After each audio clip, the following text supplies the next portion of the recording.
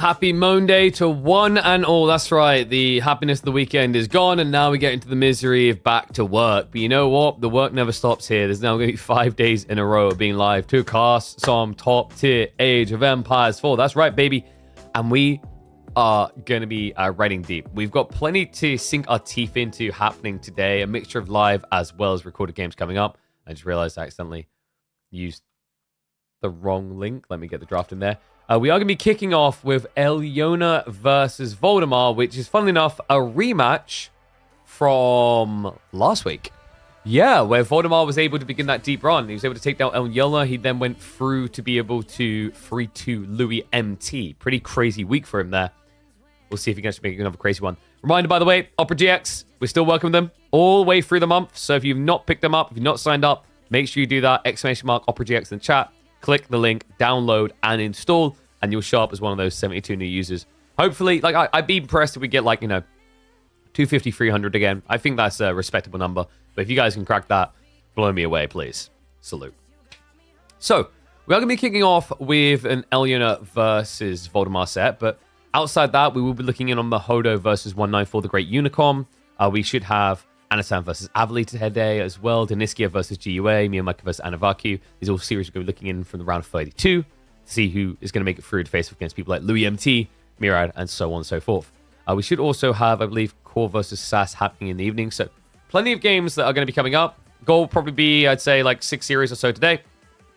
And then a busy week because I am working my butt off to organize the players that we're going to have for HIMS Cup number 2, which we should be able to have on Friday, hopefully. And then outside of that, we are going to be looking to do a sponsor stream with an RTS game probably sometime this week is my preference. Might even have an FBS also that'd be interested in sponsoring the channel for a stream checking out their game. But let me get here before starting up, and we'll get underway with Voldemar versus Elona. We do have that Ottoman pick coming in for Elona. Yeah, it just seems to be turning into a power pick subtly. Like, a lot of people weren't really expecting it to be as good as it was. But it's crazy just how much impact players are starting to find out of it. And a really big wake-up call when you consider people like B and Louis MT and what they've been able to do with said pick in the last few weeks. Opening map, by the way, is going to be Sunken Land. So we have got something a little bit unique, a little bit different.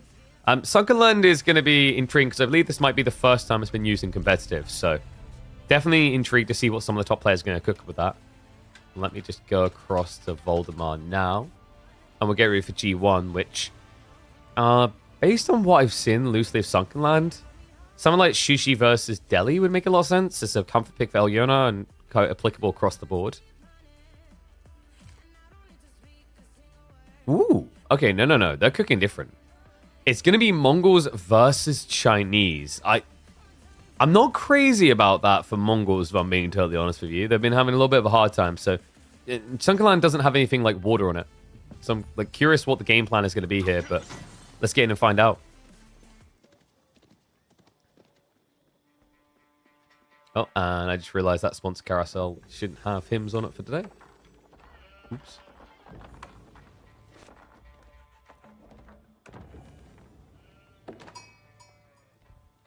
Another week, another time to find a top dog. What is up, one and all? And welcome back to Midweek Muster number 23, but also to a new map. That's right, we are into Sunken Lands for the first time ever in KPMM and first time ever in competitive AoE 4. One of the new maps is coming out to play. Now, this is an interesting one, folks. It's a little bit like Carmel, just a little bit less crazy in some ways. You do still have the 1600 gold veins to worry about, but you have some 4Ks on the flanks as well. There is also no fat gold vein in the center. There is tightly congested sacred sites and trade posts in the center of the map. Now, the other thing you're going to notice here is in some ways the food count is less crazy than Carmel, but in other ways it's more wacky because you have got an additional deer stack. But don't worry, folks. There's only 15 deer per player on this map. So not as crazy as certain other maps we've seen in. Oh, wait. What's happened to the mini-map there? Why is it? Brother, please. Like, what the... Why? What? It keeps doing this. It legitimately... I don't understand. It's like I don't change any settings. I go offline. I come back. The minimap breaks. I'm literally in a never-ending cycle at this point. Okay. Apologies about that. There you go. You can see where the minimap what Sunken Lands is about, though, as we were talking about. A little bit similar to Carmel, but also different enough. I'm wondering what Voldemar's game plan is going to be here, because obviously Silvertree would not even be remotely on the agenda. Relic spawns, yeah, they are very heavily leaning to the south side. This, by the way, is an outrageous food clump that I'm seeing on the south as well. But yeah, we decided we want to mix up a bit, because I think people have been seeing an extreme amount of Carmel at the moment. It is by far one of the most viewed maps, I feel like, at the moment, between it being in the pub rotation and then also its presence in ours and others tournaments. So we thought, you know, kind of get a similar feeling, but maybe flip the scripts a little bit. Another big thing you're going to notice about Sunken Lands compared to Carmel is the bigger tree lines. So you actually have a lot more wood to work with. It creates less of a prairie dynamic, which is, I think, a nice kind of refreshing approach here. Is there only one boar? There's meant to be a second boar. I think they maybe got a bit of a whoopsie spawn. Likely not going to be too drastic of a detail. I think Pro Scouts could be the main prerogative here. But there should most definitely be a second boar. Yeah, that's a little bit funky. Deerstone's going to come in. Honestly, after how well Receding played in the show match on Friday, I'm tempted to rotate it into a KPMM. I think that map could end up being a lot of fun. There's a lot of Cs I think that could actually work there. It captures some of the essence of Socotra without being too bullish about the win conditions, if that makes sense. I feel like you have a little bit more breathing room than you normally would, which is pretty cool.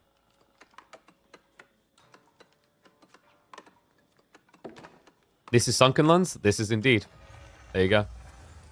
Yeah, I'm not gonna lie, the name is a little bit false advertising. Like, Sunken Lands, you'd expect it to be a lot of divots. It kind of is in a way. Even the icon, I think, had me envisioning a different map when they announced it. But yeah, you have got like these sunken territories in small areas, but like you start in a divot, technically. Yeah, it is a little bit light on what the name would suggest. Looks like a Mongol fast him to me. Isn't that every game right now? Like, is there ever such a thing as not a Mongol fast imp game?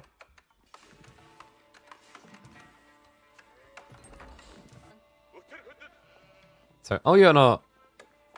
Hasn't gone for Pro Scouts. What is he up to here? We're getting something different. Yeah, because he didn't rush over to the gold.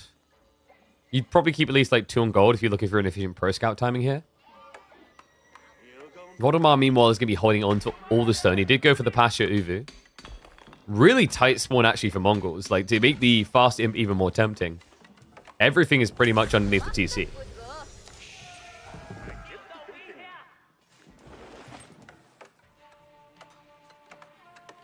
Do you only know that in hindsight when you get free weave powers, it wasn't a fast imp map? Yeah, but stop unpacking. You're doing it to yourself, man. All right, anyway, Archer Range is going to be coming in, so if he assumes that there's going to be Pro Scouts, Magadai opening makes a lot of sense, but he needs to confirm that first. If he doesn't see any signs of PS from Elona, Magadai could just be throwing this game away. Sheep haul, pretty damn good, actually. Voldemar at 20 sheep. Meanwhile, China only got 12. Just don't walk underneath the TC. Wait a second, Whoa. I mean, in fairness to him, Elona, yeah, he went for the deer shove, so he's not playing near the TC. So technically, you could actually go around like that. And he is going to go Magadai. Okay, this is, like, he's obsessed with Imperial, right? I'm not so convinced, guys. I'm seeing a Keshik play coming in here as well. Magadai feels very kind of weird when you don't actually have targets outside the base. And Elona is getting the sufficient counterplay. Just full infantry comp, hunker down. He could even play for a second deer shove on the north side in the coming minutes here. Especially once the scout makes his way home. Alright, 1s if you think Voldemar's going to win this game. 2s if you think China is. Because it looks like Voldemar is actually going to be going Pro Scouts. Okay, I like this more than the Keshik idea. I wonder if this does leave you vulnerable to an all-in, though. Kind of wish there was points of interest. Same.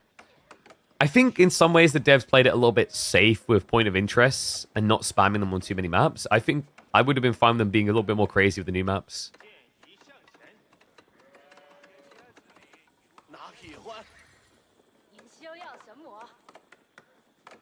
I think Voldemar's the better player. He definitely feels like he's been performing better recently.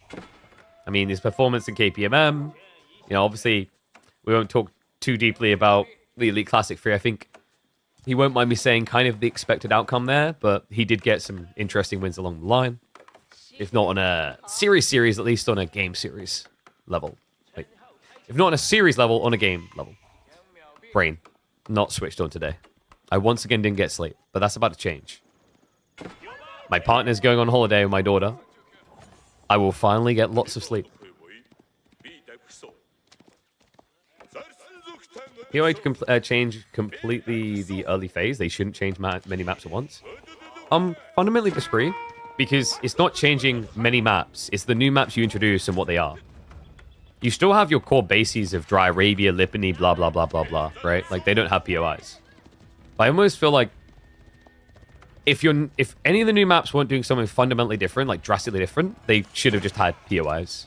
Like we said, this is kind of similar to Carmel, but a little bit different, a little bit of a twist. But, like, I think either Carmel or this should have had some sort of PI to fight over. And yeah, well, that's sick. Elona, he sneaks all the way north. Did have to patrol out the army, but going to be worth it here. Unfortunately, he didn't find his way to the south corner. In fact, Elona never scouted it. No, he missed the true jackpot here. Double berry, deer, and the boar. This is still plenty of food to work with for Elona. Did he bring out the taxman? Wait, where's the taxman? Elona did not send out the Imperial official, which feels like a bit of a waste here. Magadai are at least going to try to rotate. We'll find the scout. Is there a difference between a holiday and a vacation over there in GB? Not really. Well, I mean, vacation could be you just, like, taking your vacay days off and not going on vacation, per se. And then, like, holiday would be going somewhere, I guess. But I'm pretty sure that they're just interchangeable, really. Feels like an overthink. Okay, so Voldemar is going for the castle play behind this. Elio, in the meantime, is going to be adding in the Chug, so a little bit more time being spent in the feudal age than maybe you'd like here. But that's due to the pressure on the gold. So he's going to secure with the outposts. And the Magadai won't really be able to dive on the north side because he got the perfect 8. So there's enough garrison spots for everyone inside the Barbican. And I would not want to be the Magadai tasked with killing a Barbican.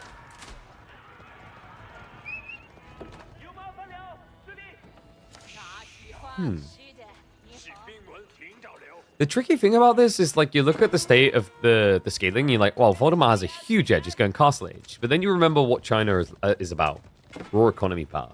It doesn't take them as long as you'd actually think to catch up. And also, the food numbers right now are very deceptive because of this. Look at the amount of food being handled by some of these guys. 30, 60, all of a sudden, just inflating. So realistically, Eliona's actually not as far away from an age up as you'd think. Especially considering China's ability to just build a ridiculous pace. So fast, in fact, they create entire ghost towns. We call this government stated day, such as Christmas, off such as Christmas, a holiday as well. We just call them all holidays.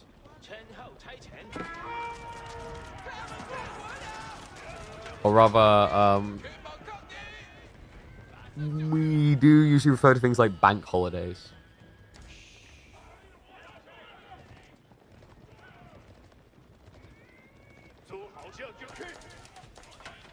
It's like you might say you're going on holiday or it's bank holiday Monday. If we cared about differentiating that much, that would be the way we do it. Okay, so Step Readout is on the front side, and Voldemar has no outposts right now. It's a little bit worrisome. Also, where is that Step Readout go? What? How is this in any way better than the other one? What? I guess he's drawing attention away. Is Voldemar just trying to be big brain about this and hide them in arms? I think so. Does spring them on him now. Poor MAA is going to have a lot of absorption here against the Chug. Archer's, of course, scaring the Magadai out the fight, so the Spearman can remain, because Spearmen are kind of going to be your main source of damage right now. And he's just flooding. Elona, even adding in the horseman now. He's not done. Yeah, this step readout does nothing. Voldemar never set up outposts against this. He has no truly strong defense right now. And the Magadai, with Rapier crossbows here, they actually can't fight. It's literally the men-at-arms versus everything. Ruh-roh. I think Voldemar wishes that he had Elyona's gold spawn. Because this looks disastrous. Nakeshi can't really participate either. There's still spears alive. The men-at-arms are down. I mean, even the undermesh, it just doesn't matter. Not really the undermesh is needed against the repeater crossbows. Elyona, I think he knows it as well. Like, he scouted the spawn. He sees the state of the gold. If he just keeps doing this, Voldemar can't actually contest him. Doesn't have anything that's really threatening. And no, that migration is simply dear. He went pro scouts, remember. The sad part is for Voldemar, like, food is not the problem here. It really is gold. Yeah, and the other problem is, like, Voldemar at this stage, I mean, why are we rushing out with 4 men-at-arms to defend? I think maybe at first it was a panic, and now it's just become systemic with the flow of things. Realistically, like, if you can just hold back, wait for, like, 8, 9 men-at-arms, great. The problem instead is he's in a panic. He feels like he needs to try and press to then get onto gold. But then he's never actually gold gathering. Like, right now, his only way of getting gold is trading. That is a strategy that feels like it has an expiration date. Rams now coming in from Elyona. Astronomical Clock Tower being rushed up behind. And, of course, Elyo can rush the upgrade on the Chug. It's already got the gold on standby. At which point, these men-at-arms are not going to enjoy this fight so much. In fact, yeah, Elyo, I think the goal here is to rush range 2 plus veterancy. And that'll increase your burst damage against men-at-arms. So there's a vet. He's missing a little bit of wood here for balanced projectiles. Definitely worth it in this type of format. Because Voldemar doesn't really have the gold to go for range 2 armor. Also now just looking to deny the prayer tent. I mean, this is the only reason why Voldemar still looks remotely alive is the gold trickle, the sliver from this one relic. He's trying to sneak out for a second one now. In the meantime, the Magadai are going to rohirrim him right across the map, but Outpost is going to see them early. The upgrade is in. There you go. The extra range damage is going to be on the way. So all of a sudden, these men-at-arms are actually going to start to feel quite the sting. Kind of feels like they already are, to be honest with you. And there you go. Just doubled his damage. All of a sudden, they don't look so tanky. Oh, man. Chug really can feel toxic in these environments. Voldemar, I mean, maybe a switch into Horseman could have been good, but once again, like, do you have the time? Magadai are going to at least get in the base, so we'll find some worker kills here. Repeater crossbows are now reacting. It just doesn't feel like anywhere near enough damage. Remember, the Song Dynasty's been ticking alongside this. So Elyo already has an 11 eco lead. And I don't think I've seen one piece of gold dropped off in this step readout. Not one. It's more a landmark of the part after re here. I have great doubts about what this thing can do. I don't really know what Voldemar's clean out is here anymore. If the next wave of Chug gets over here, it's going to be curtain. So, like, this raid is at least buying him time to maybe mount one defense. But he needs ranged armor too. And yeah, he has got it on the wave. That's 40 seconds you have to wait. And, oh my... No, he's not even repairing it. Wait, no, fuck! Well, that was going to be ranged armor too. Oh my god. I mean, he had the workers nearby. Just never tried to pull them. Was maybe too fearful of the repeated crossbows. And now he just has to A-click in. Without that extra layer of armor. Which means you are taking 6 damage from each Chug. Let's be careful the Magadai tries to target fire them down. He's at least going to be able to push Elyo away here. We still have no gold gathering for Voldemar, though. So this wave needs to clean house. Otherwise, the next one is going to block him out of all of the veins. And I'm worried because right now I don't see Voldemar moving a step readout over. I don't see him gathering gold. He just seems to be tunnel visioned on the fight. And military numbers are as close as they've been for a while. But the second wave of repeated crossbows has arrived. Yep. And take it from a Dawn of War tower main. Just stand one group still, run the other away. It makes a fight very trivial against melee.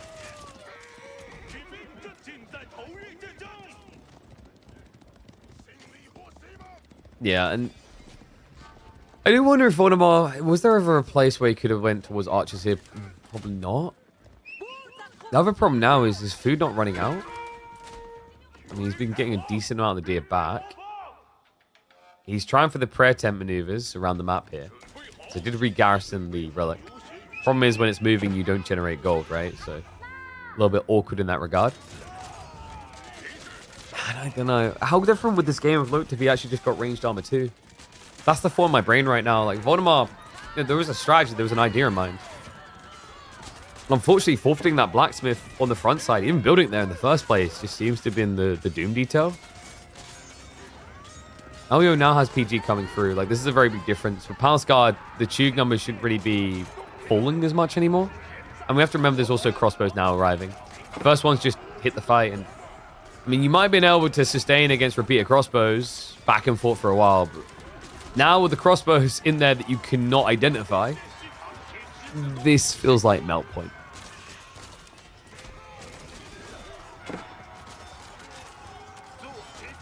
Food also getting added out on the berries. And hold on a sec. Wait. No, there's no way. He's already heading over there. Voldemar, he waves the white flag. G1 going to Elona. Yeah, for a moment, he's like, I've done it. I've reached the goal. Where are those repeated crossbows going? Come back. Yeah, kind of an unfortunate way for that one to play out for him. Really well played by Elona on the aggressive timing. Great punishment. And you have to remember, like, that's a game where, like, technically the Pro Scouts got what it needed. It got 15 deer back home. It still wasn't good enough, though. Yeah, it just shows you that Pro Scouts isn't the king it once was. Obviously, the gold spawns definitely help a lot there as well, but that's also just, like, key eye for the strategy in the right environment. So, G1 for Elio. G2, we're going to be going into Coastal Cliffs and a questionable pick here. Yeah, we've got Lancaster, who I am not crazy about on this map. And we'll talk a little bit about why.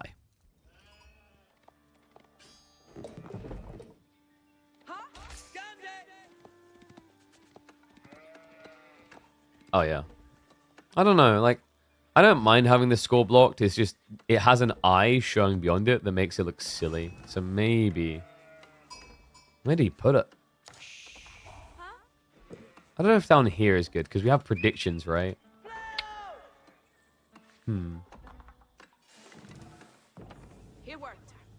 Maybe there? So I think predictions would come in just below it.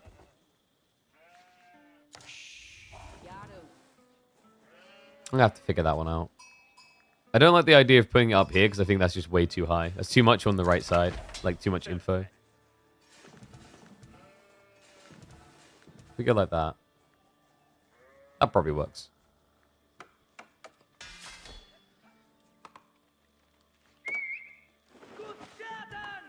One and all, we have a problem.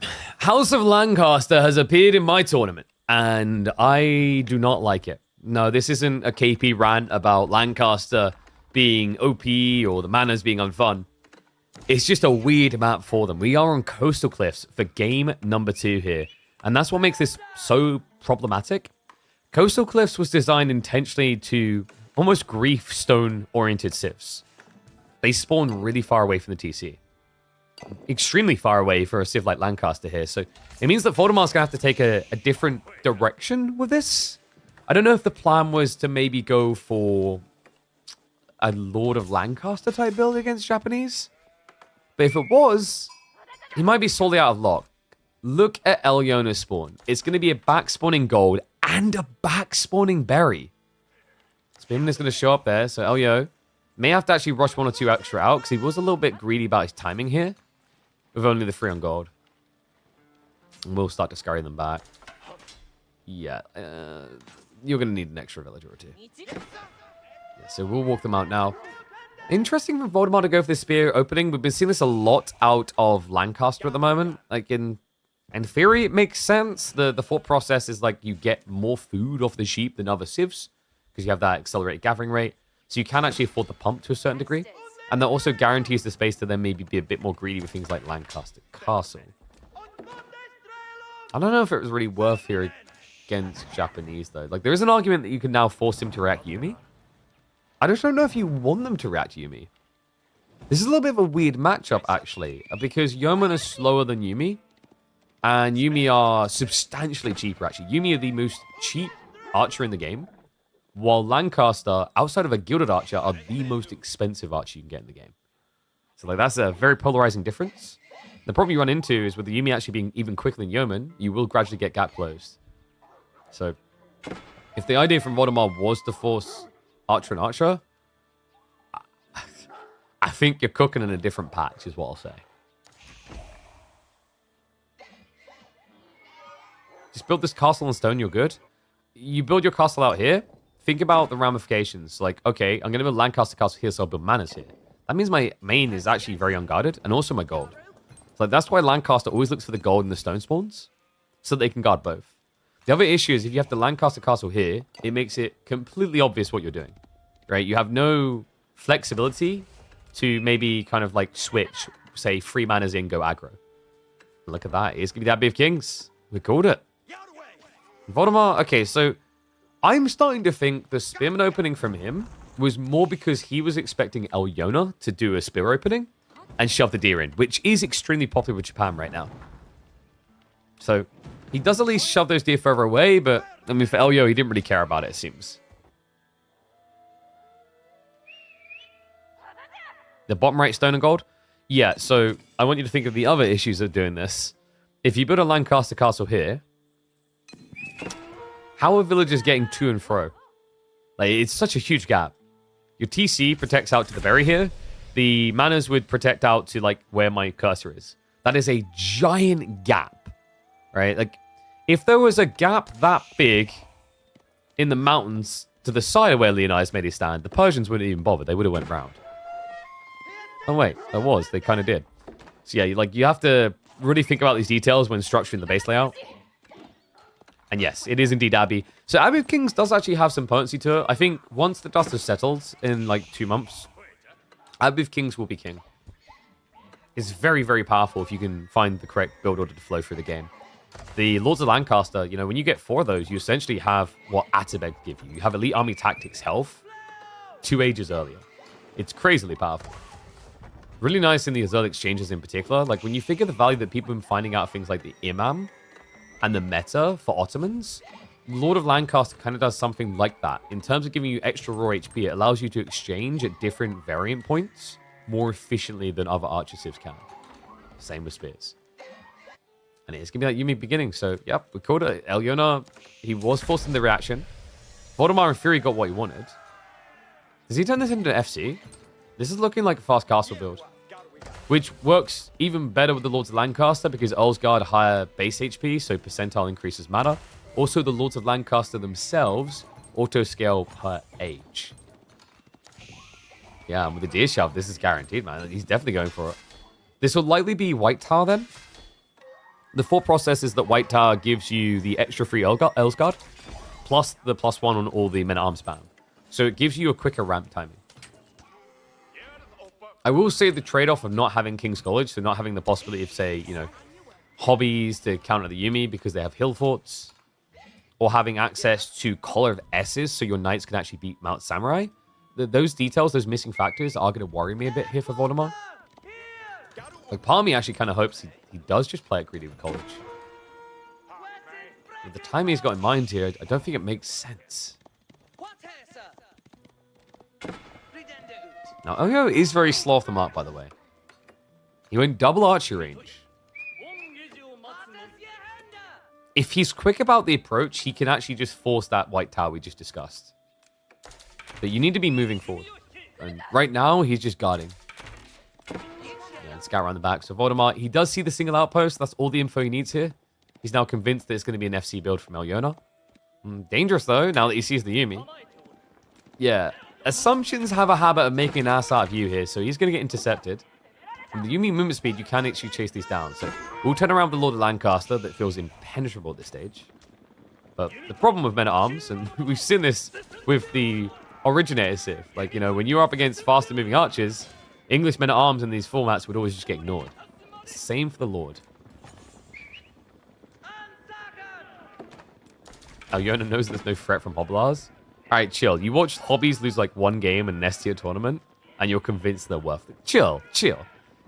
I'm telling you guys, if you go for King's College, Hobblars actually have value. I think they're best in a cast age timing with Hillforts. But yeah, if you don't have that tech, it's the worst thing ever. So like in this game, if Voldemar wants to lose, he can build Hobblars. It is going to be the White Tower. So triple Ulsgaard about to hit the field. Elio needs to react with a tech fast here. You don't really want to be spamming Yumi into Ulsgaard. In some ways it's nice because you can just keep kiting them, but remember, these are faster moving men-at-arms, and they also have the dagger throw, so they will punt into you at the start of these fights. As a Lancaster, bizarre pick here for you. Agreed.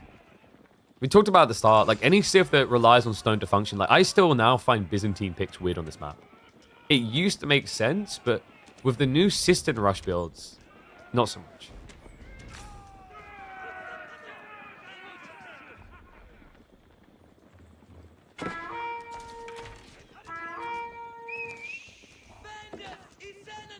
Baltoon needs to learn how to read a room.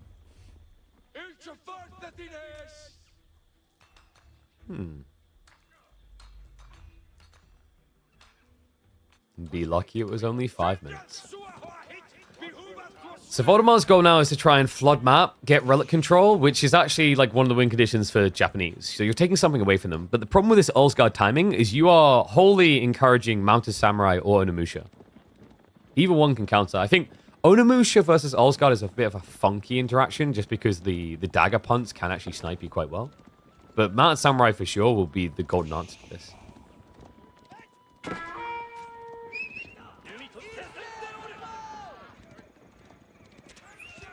There's no way we're going to be seeing Buddhist monks, right? Because Elona likes to win games.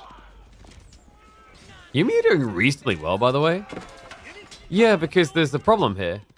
No undermesh. Voldemar, I mean, it's only... So it's weird. The damage increase in the Bannerman is not going to be this +1 it shows. So the Bannerman 15% increase is actually going to be 0.75 damage. But that 0.75 is actually adding up.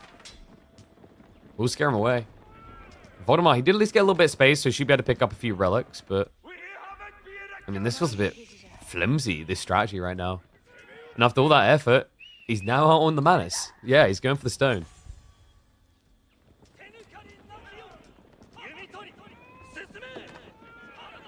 And I believe... Do you just... Yeah. I was about to say, like, do you really feel like you need Onimusha? Apparently not. Elio just wants the Mount Samurai. Maybe he wants it all. Okay, so Yorishiro drop. That should be Onimusha, right? Like, I don't think you look to pro upgrade Yumi here. You've got no reason to keep scaling them right now. We'll do a good job of actually catching the relic being returned, so Voldemar denied. It is 4 Lords of Lancaster, so you see the impact I'm talking about here. With their auto upgrade, they're almost at 300 HP each. And look at the Ulsgaard HP. 188 is normally meant to be 155. Yeah, it's actually crazy how much you can scale them. Then, of course, we have the idea of the White Tower and potentially extra keeps eventually later in the game, scaling you further. And remember, by the way, this scales on top of things like Elite Army Tactics later on. So the thing about this build, this Abbey of Kings build, it is a timing-based build in most cases for either full feudal push or this FC type build. However, if you do enough damage to then fall back to the late game, you're still going to get your manas, right? Like, realistically, if you think about it, Lancaster Castle doesn't have that much value in the hyper late game. The levies become less valuable. The arrow fire from the manas doesn't really matter much anymore. But 20% more HP is how you rock it. All of a sudden, you feel like you've just got Wingard footmen, but they're called Earlsguard.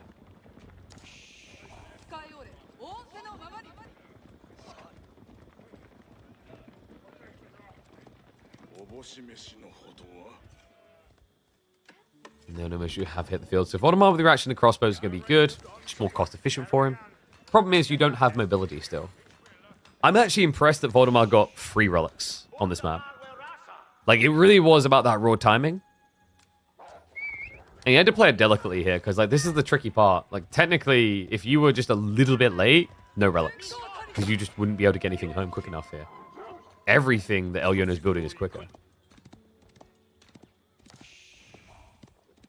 He's going to find his way to the stones. So Voldemar was starting to prep for the manners. We'll get the first one added in now. Unfortunately, it is going to come at the cost of villages. Voldemar realized the error of his ways, but he's going to realize it too late. Yuumi are on the way, so that's going to be -3. And you've only got a single mana right now, so economically behind. Yeesh. Yeah, actually, something happened here. Voldemar, he missed a villager. Elio's more ahead than he should be.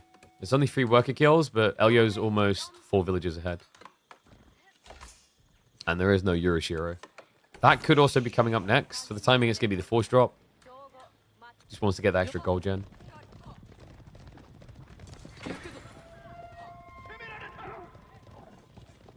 House of Lancaster Lords will never not be kicked W for me. I look forward to you eating your words in about a month. We're like, wait, they're good. They're winning games. What? If you treat them like a cheesy men-at-arms rush strat, then sure, like, you're going to be in trouble. Like, if you just think, oh, wow, this unit's going to kill everything. Sure, you're going to laugh at them. But if you just think of them as a support unit, the way they scale in the game, that's when they unlock their true potential. It's just difficult to finesse right now because the build orders haven't been, like, ironed out. And percentile increases are pretty trash in the other game. Like, the Yuumi Bannerman fact, like, it's a meme, right? Like, it's definitely more damage, and it's worth getting as you scale. But it's not like you're going to add in free Yuumi and then rush a Bannerman. That would be weird, right? Like, that's not good value.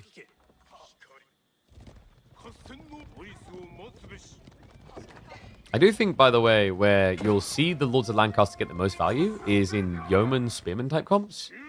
Because you're essentially doing that thing that people do where they just add in like 1 or 2 men-at-arms so that the archers kill the wrong thing and they trade poorly.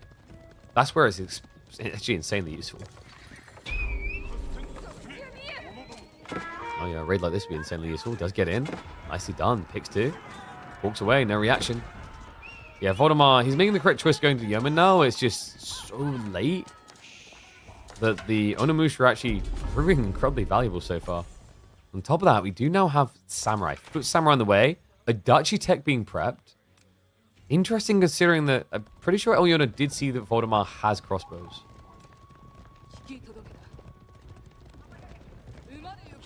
I mean, that's a good way of putting it. An RPG player has taught me anything, it's that you want flat early, percentage late. The axe throws have AoE in castle. Oh, the daggers? No, that's a Imperial Age tech. For good reason. It's actually pretty good. It's just very awkward to wield. Like, I think probably what we're going to see is some sort of fine-tuning patch later in the year that tweaks Olsgard a bit. The dagger ability is really cool, but for a start, it feels way too subtle. You can't actually see it visually, which is bad for indicating its effect. But also feels clunky to use because the problem you have is you have to use it at max distance. Because if you get just a little bit too close, instead of throwing the dagger, even if you want to, they start running at the enemy because they have a charge. So that's kind of contradictive behavior is the problem. Sometimes you don't even realize that you haven't thrown the dagger. You're like, maybe you done it and I didn't see it. It's not like when a Donzo does a javelin fray, like, yeah, that definitely happened. Great coming in the center here, Elona. He does reveal the Adachi. And Voldemar realizes the overextension. Has to try and retreat, but the problem is he's got a slow-moving army now. Like, best thing you can kind of do is sack the crossbows just to get away. Instead, it looks like he's throwing everything else at the fight to try and save them. Which means you're just losing double the units. Oy, oy, oy. Luckily for him, Elona does him a favor. Does snipe out the extra crossbows. This is his primary target as Yuumi does get the final one. And all of a sudden, Voldemar will have to fall back to the White Tower. In a precarious situation is, remember, this is only a 3-mana game. And those weren't rushed up early. Double Sacred Sight also unlocked. Elona looking like he could cruise through to a 2-0 at this rate.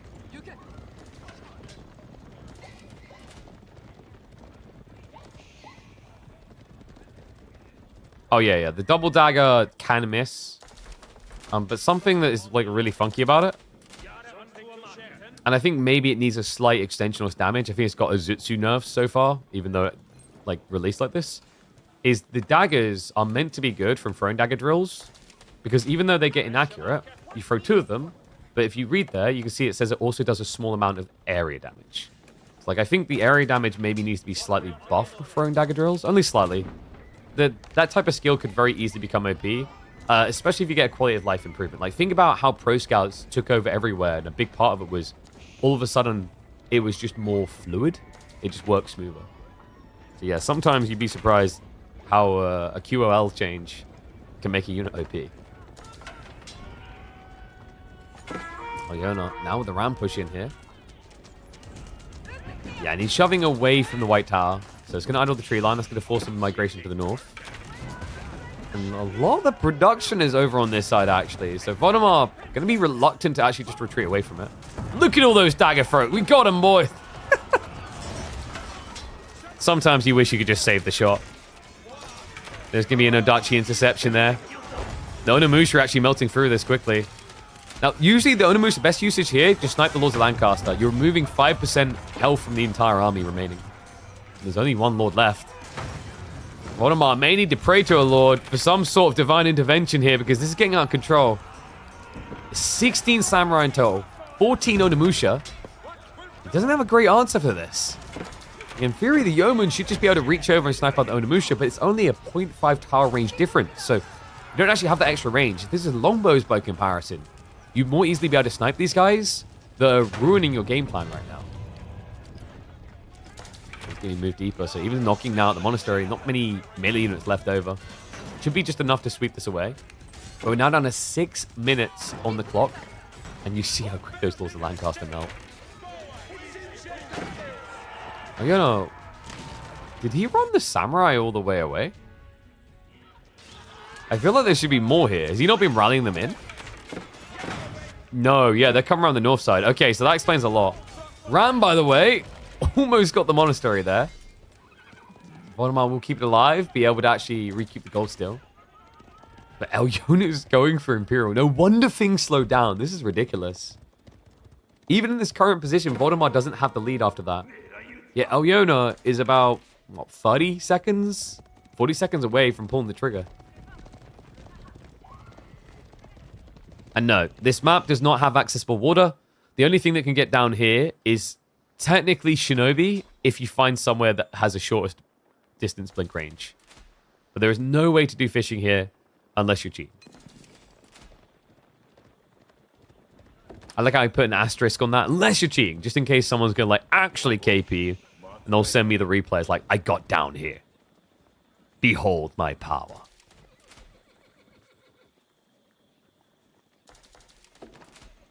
Tanegashima Gunsmith now on the way.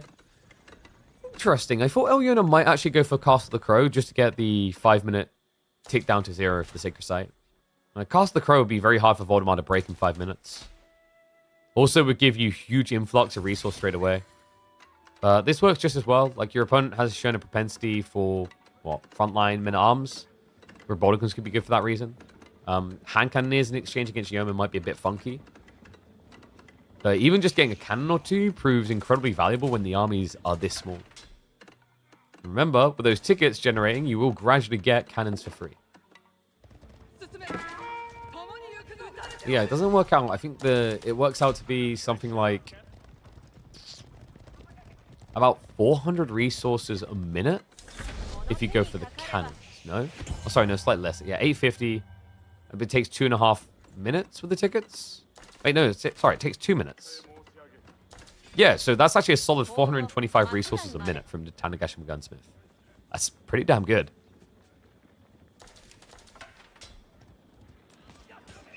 Alright, Voldemar's going for the money shot. Against Mass Samurai, though. He has at least paused the timer, but won't be able to get the decap. That's unfortunate. Voldemar desperately needs time here. He's going to step up. The Elite Tech is on the way, but Elona never dropped a Yorishiro in the racks. So he needs to wait 30 seconds. And it looks like Voldemar will actually get a breath of life here. Able to walk up for the decap. Greatly read there. Nelio is actually going to pursue the Yuumi dream here. Yeah, coming back for them now is an interesting choice, but it does make a lot of sense. His opponent has lightly armored units. On top of that, you're going to have the elite upgrades to feel as good as Yeoman here. Few villagers are going to get sniped. Samurai have to stand their ground, but the elite tech just kicked in. And the fight just became a lot harder. Voldemar just headbutted this front line, assuming he'd be able to stand next to it, but no hope in hell of that. Army like to get wiped. First bombard comes out. Lord of Lancasters are down. And my sub count is up. Thank you very much, Pyko. Paichu. Appreciate you with the resub. Get those prime subs in, guys, because we've got plenty of series coming today, every day in the weekdays. But this series looks done. Voldemar with only 1,000 food income, and now Mangonels. I mean, he just doesn't have the front line to protect Siege at this stage. They're just a liability. A gold sink that he cannot afford. Yeah, and the thing about this Yuumi that makes it very smart from Elona, yeah, the Samurai are going to be slow, they're not going to arrive as quick, but the Yuumi are just going to flood. They have the movement speed to reinforce quick enough here. This is already snowballing. We also have a Zutsu from Elona. That'll be his answer to the White Tower. I mean, Bombard's already going to be good enough for that. Like, that's the problem. And I think that's also why Elio went for Imperial here, by the way. The White Tower is way too hard to break. Like, just a smart read. Go up in age, get ahead, and make it a clean kill. A 2-0 for the Frenchman. Poor Voldemar didn't look like he stood a chance. Great cast at weekend. Really enjoyed the shows. Thank you, man. Glad you enjoy it. Thank you, thank you. Yeah, we're here rocking more casted hours of content for AoE4 than like anywhere else. So if you like casted games, we got you covered. Because we do a lot. I think at this point I cast more games than like everyone else combined. And I don't say that as a brag. I say that as someone who needs to get a life. I'm trying to do a Claire Obscure playthrough at the moment. And all this casting is eating into my RPG time.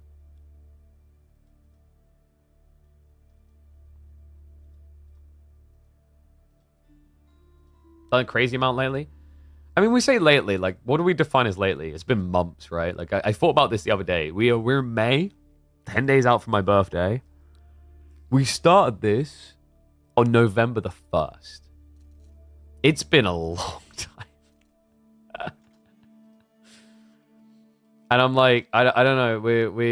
We've sent in a submission for not just KPMM, but a few things. We'll see if it gets renewed. If it does, it could be that we maybe take a small break, or we literally just plow on in again, because I am insane. Not sure if this is healthy, but yeah, that's what we're doing. All right. Don't burn yourself out. I mean, it's a challenge. I think I've talked about this, like, and I'm very transparent on this. Maybe some people see it as moaning. That's not the goal. It's actually just to, like, dear diary it. Because I think it's not talked about a lot. It is hard not to keep going. Because, like, everything could just evaporate, you know what I mean? Like, I have, so I do agency work as well, right? So I represent creators. There's one person that we're talking to. And when I saw his name come up the other day, I was like, oh, damn. Oh, that is awesome. Like, that guy, like, I remember his content. He's really good. And I went and checked his numbers, and I was like, what happened? Right? And this was for a guy who's like, you know, still a few hundred average viewers. But, like, he used to be thousands of viewers. So it's like the unhealthy element of content creation is it is a machine that just keeps consuming. You have to keep going. And that's, yeah, maybe not the healthiest thing. I love what I'm doing, but yeah. And what's up, Pope DS? Thank you very much for the Prime sub. Appreciate you, buddy. Smart lad. Like I said, start of the month, guys. A lot of you have got Prime subs. Make sure you use them here. Don't let Buzzos get that money. But yeah, it's like the ideal balance is, you know, I love what Dave has. Like, we've raided him a few times. He plays Pokemon a lot now. He still does AoE a lot, right? But like, he has Pokemon in there because it's just his chill game. But he's at a stage where like playing that doesn't burn him on the community side or the sponsorship side, etc. If that makes sense. Like, you'll always have games where you have more viewership. But the ideal situation as a content creator is to get to that stage where you can just hop on the things that intrigue you. Whereas, like, you know, I'm playing Claire Obscure in the background. I'm playing What I've been playing a lot of in the background. We were playing like a bunch of Avowed before, stuff like that, right? Wanted to do an Elder Scrolls playthrough, but because it's not my niche, you feel like you can't do that, if that makes sense. So you just kind of chill where you're at.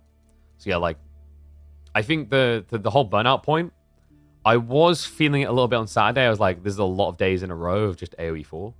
As much as I love AoE 4, like, too much can be bad, if that makes sense.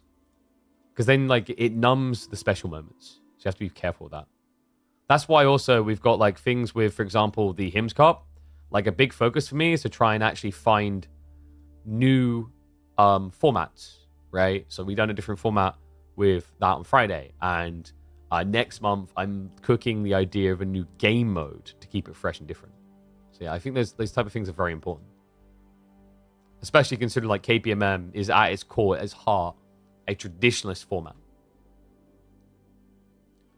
Got almost 3 years of low elo legend cast every week for at least 6 hours with you, but I'm a super fun person otherwise. So every weekend for at least 6 hours. So, but that's only one day, right? So that's 24 hours a month. Buddy, those are rookie numbers. We've got to get you. You got to go higher than that. That's a hobby right there. Got to be a no life. Mal is OP early, but then a progression. No. Don't spoil it for me. I'll decide what I want to do with her. I mean, I think, like, I love my L, but, like, I can feel Gustav is just, like, Gustav has a really interesting basic attack build that I'm already fear crafting out. Are we talking about J-Off? Wait, what are you about, J-Off? Wait, what? What? Saturday felt like a long day from a viewer standpoint as well. Yeah, it just dragged, man. Yeah, wait, where do we get the J-Off from? What?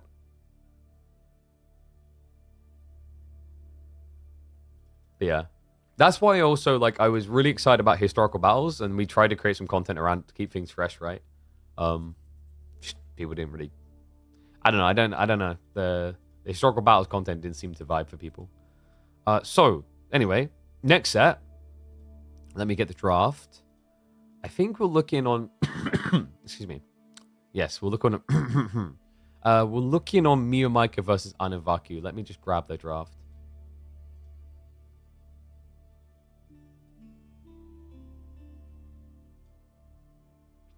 Where is it?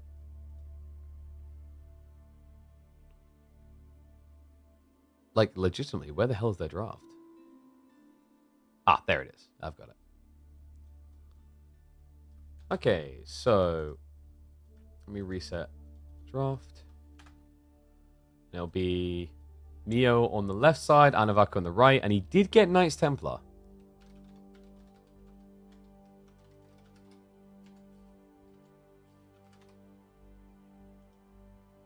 Let me get map draft in, get that in.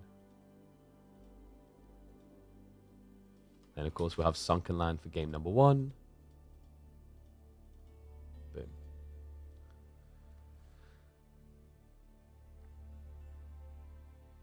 Oh wait, you're teaching your girlfriend to play AoE4? Oof. Actually, no, like, not oof. That's not that bold. That's tame. The scary one. Wait, MeomaikA. Oh, whoopsie. The scary one would be actually like.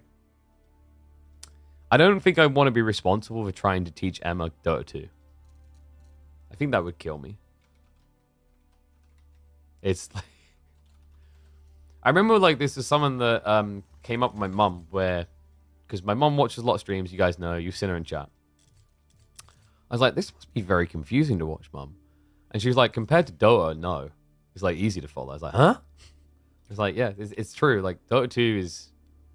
Still to this day, by far the most complicated competitive game. I don't think AoE 4 comes close. I don't think like StarCraft 2 or any of those games comes close. It's just like so many, like the amount of permutations. It feels like Dota 2 is like at that point is almost comparative to someone who trains in chess their whole life. You know. You thought Pigeon's mom was a troll? Nope, that is my mom. That's mama, mami, mamu.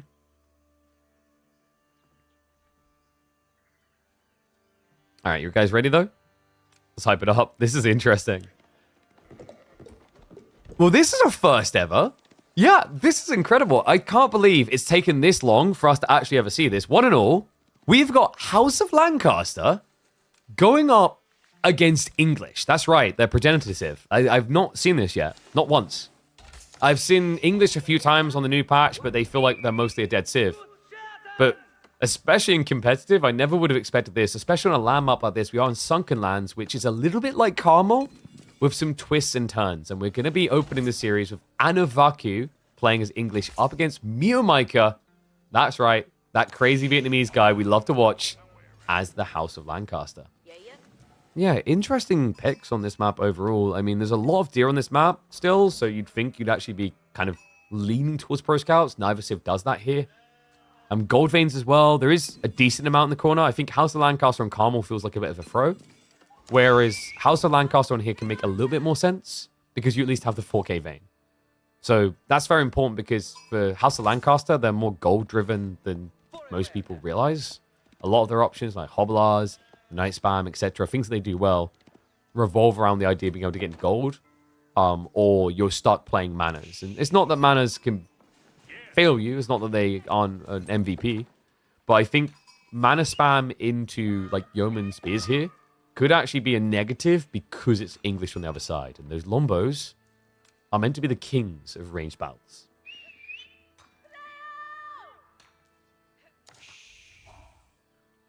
Oh, yeah, you guys talking about Dota 2 and the experiences?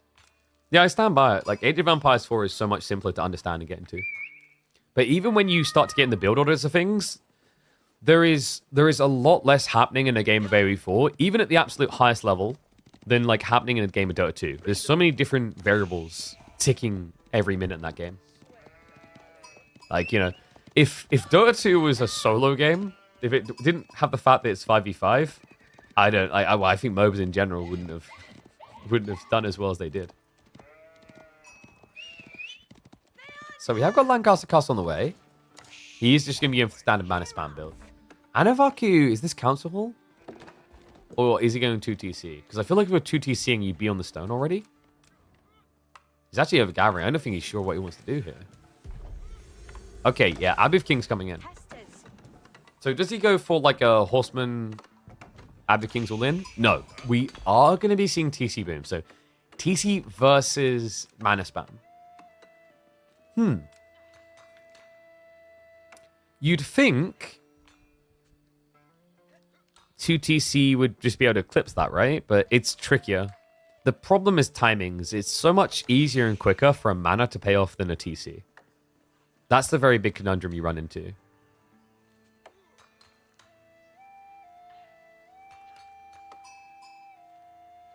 Which unit will Mio One Trick Pony? MeomaikA? Honestly, I think you just flood Knights. Yo, well, like, what does English do against Knights? I mean, they can spear to a certain degree, but they'll be stuck in their base. Actually, I just saw the spawn. Yeah, he doesn't care about Knights. What? You can just hide in your corner with this spawn. He got triple back gold?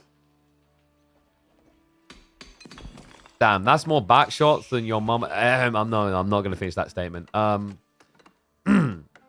Deer are already so obnoxiously close to both their bases, by the way. You start with 5 deer stack, easily shovable. He doesn't have to go deep for a TC, so like he will likely go wider. I wouldn't be surprised if he builds the TC here and shoves this deer in because of the fact that it is mana spam, which means that MeomaikA is not going to be attacking him. At least not in a rush. He's using the Lancaster Castle to shoot the deer. That's brilliant. I've actually not seen anyone bother to do that so far. It's like, oh, but not that one. Let that one come further in and then shoot him. Oh, brilliant. Good sheep haul as well, by the way. 21 sheep here for Lancaster. Hell of a good start. I don't know if we're going to see them move out for like a TC this wide. I think for Anovaku, it would take too long without Wheelbarrow. Even though these corners are super high value, because you can see it condenses a lot of food. By the way, I think this map actually fixes a lot of the issues that Carmel has around food. There's overall less food, but the way it's spread makes more sense. Like, having this much food right next to your base is OP. Having it on the other side of the map, in the neutral territory, I think that's something I can get behind from a balance point. The only negative that might develop on this map as a meta is how easily wallable these high-value food areas are. So, this little mountainside might prove to be a bit too good. Okay, so deer, I'm guessing? Yeah, slaps on the deer. The deepest you can get, actually. And I think Anovaku is probably, just going to shove the other deer into the TC. Makes sense. So if you place the TC here, he doesn't really want stone, and then he's further away from secondary resources. This at least allows you to kind of insulate up against this tree line very easily, and then that skews the back goal behind fully. Kings arrive, though. Ding, ding. Anovaku, smart move, just gets the short bows out. In fact, you need to be careful. Yeah, that was close to death. Anovaku, playing with fire in that moment, actually. I think if MeomaikA just pulled these villagers and chased, he would have had the kill, which would have been huge here.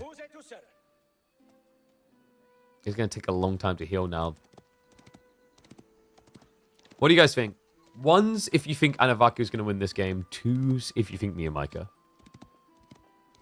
It's pretty much you gambling on whether you think 2TC or mana spam is going to be better. Tricky call, it feels like.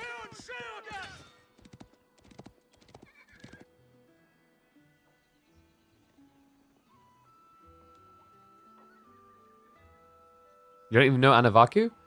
Anovaku is decent at the game. We've actually seen him take games off of top players. Like, the most notable one in my brain was when he took Dumu on in an Order of the Dragon Mirror and completely dismantled him, to be fair about it.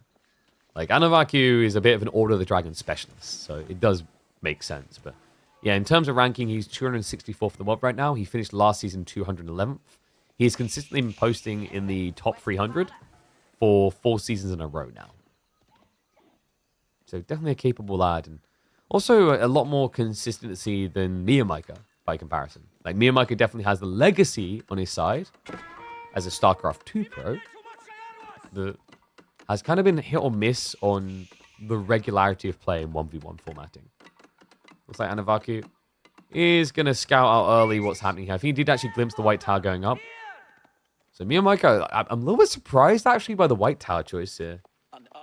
I wouldn't really see there's any pressure on you to do this. No, because your opponent went 2TC. Like, to me, this is overly defensive, actually. Maybe he wants to play mass men-at-arms. That could be what it is. So, like, by scaling into the castles early and getting the +1 damage, you essentially offset armor-clad from your opponent once you have a second keep. I still don't think it's worth it over King's College. King's College, like, any game where you cannot get that college, I feel like it's a game you feel bad in. And, wow, that makes me even feel badder for him. Like, he went double stables. So just imagine this game now if he had Collar Vesses, because Collar Vesses would offset the armor-clad men-at-arms, it would beat the king, it would beat mass English knights. Just deals with everything. A little bit of poke damage coming in here.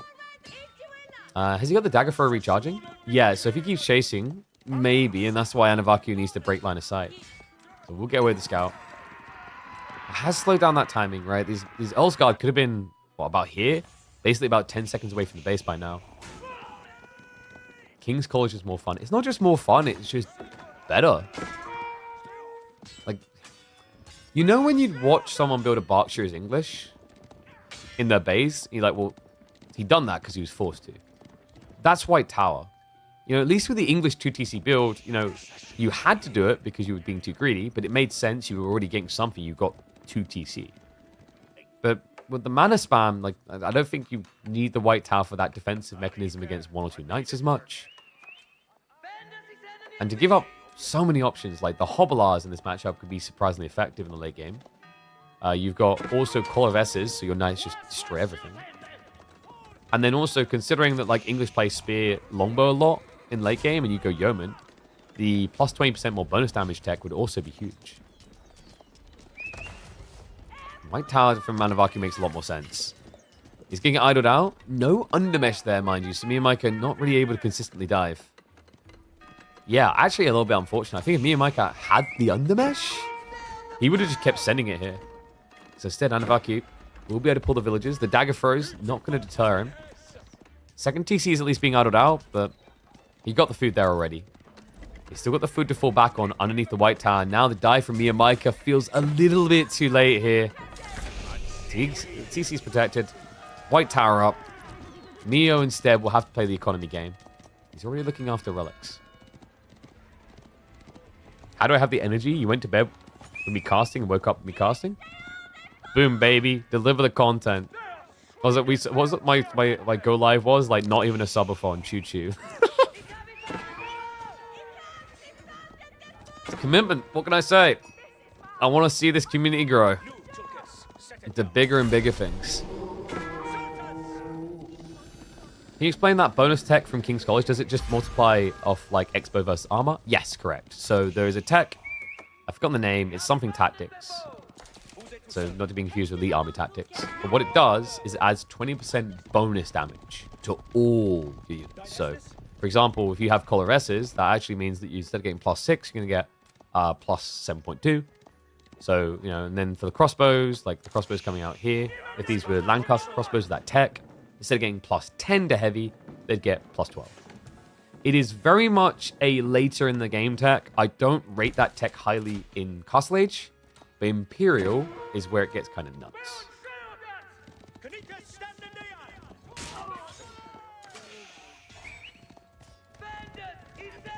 Okay, so MeomaikA's relic grab's going to look pretty good here. Anovaku isn't even trying to creep in the ones that should feel safe. He's still being friend.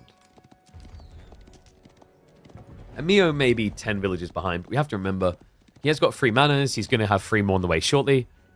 And a lot of units now getting queued up. I think Anovaku needs to start prepping his own army, actually. Yeah, wow. Okay, I was about to say, where did the idle time come in here? Obviously, there's the poke raids, but things like this as well. He ran out into the corner. Doesn't even have wheelbarrows. This was pretty expensive, actually.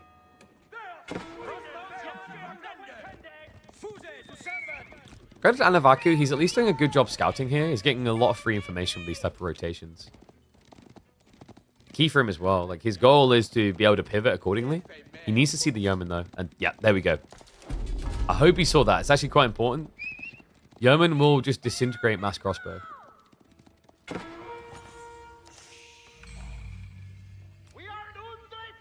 This is a 5 relic game. Oh my god, he already snatched the one on the south.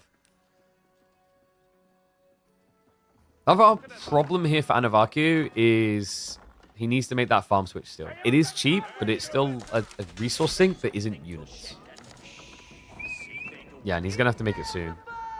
He's pretty much exhausted himself down to berries at this stage. Only has 3 farms. Now getting a rack switch makes sense against Yeoman. The problem here is dynamics aren't your usual. So with Lancaster, you know, going spear Yeoman feels really good because of the unique spearman tech, Billman. Billman against these men at arms is going to offset a big chunk of the effect of the armor clad that you get for MAA. Don't get me wrong, it's still going to be a heavily fortified unit. The problem is, you're probably not going to be able to touch the Yeoman at all. Another thing to think about problematically here for Anovaku rather, is that MeomaikA will eventually have synchronized shot. And while Lombos are in a prolonged engagement good against Yeoman, at the beginning, that burst shot can give an overwhelming edge. Because as you run in, you're wielding insanely slow units here. Crossbow longbows. Doesn't really get slower than this on the range comp. One big sink shot could just sink the whole ship.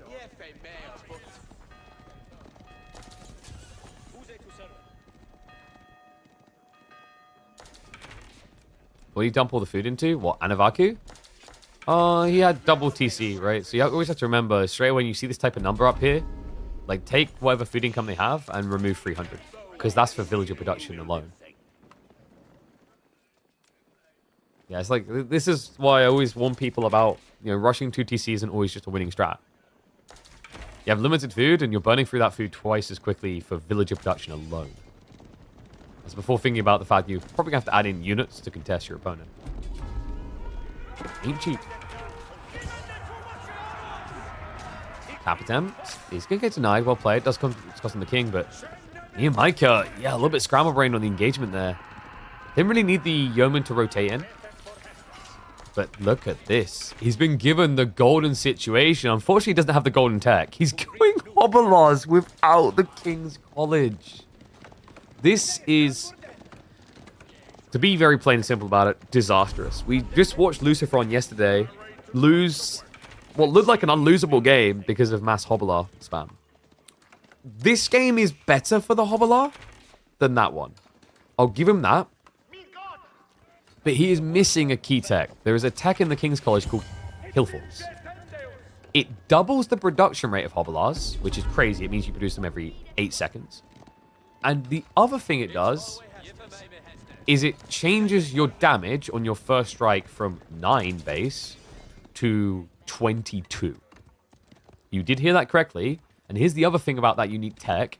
It also affects bonus damage. So when you charge into those longbows on the other side, your first strike would be doing something like 42, 44, 45 damage. To a unit that only has 80 HP. So that's where Hobblars actually are giga strong. It's a unit that should not be slept on, given the right circumstances, but unfortunately that said tech can't exist because MeomaikA chose this landmark.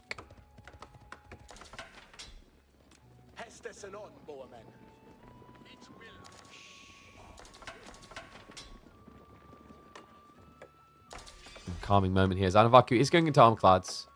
So, wait, did he see it? He's prepping spears now against Yeoman. Like, that makes no sense unless he saw the hobbies.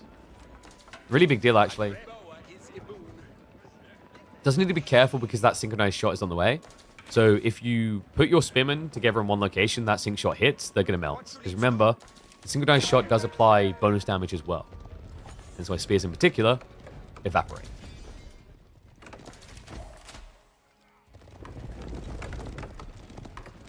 He summoned the House Elves. Now, the key to making this Hobbler strat work is you need to have about 30 of them or more. If you trickle them in, they are worthless. It's all about the shock factor. An ability to overwhelm. Like, truly, this is the way that Lancaster plays like a Zerg Civ. I've even seen them out-Zerg Malians with this comp. Fuck, Ezekiel lead is getting a bit worrisome here. Flash is going to come in, though. Here's a small choke point. And there's the sync shot. Good hit. Not enough to finish them off. The hobbies are going to wrap around the back, but a lot of them actually get stuck on a single man-at-arms here. A few spearmen left alive are going to be pulled to the backside of this. He's going for the exchange there. Now, it's key that he doesn't attack the Hobblars, because remember, they have extra ranged armor here compared to standard horsemen. And it looks like it is going to be chow time. Able to eat into him. The outpost a little bit too late there from Anovaku. Can it stabilize him now, though? And the Hobblar count is almost gone. They've been gobbled up. There's just nothing left of them. He's at least going to be able to snipe the Treb. But no doubt about it, MeomaikA needs to run. Oh, that almost looks so good. But you can see the burnout effect from the lack of Hobblars. But on top of that, it's the outpost. That attack speed changed so much about the engagement. It just guaranteed the end was a chef's kiss moment for Anovaku.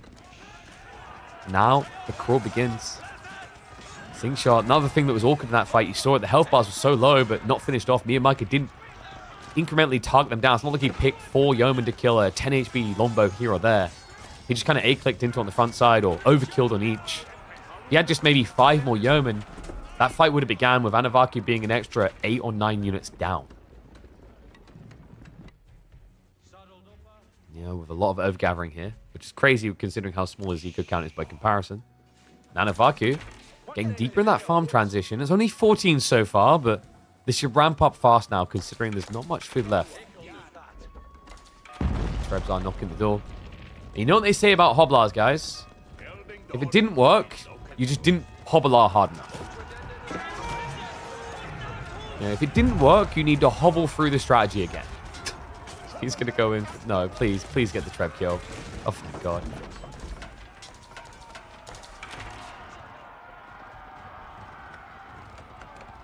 He's not going to stop building them. It's tricky, right? Like, Osgard isn't a terrible idea here into what Anovaku has. Slightly worse than the men-at-arms on performance due to the +2 armor versus the +1 damage. But you do get that free hit at the beginning of a fight. And the thing is to remember about Osgard as well is you're not paying more than what your opponent would be for their men-at-arms.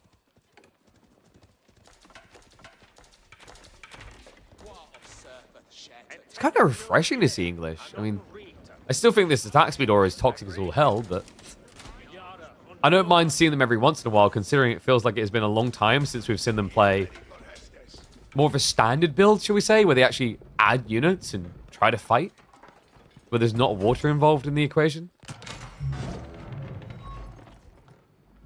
Even the proxy base now, all over the place. Yeah, he's spamming up the stables because MeomaikA doesn't have any anti-armor. Well, he has 4 crossbows, not really that impressive. Nor is that sync shot. Should have been against the Lombos, but the problem is, guys, sync shot, do you know why like sync shot looks OP for a lot of people still? It's because you're being forced to react in a predictable way. And, oh my god. What? Just get your bows out. Come on. I just realized this could be the funnest villager war matchup in the game. Because both sides have short bows. But yeah, to the point of sync shot, the thing that makes sync shot look really, really strong is when you have to react in a predictable way, like a retreat or a chase. Like this. Like as he starts to stack up there, that's how these people keep getting crazy sync shots. But when you're already in position for the fight, or if you don't feel like you're in a rush, that ability tends to underperform. I mean, just look at that hit. It's definitely 3 unit kills, like tip of the hat. But it's not that jackpot of 10 to 15 dead. Should cast low Ela ladder, plenty of English there. Yeah, but I don't know if there's a lot of Lancaster. I think most of those goldies moved up to platinum by playing Lancaster. Hovelar is just desperate to try and get a treb kill, it seems. Anovaku is now adding in the siege, though, and we have also got horsemen on the way. Gee, wouldn't it be nice to have a good horseman? I think Anu does need to be a little bit careful. He's kind of rushing. And I'm not sure why. Doesn't feel necessary here. No, like, what was MeomaikA meant to do from this position right now? You could argue Yeoman can kind of counter-raid, but Anovaku has a fairly condensed economy. Just a few struggling groups on the flanks. I think for Anovaku, he just needs to take a chill pill and get the farm transition complete. He's still only at 20, which feels kind of low for 22 minutes.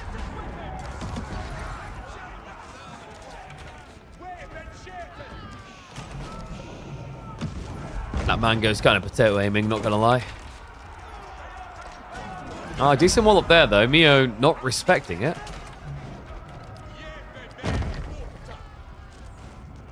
I'm not sure why Mio is so protective of this siege workshop as well. Not really doing anything with it. Then again, I guess with so little food income, he's going to have to do something. He has almost 3,000 gold right now. What on earth is happening here? He has found his way out into food, but limited. And yeah, the way he's gathering a little bit ugly. He does realize it now and switches to berries. There's just not much left in this corner, though. You have to remember, this isn't English. This is. But this is Lancaster, and that means the farms are very expensive to go into. If only there was like a way that you could generate, 45 wood from a building to make a farm transition easier, right? Like, that would be crazy. Like, if you could maybe just generate 405 wood passively per minute, then actually a farm transition wouldn't be too difficult. What is difficult is actually getting these hobbies in. If I say that, the man goes, oh, he gets both. He might get more. Sing shot comes in, catches the spears. Treb's dead as well. The Hobbler has just got maximum value there. But now it's the horseman's turn. Oh no. He knows it as well. He ducked up. There's no getting away from these guys. The patience from Anovaku. Stockpiled up to 18, and now we ride or we die. Hobblers have to turn around to defend, but they have no melee armor, less HP than the standard horseman. They are not built to tank this. They are going to have to take the knee. And it feels like MeomaikA is going to have to in game number 1, because now that Anovaku has sensed the effectivity of this, I have a feeling we'll be seeing plenty more ponies out of the English. Villagers also being hemorrhaged. I mean, this is getting ridiculous. It's a double villager lead. Anovaku's food income is still quite weak. But now that he's realized just how good horsemen are, I think you just spam them until the end of time. Mio now forced to go into Spearman, which feels like the GG blow. Like, having to go Spears here against Lombos. Doesn't get much worse than that. Other thing to also keep in mind about this matchup, by the way, guys, is Lombos have higher base damage. The idea that Horsemen, the Hobblars, are worth it because they have extra ranged armor gets mitigated by that factor. Against normal archers, yeah, they do nothing. You don't care. Against LBs, damage still registers, especially on a unit that has less overall HP. It's like the longbow wave at least can get shut down, but damage just kind of reaped at this stage. Doesn't look like Ano's going for a tech timing. He's at 40 farms now, so once you're at about 50, 55, you can just keep like outmassing and tech. For Mio, though, the food doesn't exist anymore. He's got 21 deer over here, as in 21 food on the deer. The boar just got raided, which is why he's not gathering there anymore. Yeah, this is over. Well, people ask the question, like, who is Anovaku? This is Anovaku. Comes in with the English against what a lot of people think is OP Lancaster and slaps them about like it's nothing. Yeah, because like although the fights weren't just completely pushing in one direction all the time, shall we say, the reality check is this game was always moving in one direction.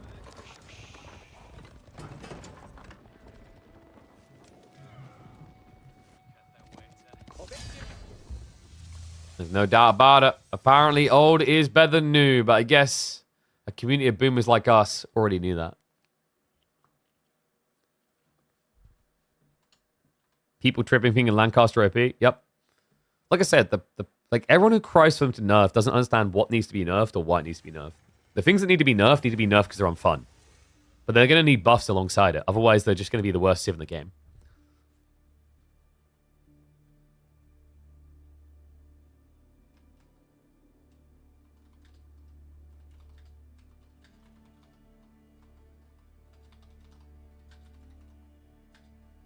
It's time to answer every gold player's most important question.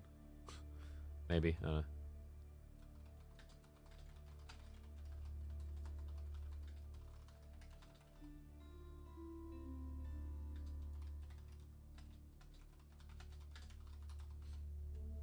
Maybe that works.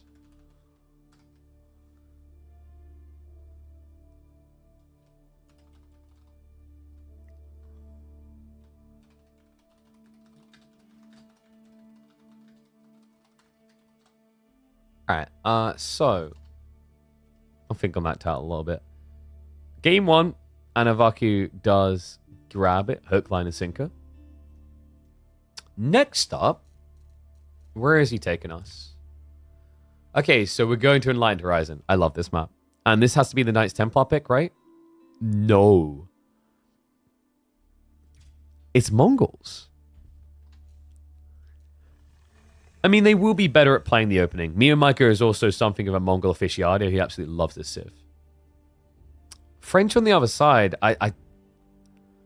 Huh?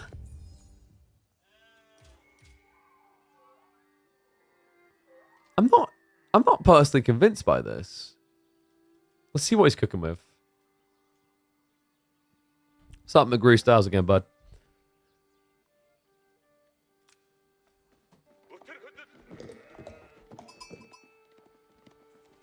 This pick weirds me out. One and all, I think this is the first time I've actually cast this.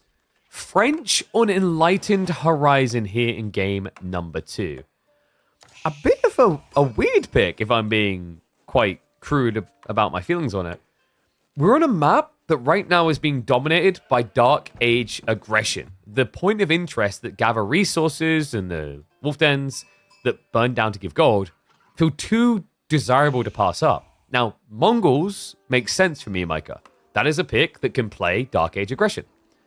French, on the other hand, not exactly a number 1 go-to. Anovaku isn't even... Wait, he's definitely going for a Rax. I mean, you don't need this much wood otherwise. But this is the awkward thing already at the start, isn't it? Against Mongols, he didn't want to risk the Rax out here. So he's already meant to be behind, but luckily for him, Mongols that should be able to aggress loose Raxes can't build loose Raxes. Because remember, guys, you need it near the Uvu for the double production. Yeah, but this does still feel like a negative. So I'll be honest about my thoughts on this. I think Mongols is a little bit of a bait on this map.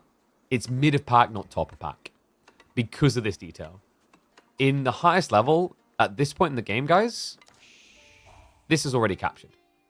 Because what you can do with civs like Ottomans, for example, Knights Templar, etc., you can walk a villager out and stand here building your racks and building a house to lock in the merchant camp. Now, the problem for Mongols is they actually don't have that second piece. They can't build a house. So they just end up idling. It makes you feel inefficient. On top of that, it means you wouldn't get double production. So, hence why we always see this instead. Anovaku is going to be moving out now with his spearmen. Mio only seeing one. His first instinct isn't to capture his own, apparently. I was going to say, come on. He will play it safe. Now, one thing that's going for Anovaku is his better economy. To a certain degree. Over time in the Dark Age, he'll be better off. But right now, Mongols are stronger because their stone gen is 70 a minute. And each village is going to be worth, like, you know, like 35 to 40 resources. I wonder if Anovaku just stops at 4 spears, actually. There's a risk you lose the merchant camp, but you would be able to guarantee the kill on the wolf den. Remember, that's like your #1 prerogative because you have very clean timing on the tech up. Literally allows you to start school of cavalry before you even build into a mining camp. Never seen Dark Age spearmen from French. It's not the first time I've ever seen French do this. But when I do see them do it, it's normally against a civ like Malians for an outpost rush. So, for example, French versus Malians on Gorge, I've seen it there. But it's a strategy that feels more about shock and awe than anything else. I wouldn't call it a big slam dunk hitter.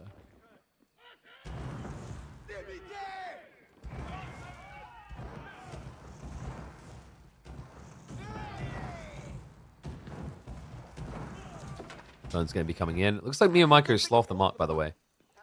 He's rushing across to intercept. Now, hold on a second. The timing actually... Oh, my God. No, no, no, no. Not like this. Don't do him dirty.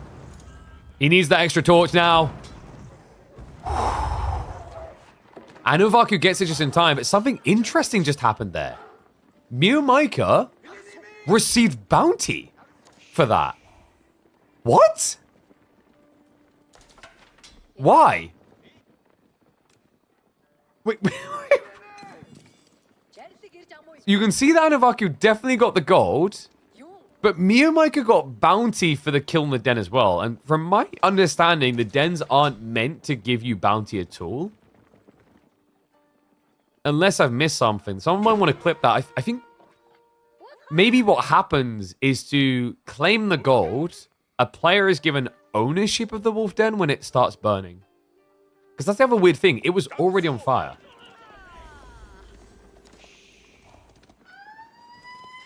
That's crazy. Okay, so MeomaikA gets the mini bounty, while Anovaku gets the maxi. And Mio doesn't care about his side. He literally just goes for the capture on the merchant camp. He splits the army. He's going to go up for it now. He needs to be fast about it because Anovaku is trying for that one also. But remember, he's got a second villager worth gathering here. So, pretty cozy position. And that is wild. Are you kidding me? 17 villagers on a tech up?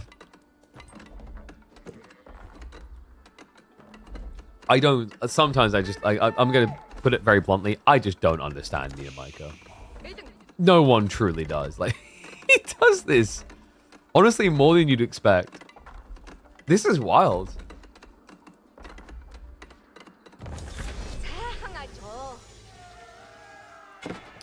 Mali is now considered top tier. I've seen them banned a lot recently. Yeah, I'd put them like top of A. I think top of A is reasonable. Top to mid of A. I wouldn't put them in the S tier, but they are pretty good. That's crazy. Okay, like, looks like MeomaikA will at least get this one. And look, see, he didn't get a bounty that time, guys. So, like, there's a weird ownership tag thing here. So that's bad, actually, for you. That means against Mongols, you need to kill the building, which takes a lot of extra effort here with all these wolves. Speaking of which, the wolves do cost me a little bit.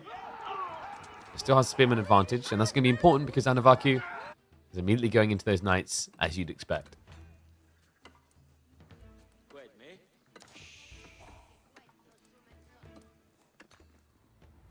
This relic spawn, by the way. Could matter down the line, actually, all of them being so close to the base. Especially if you're playing infantry comp as Mio, you're not going to want to have to rush wide.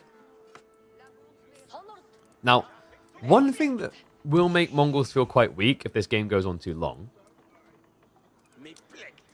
is the lack of walls. Look at what Anovaku's doing. This is a bit crazy, but this wall makes a lot of sense. It stops the short access route into your base. But you can't do that as Mongols. That's impossible. So that means that a French cavalry player has multiple angles of approach into your base, whereas normally French in this matchup don't feel great because they have to wrap wide, and there's only one angle to come in from. Do the relics usually spawn like this? Not always this tight. Usually you can get like one here, maybe like one here, and then like one up here, and then you can end up with a relic on each side. So there's a bit of variance with the relic spawns from what I've seen. Ambitious Wall will be safer now. MeomaikA doesn't care about the age. This is fast castle. Wait, is he going to fast him? On this map? You don't have that much gold, to be fair. 1,600 and then another 1,600.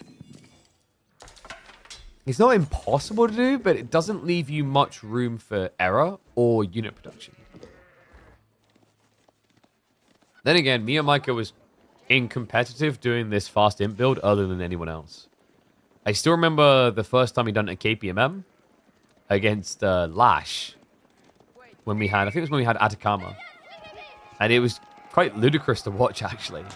At that point, a lot of people still weren't convinced. They were like, this looks a bit memey. But Mio always believed. And makes sense. If you're not familiar with MeomaikA, this man is a cheese connoisseur. He finds something that looks a little bit cheesy or a little bit busted or whatever, and he milks it to the extreme. He lets it ferment into a special cheese. You know, the kind that when you first get a sniff of it, it almost knocks you out. Has he planned to do fast in versus night raids? Outpost defense, Spinman. You'd be surprised how well that works when you've got enough stone to just start stockpiling spring replacements. Alright, this is wacky. Anovaku, if he wants to beat this, it needs to be attack. You can't think greedy. You can't think slow. The way you beat this strategy is you have to all in them. Finding the timing is often more difficult than it sounds, though. Yeah, the timing might be a bit quick by going Ronin. I don't think we'll be that fast.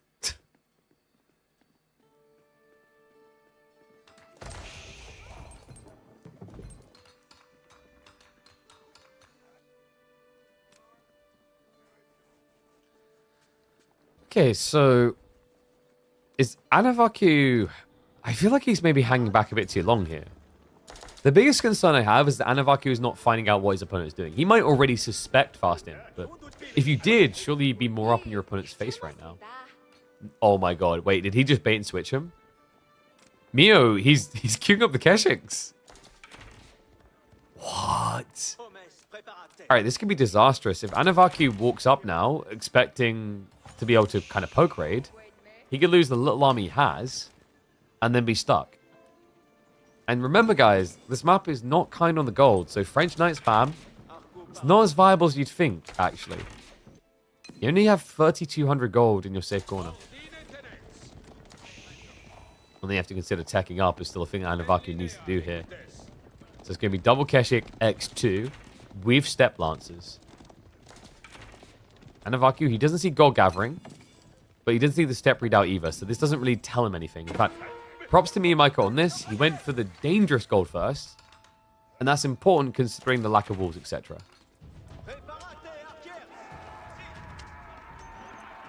Goes to the merchant camp again. When you have archers, 18 archers in total, and you can't stop Spim from doing this, you have a problem.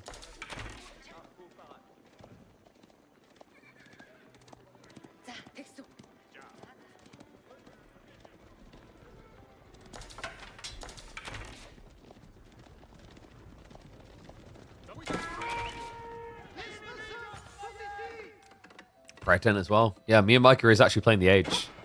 Yeah, but this is crazy. Like, MeomaikA is infamous for this type of build. So Anovaku has to just be suspicious. You know, top-level players doing it in the history of MeomaikA, it seems likely. He still didn't have confirmation of the rest of the army. They're hiding. Yeah, he's holding them all the way back. Knights are going to be seen running in here, so maybe this is the time to reveal the Keshiks, but I think he's going to try to milk this further. No, there we go. He pulls them forward. Anovaku's about to get the bad news that these archers might not be as impactful as he'd hoped, because Anovaku still has not pulled the trigger on an age up. And the Keshik count's getting scary. He's forced into Spearman as French here.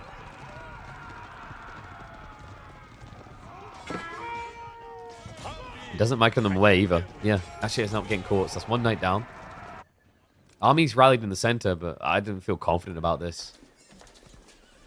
So little spears for Castle's Keshiks. The count that just keeps bloating. Up to 11 now. Step Redoubt is going to move out. A little bit early from MeomaikA. Didn't go back into his base for the safe gold. He was looking to take the risk. He might just be right about that. Flash comes in. Barely any spears. Only 6.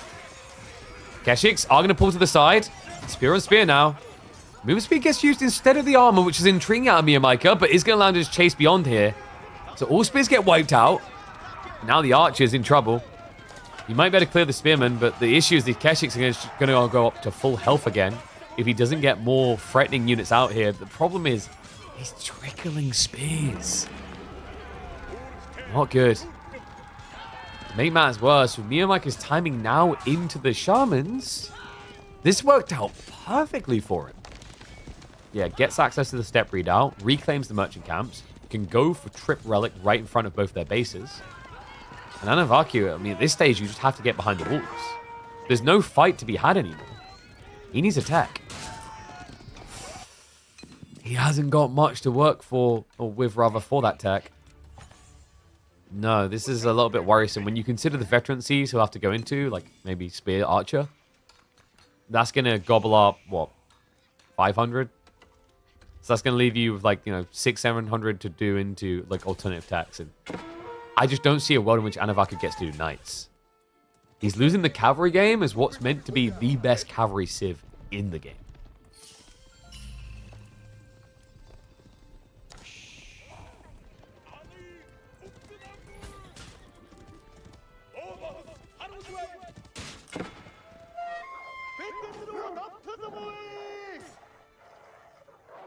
Meo is gathering on the gold a little here, by the way.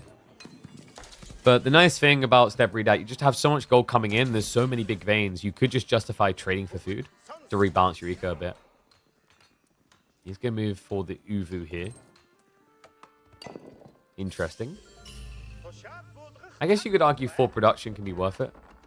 Does need to be careful in these areas due to the free Ronins. Well, not free, but the tickets on the Ronins that are generating. And that's a smart choice by Anovaku. There is no Royal Institute play here that makes sense anymore. And this will also give him a stockpile of gold safely in the corner. This is an inferior way that French could be playable on this map. My issue is I think on average you're going to run out of the starting gold too quickly to then be able to rely on waiting for Guildhall. Meanwhile, diving in the base. More bounty for MeomaikA. Does he just go Imperial now? Like 17-minute Imperial time is pretty succulent here. Then again, when you see someone tech up, your actual desire is to attack, usually.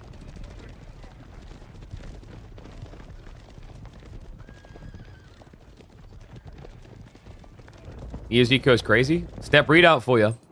17 villages, but obviously 50% more. And it's going to be the final hoover of relics. On top of that, sacred sites seem quite attainable here. Keshiks are also giving payday. He's just burning down all the extra infrastructure. He's trying to force a reaction. Does see the archers and one crossbow. So he should know about the transition. But right now, these spearmen, they need to be upgraded. Anovaku jumped the gun. Didn't want to lose the houses. He wasn't ready for that fight yet. No, panic rushes inside the TC. Does go for the little clown car and maneuver out the other side. That was dangerous by the... Like, I don't like that he done that because MeomaikA could have then just darted into the south. He's quite fortunate that MeomaikA didn't just go after economy. If it wasn't for the fact he was going Imperial, I think he actually would have. Look at this. There it is. It's 17-minute Carganet Palace. I feel like MeomaikA is very fluid in getting this timing in a lot of games I've seen from him in the past. Usually 17 and a half. About Blacksmith? Who needs Blacksmith? You're already killing everything. Lamau. Yeah, I mean, who cares about these archers if you're already vetted up to Keshiks, you know? Who cares about these spears when they're aged behind? Like, I'd just rather... who cares about, like, melee tech when you already have Keshiks that are high base damage? Like, in fairness, in a weird way, it kind of made sense. I think Undermesh eventually would have at least been worth it. But who cares? Just get 3 units, lol. It's going to be the Warrior Monk straight away. All right, there you go. Warrior Monks is basically Blacksmith. It sounds weird to say, but technically it is true. And the Tithe Bonds. Oh my. Yeah, he's hit payday.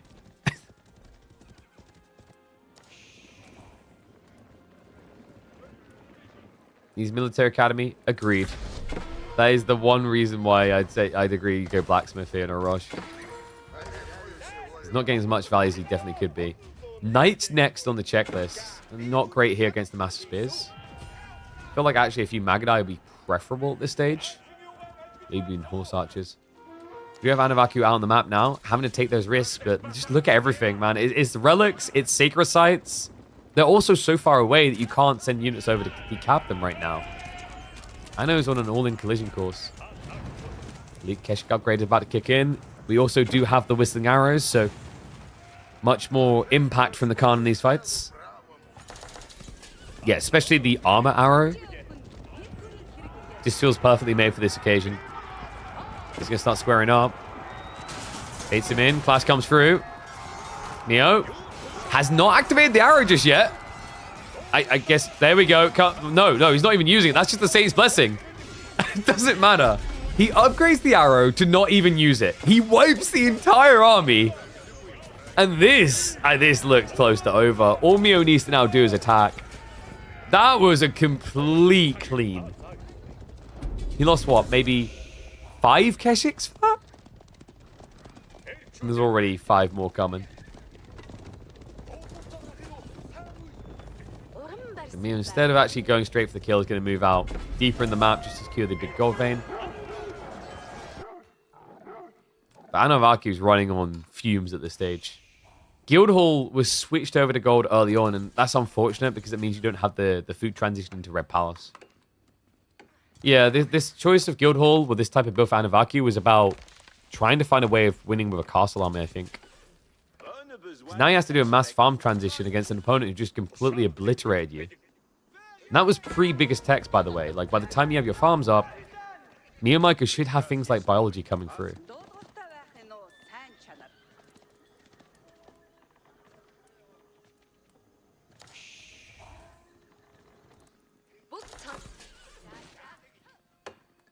Yeah, really just kind of play this elegantly, actually, with his economy as well.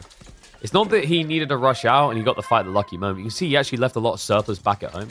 I like this. Even the starting gold vein, it was all this idea of, you know, he might all in me and I might screw up a fight. So let's actually have a backup plan. Like, this is so underrated doing this with resources.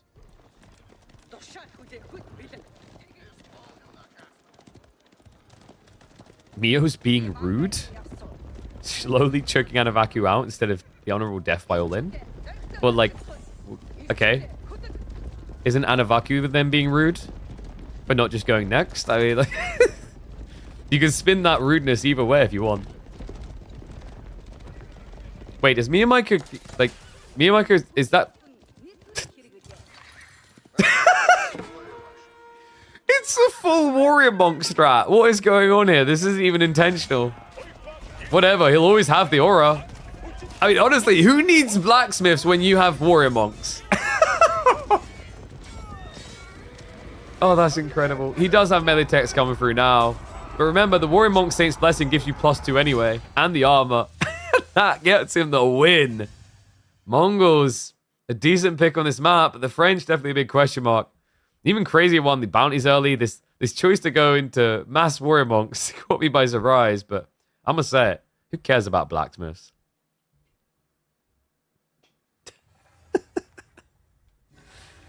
That was such a weird but wonderful strategy to watch happen.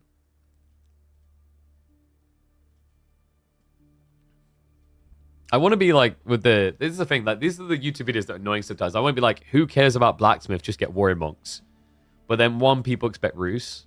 And then two, it's like so deep in the game.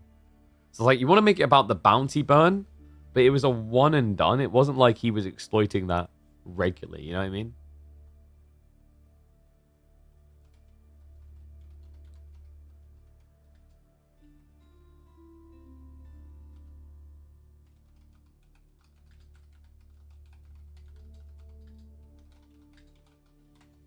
I don't know. I'm not sure if that one should be out. I've typed out as Mongol secret interaction with wolf dens. We'll see. Okay, so that does mean we get a deciding game between these two. And give me 1 sec. Literally just going to double check because my daughter and Emma are meant to be leaving for the holiday for the week literally now. They haven't come to me. So I'm going to run ads for a minute. I'm just going to check on them for like 1 minute and they'll be back, okay? So be right back in 1 sec.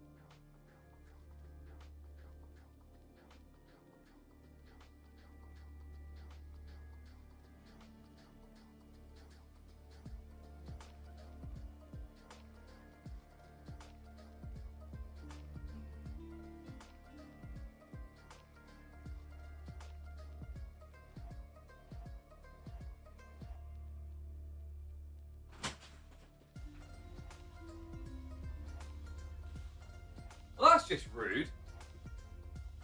They were going to leave without saying bye. The hell? That's just outrageous. Charming. I'm like, oh, they didn't come to see me. And I hear them out front. I walk out and Freya's already strapped in the car. I'm like, thanks. Nice to know I'm going to be missed. Charming. All right, whatever. Let's get into the third game.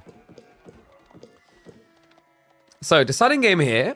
We are going to be hopping into Relic River to figure this one out. It is going to be MeomaikA on the east side of the Knights Templar pick. We thought we were going to be seeing it in Line Horizon, but he had different ideas in mind. And Mongols would have worked here instead, by the way.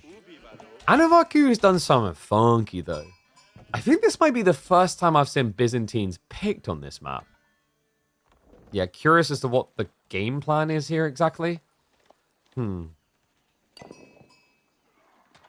Yeah, because one problem I find with this map is like there's not much in the way of berries. You get a triple stack.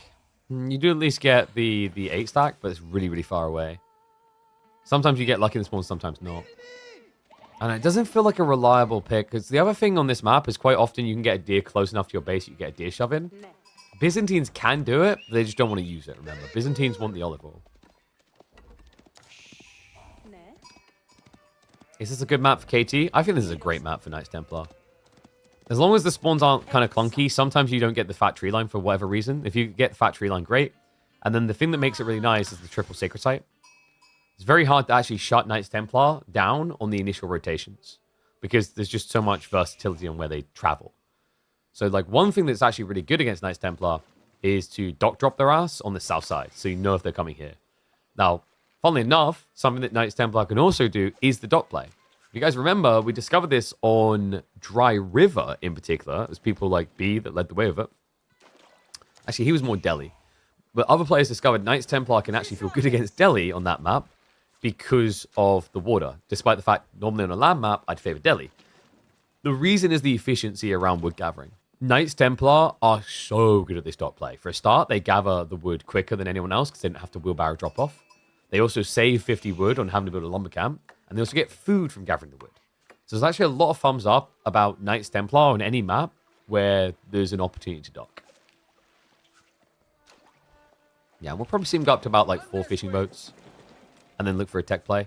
And the other nice thing about this, you have to remember, like, what makes this play so good isn't just the efficiency of your early economy. It's the fact that it offsets your weakness.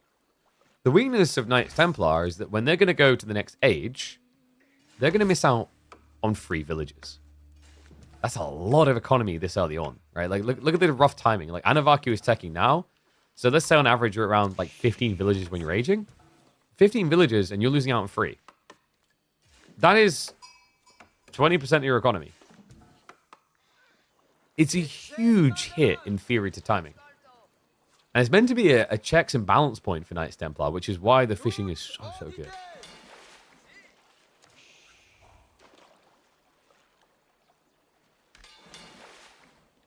Ground Winery is going to just be a standard choice here. Honestly, I wonder if Byzantines actually can do Hippodrome against Knights Templar in particular. Because they're going to go for the French Commandery.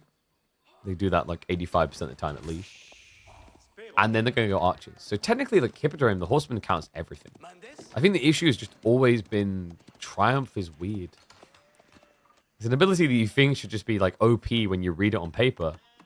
But it's very well balanced in that it just doesn't have a reload. It's almost like you've been handed a gun that shoots once and like you're like, okay, so where are the rest of the bullets? Like, no, there's literally like only one. Might try KT on this map. I advise it. It's very powerful. There's a lot of things that just play to their advantage here. Also, the width of the map is just good for Chevalier Confrère. Speaking of which, it will indeed be Chevalier.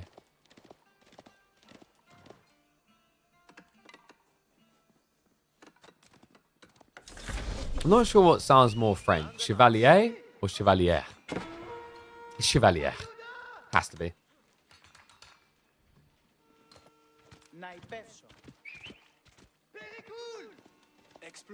Okay, so Mio probably going to hang around with the scout now to see what the choice is going to be. He's here a little bit early, but there's not really anything left to gather on the map. And the key info point is going to be here. So yeah, he camps this area. He just needs to know what type of mercenary he's up against. So if it's javelins, he's going to want to pivot more into Chevalier. If it's Lombos, he can just spam archers, really. Keshiks is only if Anovaku is drunk. He is Ukrainian, and vodka is cheap there. So statistically, there is a decent probability that Anovaku could be drunk.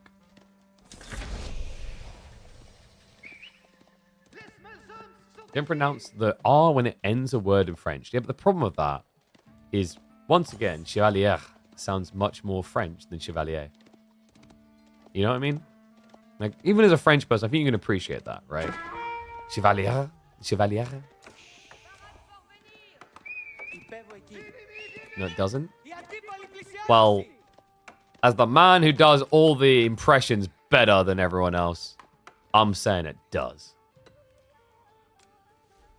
Unless you can come at me with a bloody good British accent and a bloody good German accent, you can sit this one out. Outpost coming up. Wow. What? This was the fishing boat villager. I was like, no, there's no way we're getting an outpost rush. It's so late. So, normally you put spears in this thing, but I guess we're putting Chevalier. There you go. I'm going to say it inappropriately to annoy you further.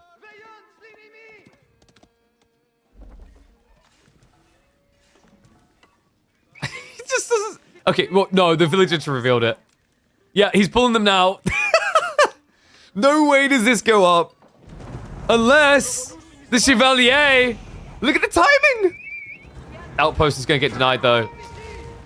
However, even without it, these ponies are going to achieve a similar goal because Greedy Boy Anovaku never built Spearmen. Instead, he's going to get the spears out with the Akratoy defense. We do have the Lombos hitting the fields. He's gone for another one. No way. And the crazy part is, I don't know if Anovaku's going to look quick enough here. Where are the Lombos? Yeah, they're just sitting there. He hasn't realized yet. If he gets this outpost up, he's a miracle worker. That should not. With Lombos now there, they have a lot of vision. So if he just walks to the ground winery here, he should see it. Instead, this is sick. I love what Mio's doing.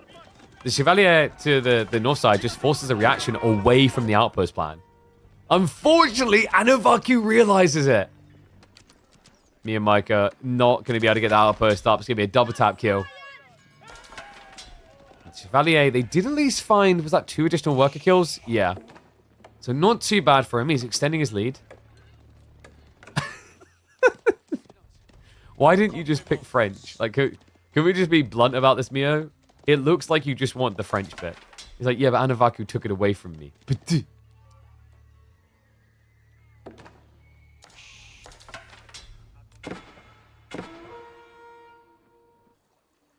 Man. Anovaku looking quite starved at this stage, actually. He's got 15 sheep, but he wants the mercs in a rush. I just don't see how you're ever meant to get to the additional berries at this pacing. Then again, like, we have not seen MeomaikA switch unit type at all. It is still just Chevalier.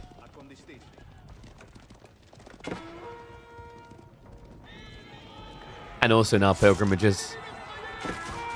Charges in again will be another worker pick. You would think at this stage archers, surely. But you guys clearly have not been watching enough MeomaikA games. He's like, whoa, when I build more of them, they get more health? That's OP. Proceeds to build 200. You have to remember, this is the guy that built, was it 140 knights in a pivotal game against Dumu?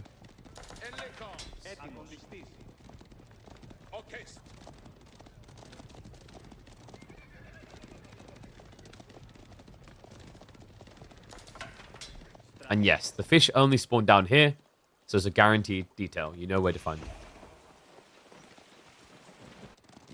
It's a very effective play, actually, against civs like Delhi, Knights Templar, because of the Sacred Site being next to it as well.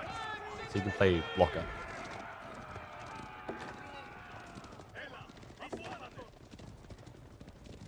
Neo, like, what are we looking for here? He's legitimately just playing poor man's French. To an extreme, by the way. Anovaku has 19 spears, and you'd think, you know, at that stage, most people would be like, archers would be a good idea here, right? Like, archers would definitely... No.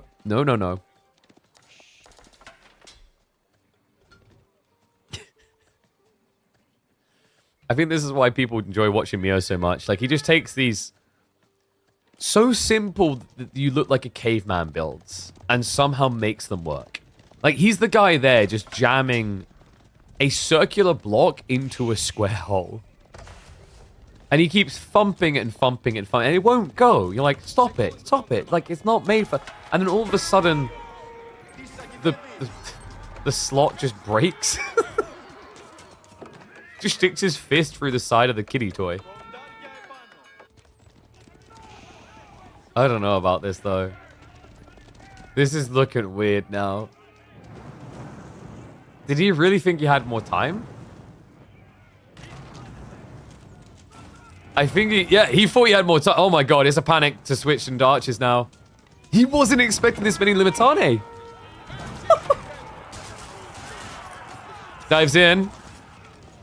And the Chevalier are just not going to be able to clear this. Even Palings, that's so unnecessary. Just shoot him in the face. Put him out of his misery. No blacksmith required, by the way. These knights are plastic, and he's done.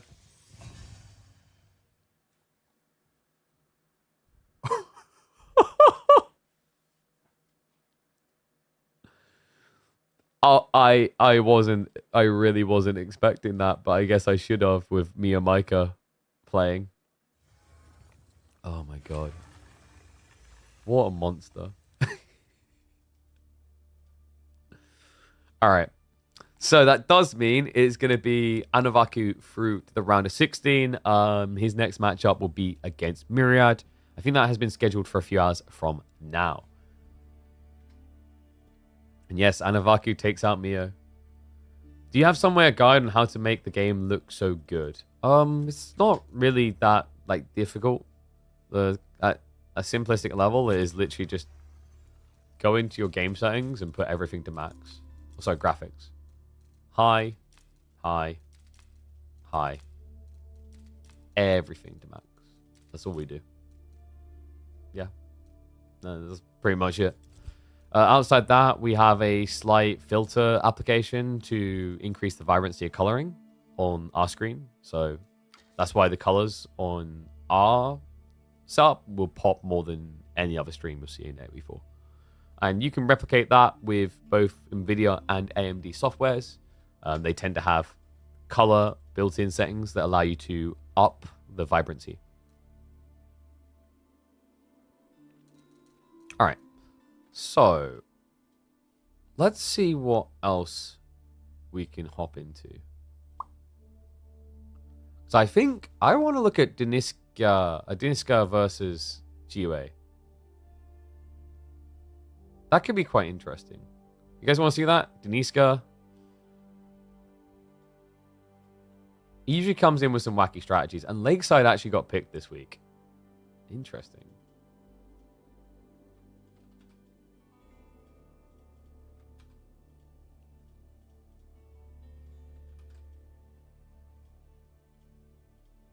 So map 1 is going to be Sunken. And then, which side was which? Give you anxiety on the left.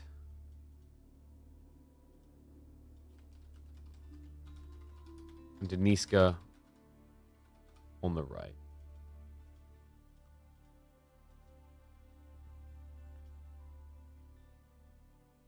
Don't know about AMD. I think AMD has it. I just haven't needed it. Well, I'm hoping... I was talking to a brand about maybe sending out one of the new monitors, so I need to actually bump them on that. That would be really cool. Because, there's... I want to get my hands on one of the new OLEDs and try those out. I thought to respond to Joe. Whole go 3 manas, take Relics 2 TC might be better than go 9 manas. Yeah, I can see that. I think, you don't need to spam that many manas. Honestly, the tech unlock makes them a little bit less desirable to spam up because it really slows your ramp. Okay, so I just realized, by the way, did I bring out a bottle? I did. All right, give me 20 seconds. I'll get the first game up on the screen. Let's have a look here.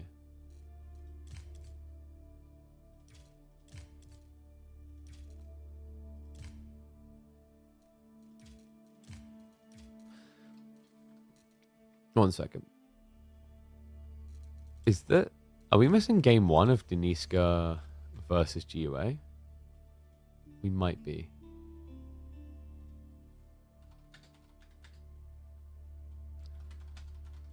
What I'm going to do...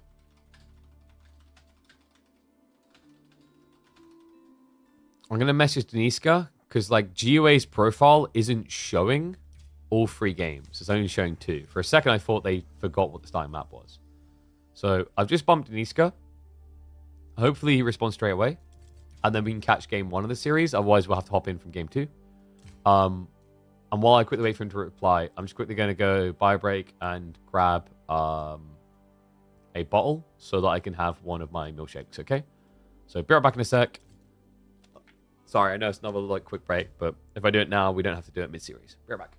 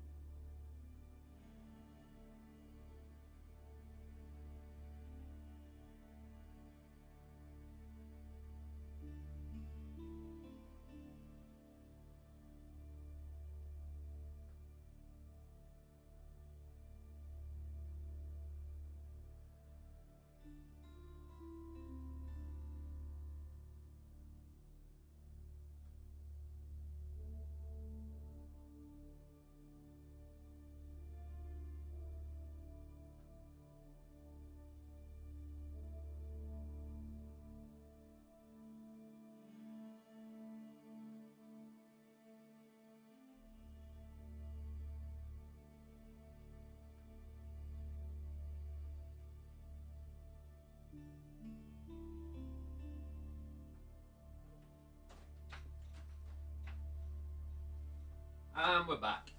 Sorry about that. I had to find where we put the bottles.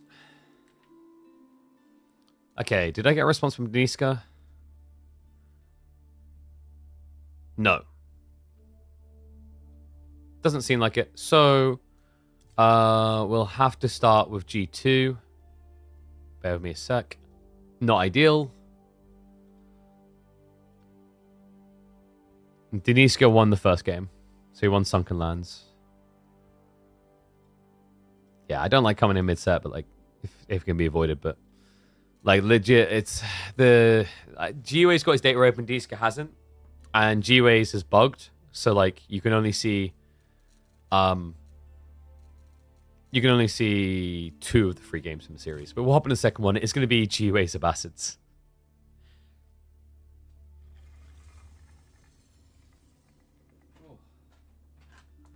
I'm quickly going to make this nice little milkshake.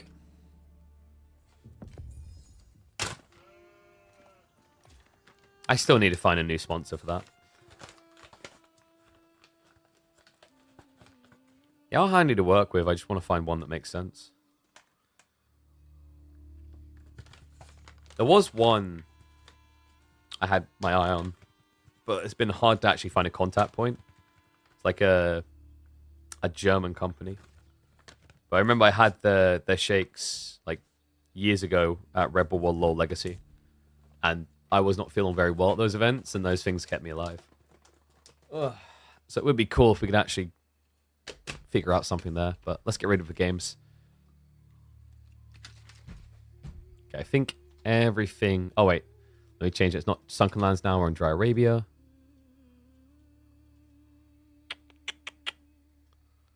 I believe we are good to go. Just shaking good.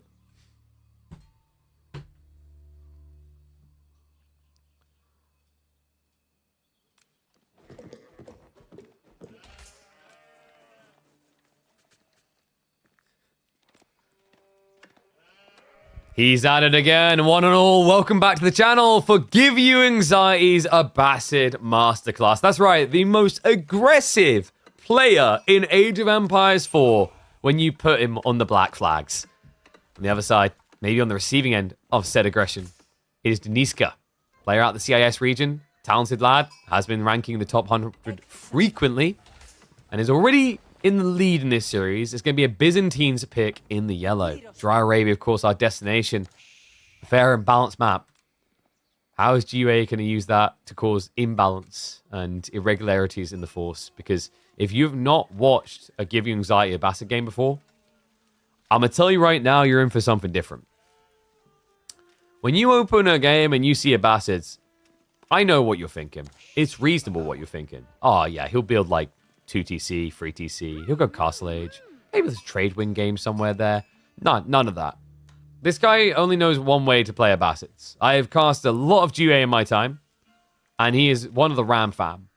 And he believes that this is one of the truest Ram progenitors that exists in AoE 4. So let's see how he's going to cook. Start looks good on the sheep hall.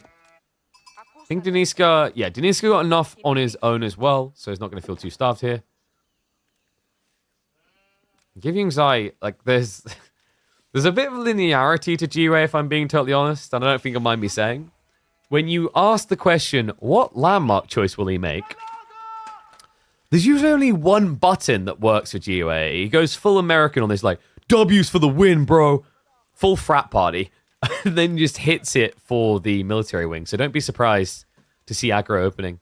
Even against things like Byzantines. And it's interesting this matchup because Byzantines in particular got slower on their beginning. They are actually more susceptible to being attacked than I think they used to be.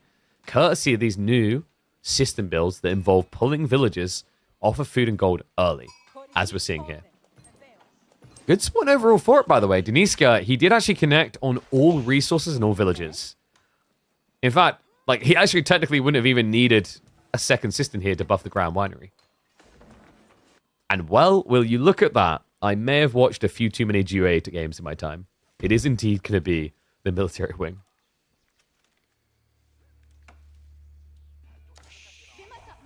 What an unforeseeable build. Now, some players in the current meta use that military wing for something different, by the way. There's a growing popularity to actually just use free units to deer shove. Not this player, though. I'm expecting to be full Hamtaro. I don't know where I got that reference, but like, well, I know where it was from the Hamtaro show.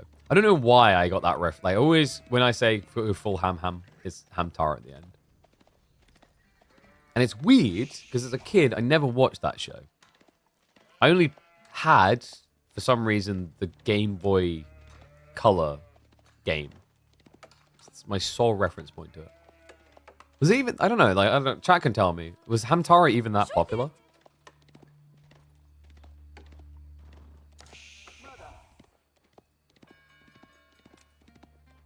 I don't know if it was just like a UK. I don't think it's a UK thing, South Japan, right? But like, you know, there's always some that you're not sure if it actually clicks elsewhere. Like, for example, Metabots. I think Metabots was quite reasonably known in the US. But I just figured it just like, you know, happened in my childhood in the UK and that was it. Camel trade is better? In some ways, yes. In some ways, no. So camel traders, like, obviously they're cheaper, so you can just mass them up faster, but like they are statistically worse than standard traders. They're 11% worse than normal traders. So they're pop inefficient. No. Not metabots. Metabots. That show was awesome. Like Digimon with robots. I'm pretty sure that must have been in the pitch deck. So, third level assistant is going to be coming in here, but GoA is already on the way. Have no fear, for he shall alleviate you of the need for those systems. He's got the Horseman opening. This is really smart when you play Military Wing. You just cover all arcs by building one military production building. And with these 4 units, he could technically actually just think about building a ram to delete assistance. Instead, it's going to be dive onto the Stoneworkers. And that is going to be first blood drawn, surely. What? No! Did he get his own way there with the spears? I can't believe he didn't get that. He's going to add all the gold as well. Deniska. As long as he's got wood, he will be able to get resolutions here. However, it's a different version of GoA. He's joining in on the outpost rush meta. Yes, so archers are going to start whittling away at this. Deniska, greedy on his reaction, really.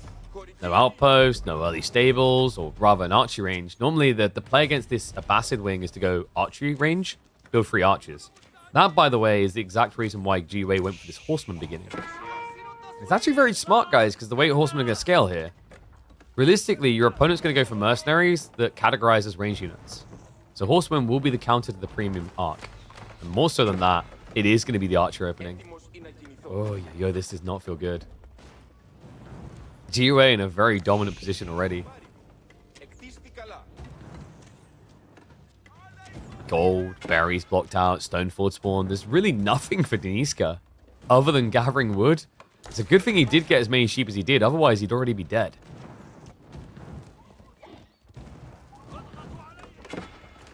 Second archer range now. I mean, he's trying to aggro Ego Chow into Mass Horseman now. This is ill-advised. You do at least have the fact that you've got the TC protection.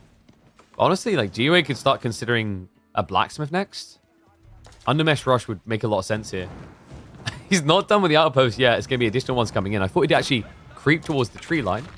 Instead, he plays it a little bit more reserved. And we are going to see him cut off those systems. So, less efficiency in GoA's economy now.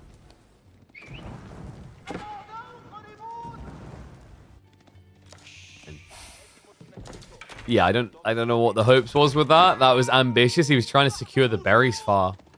Good timing to pull back there because the scout did notice. The horsemen are on the way. In fact, this system might be a little bit greedy on placement. So from now, like, most people will be like, okay, yeah, GoA is like built an advantage. Now he can just go and greed, right? Right. Like, he's actually doing it for once. Giving Anxiety has a bit of a reputation for being this type of position and then continuing to just send it. But we've got a reformed Giving Anxiety? Going to DC is not something I would have expected out of him in this game, especially after this start. Even though it makes sense, the reality check is I've seen him just bang his head against the wall repetitively time and time again. Good for him, man. I think, like, the problem with that type of approach is it makes you very predictable. People know what to expect, and they can more easily or eagerly anticipate and counter.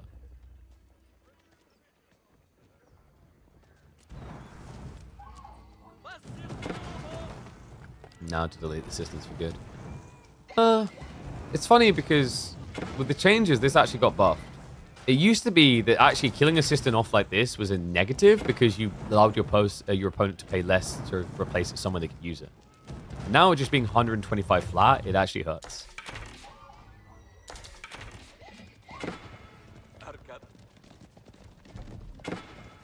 Second TC up on the deer. So GoA doesn't need to win with an all-in here, and I think that's awkward for Deniska because his mindset is probably, yeah, if I just, like, survive him, I know what this guy's about, I've experienced this before on the ladder, we all have. It's just a matter of time. Problem is he has no way of knowing. Like, how do you go out of the base to scout this? You know, this is where horsemen just feel like the pristine counter. You can't scout against horsemen.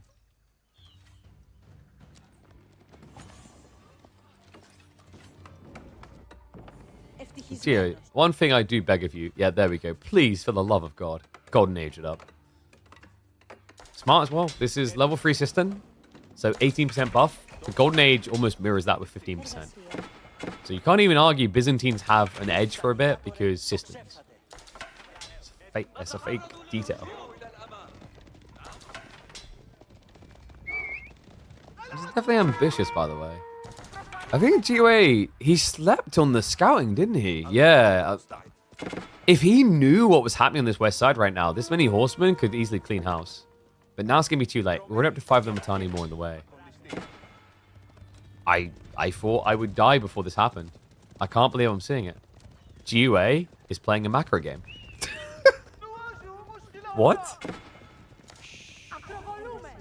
Is Soldier borrowing his account or something?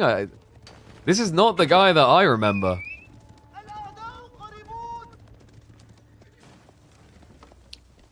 And in most games, like, it is the correct call, but genuinely there was a way to just kind of end the game here. Think about it. If instead of going TC, he'd been scaling archers, with 12 horsemen alongside, say, 10 archers, like, the Limitane don't fight, they just die. And then horsemen win.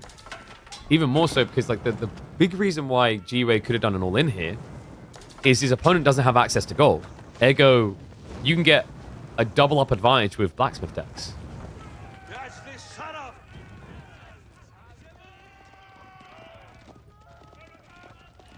We'll see how this cooks for him. It's not a bad play, per se.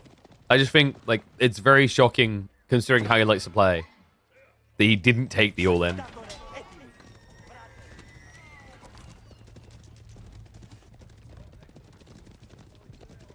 Alright, ones if you think GoA is going to win this game. Twos if you think Deniska will now take it. Where do your loyalties lie? It's looking a bit rough for Deniska right now. I don't think he's dead because of this scaling play, but he needs to find it. He needs to discover what's happening here.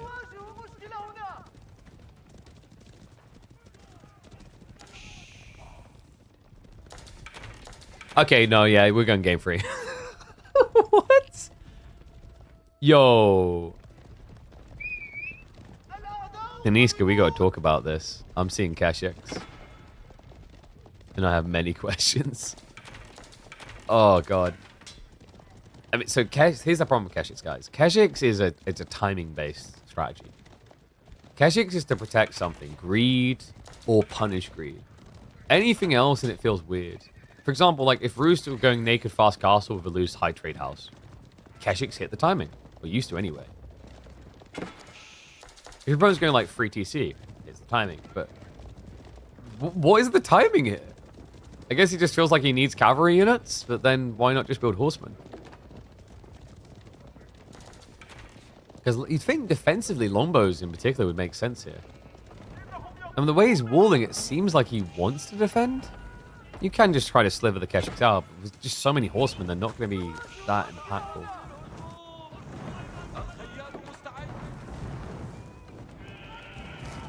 GoA knocking on the door. He's still gathered a lot of stone, by the way. I guess he just wasn't paying attention. Yeah, because there's no way you want to be going free TC here without Eco Wing. You could technically Eco Wing and go into a third TC. It's very affordable already because of fresh foodstuffs. Remember, free TC for GoA on a Basset tier would have the same upkeep as 2 TC for every other tier. Let's break in on the west side. Kind of annoying considering Deniska has a slow-moving army. In fact, doesn't look like he's paying much attention. There's no way the Keshiks will be able to hold that back. They're going to try. They do hug the tree line. Yeah, and GoA doesn't want any part of it. He's like, this is stupidly slow. Okay, so props to him. Deniska, if he gets surrounded in the open, he just dies. But hugging the tree line minimized the exposure point. Still, we have got a tech on the way. GoA can't be military wing. Culture could make sense for the all-in, but eco for scaling as well. This feels like a culture game. Still got a lot of food on the map. And there you go, culture wing's coming. Yeah, so values all the tech players. Deniska needs an offensive now. I don't think you really want to just let the techs happen, because the problem here is if you go castle and he's gone castle. Well, for a start, we know it's 2 TC. I don't think Deniska realizes that stuff. But there should be a suspicion. Like, why did GoA not continue to all-in? There must be something happening. But there's another big problem here. You've just built mass archers against the best mass archering, or standard archer anyway, civ in the game. Because of the unique upgrade, Comps. And in boot camp as well, and you've got a recipe for disaster. I guess Deniska could try to switch into Varangian. Problem is, Varangian are less impactful against archers compared to like standard men-at-arms, because they have 1 more melee armor, not ranged armor, melee armor, but the trade-off is they have 15 less health. Ergo, they tend to die a lot quicker.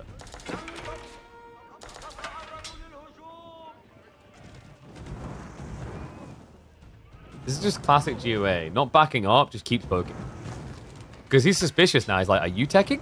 Are you teching as well, Deniska? Deniska's like, no. Starts like scrambling the keyboard to queue up more units. I'm fighting, bro. I'm here with you. Never leaving the age. Feudal brothers forever. Like, good. I'm glad to hear that. Because for a second, I thought you were being greedy. Deniska's like, nope. Wouldn't do that to you. You and me, we're in this for life. Feudal until we die. Feudal until the ends of time. You son of a... So Deniska has a problem now. Look what happened straight away. GoA pushed all the way across the map and then runs away the second the noise goes off, giving him ample time to get upgrades in before a counter-offensive can happen. Deniska's in a rush now. We do have the preservation knowledge on the way.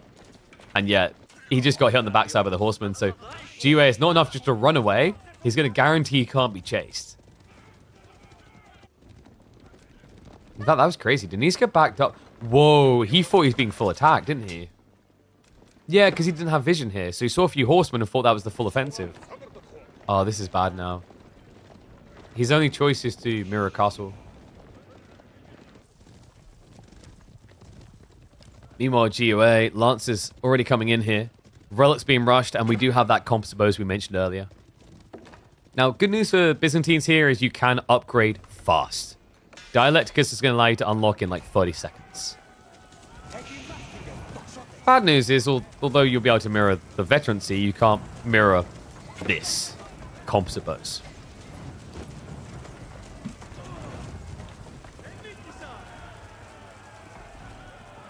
Feel bad for Denny. Full huge army, no value. Or no use, rather. Well, this is the thing about like what I praise for GoA in this game. GoA took the perceived notion of what he does and changed it. He did begin attacking, correct. But he didn't continue attacking. And that's key here. Like, his Abbasis is infamous for not stopping. Even when you're like, okay, GoA, like, this is kind of failing. Maybe we should fall back and greed. He's A-clicking again across the map. So I think GoA just actually kind of used that image of him really well here. to confuse Deniska.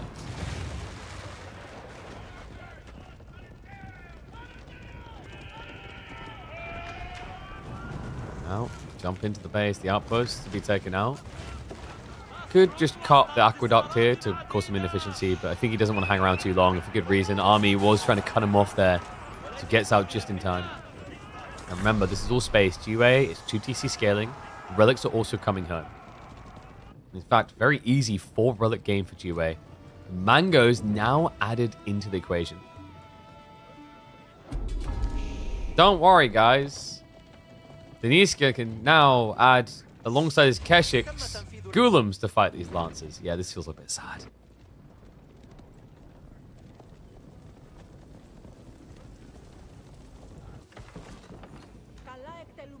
Veterancy's not actually being rushed in by Deniska. That's dangerous. GoA has everything he needs to fight. And you haven't Dialecticused in for Veterancy. Now, we know this. GoA doesn't.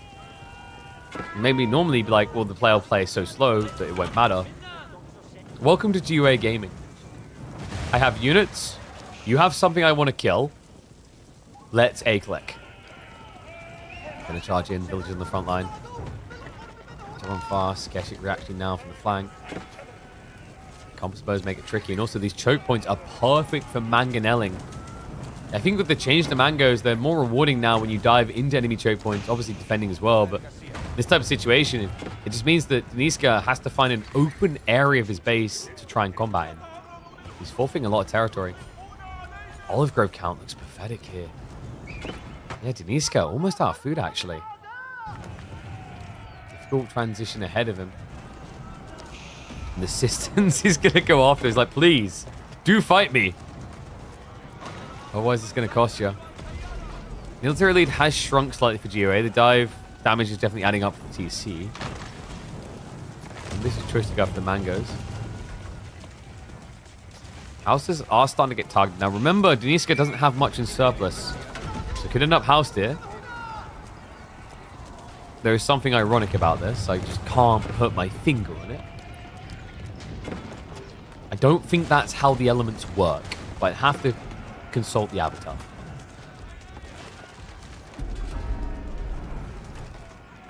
Straight after the houses. That's a house block.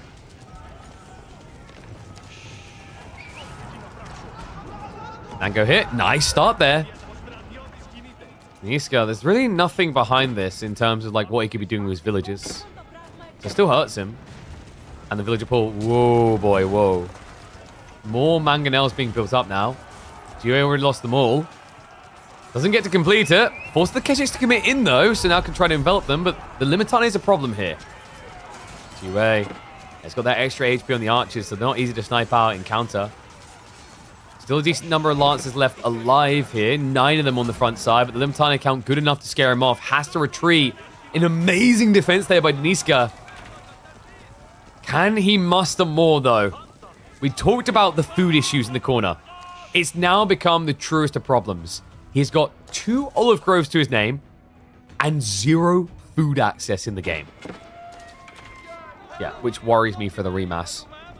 I think Deniska done a great job to defend there, but now what can you afford? And wood on the front side meant that got idled out, so there wasn't anything for additional archer pump. He may be starting to overextend a little here. Yeah, so if the Cav just cancels out the Limitanes, all archers left alive, that is a win for Abbasids. Right now it's 41 versus 24. That's the only issue for GoA, but he's pumping more fast. And it looks like Deniska is overextended. No Limitane left alive. And food income means very limited space to remass them here. I think Deniska maybe just kind of overestimated the position there.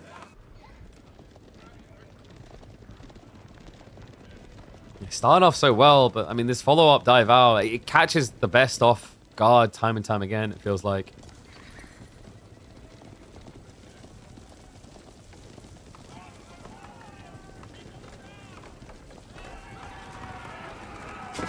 GoA now with the remass and a go. It's 17 Lancers this time, and now with only 1 spear as an answer.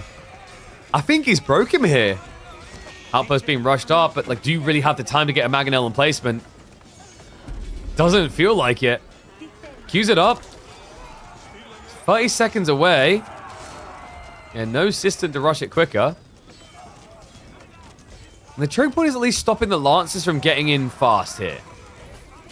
But you're still seeing the bodies hit the floor. It's not just the archers. Villagers are down there as well. It's 105 to 40 eco. Like, even if the outpost gets upgraded, this is done. We're going to a game 3. Give you anxieties. Abbas's is just something else.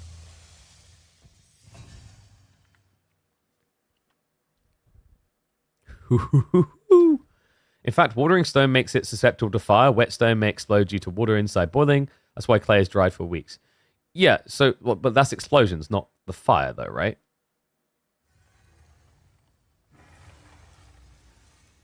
Also, those are usually to do with, like, contained environments. Not, like, in open-air environments, right? So, point each, by the way, means we do get a deciding game. And it is going to be figured out on Lakeside. Interesting. Wasn't sure if we are going to see much Lakeside this week. One sec. Let me slap us in game. I just quickly need to send one very brief message. Give me a second, guys.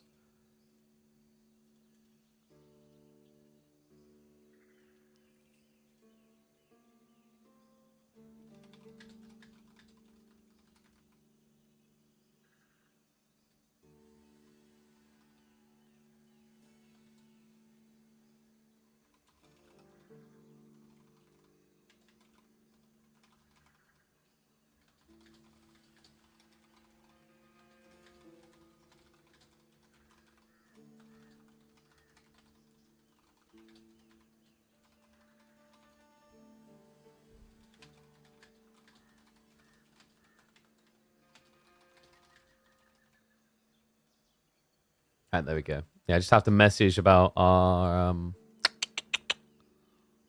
upcoming sponsor stream. I was weighing up doing it today, but I think we're gonna like do it a little bit later in the week. Probably. We'll see. I'll message him now and then I'll check in afterwards. All right, let's get ready to go though.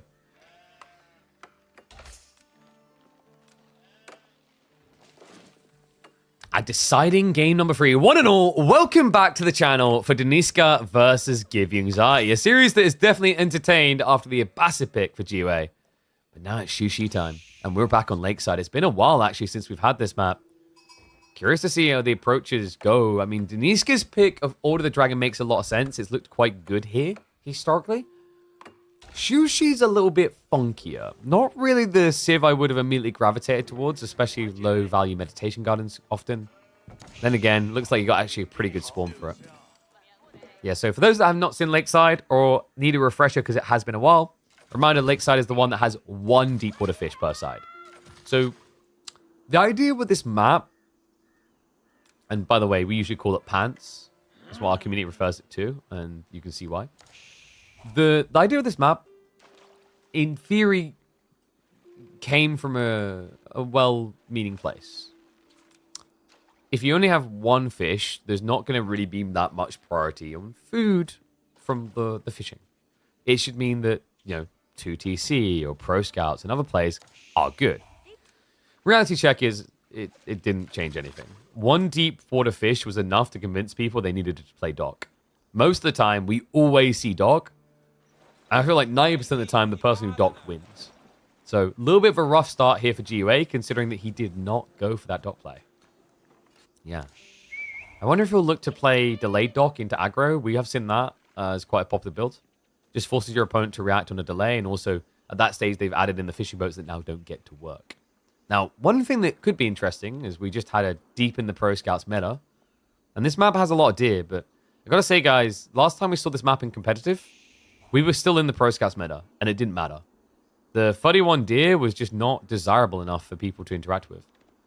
So, wouldn't say I'd be entirely surprised if Sushi tries it, but equally, I wouldn't be blown away, mind-shocked if no one Pro Scout this game.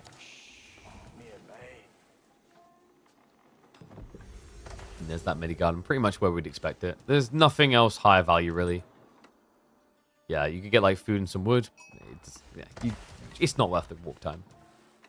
It's one of the reasons why Sushi's a little bit funky on this map. Like, I don't think I've ever seen an insane spawn for a medi garden on Lakeside. Is it possible to move all the deer with enough time? Anything is possible with enough time.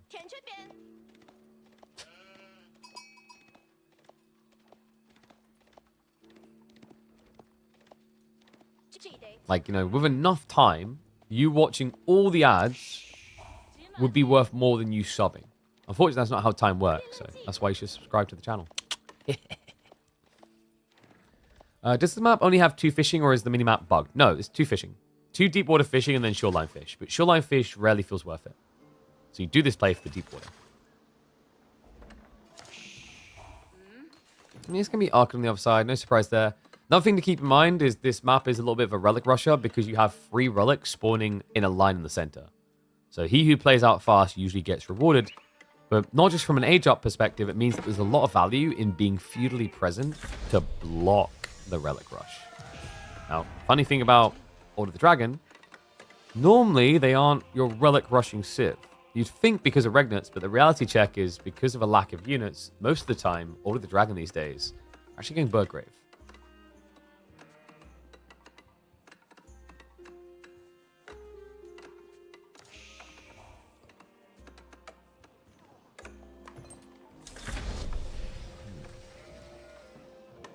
Is there a one in which GoA just rushes castle this economy? He'd be quite eco-light, to be honest with you. With the way he's gathering gold as well, it just feels logical that he's looking for pro scouts. So village first, with 9 on wood, he'd be able to afford the stables follow-up. Is it going to be the fabled pro scouts? A rare sight on this map, if so. I mean, he's only got 1 on gold. If he was rushing castle, you'd probably be at like maybe 2. Then again, you do have taxes to kind of offset that, but there you go. Stables coming in. Yeah, so it looks like we should be getting pro scouts. He just needs to fix the wood. Did prioritize getting the stables out first, and I think that's because he's holding surplus food. So he just wants to start pumping scouts now and then get pro scouts.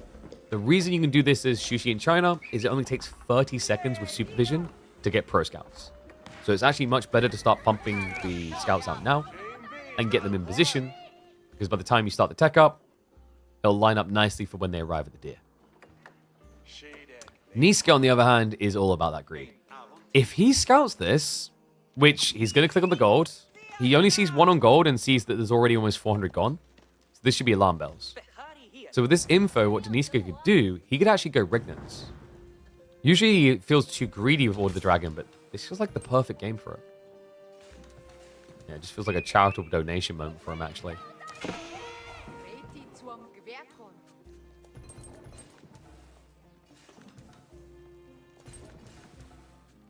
And what is up, Mum?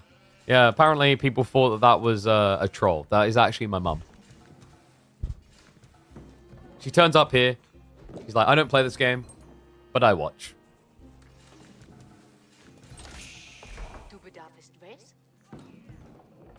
Question is, who's going to be crying to mummy in this one? I think Gio is probably going to just try to go a little bit lean here. Maybe 4 to 5 scouts maximum. And then rush castle himself. Because it... Make no mistakes about it. It's a race for this. These relics are everything. And GoA, he has actually now gone for the dot. Extremely delayed. I guess better late than never. Wow, Deniska, he doesn't think he can get the greed. It's going to be a Burgrave. So your role is now to play blocker? In theory, men-at-arms against the Shallow Monks should be enough to block him. Very expensive, though. But it's the overflow effect. If you just rush the men-at-arms into the base, you can idle all the front side.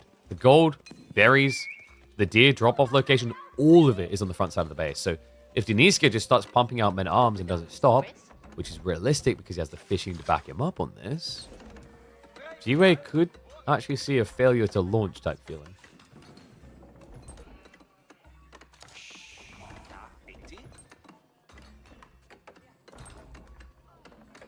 You love pants? Really?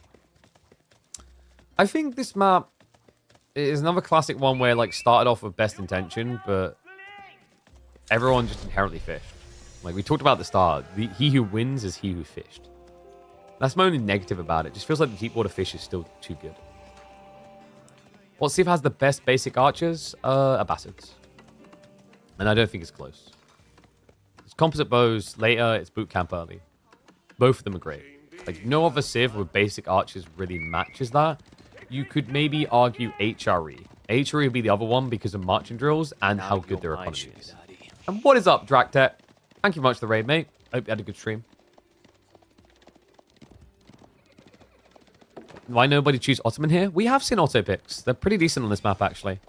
Ottomans is a decent runner, by the way, for that debate about basic archers because of the meta. But yeah, I'd still, like... I guess it depends on point in the game. I'd take Ottoman meta archers over boot camp archers in feudal, but definitely if you're going castle, Abbasid archer's best. Okay, so Men Arms on the way, but correct reaction by GoA. He gets the walls up. And Lance is already queued. Yeah, and this is where Deniska is going to be able to rush the relics with the monastery timing. But the negative of this now is he will struggle up against these lancers and these shallow monks. Because no spears.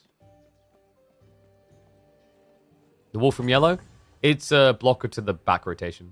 This is pretty standard on Lakeside. Pretty much every game ended up including this. Because if you don't do this, your opponent can block all golds because your primary spawns forward and your back is so far away. Same with the case that you have a villager out here near the dock. Like, there's just a lot of reasons why you want this. And God forbid you don't wall it and later on someone also snatches the one relic you should be able to get. But wait, is he on stand ground? Oh, that feels really bad. Oh no, Deniska. That stand ground kind of betrayed him there. Yeah, because instead of having double men at arms fighting back against this, he's one by one-ing. Terrible opening engagement there. 480 resources just down the drain. Why stop at that? Let's make it 720. Blaze it. Oy, oy. So this gets the key info, and we do now have the switch into a full counter Lancer. But you can already see that GoA is pivoting as well. He's got crossbows on the way.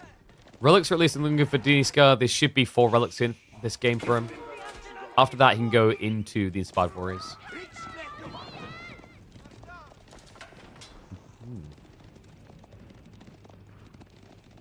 Yeah, I like that he cancelled the Archer. I think Archers is usually a bait in these situations. It looks like it should be good. It feels like it should be good.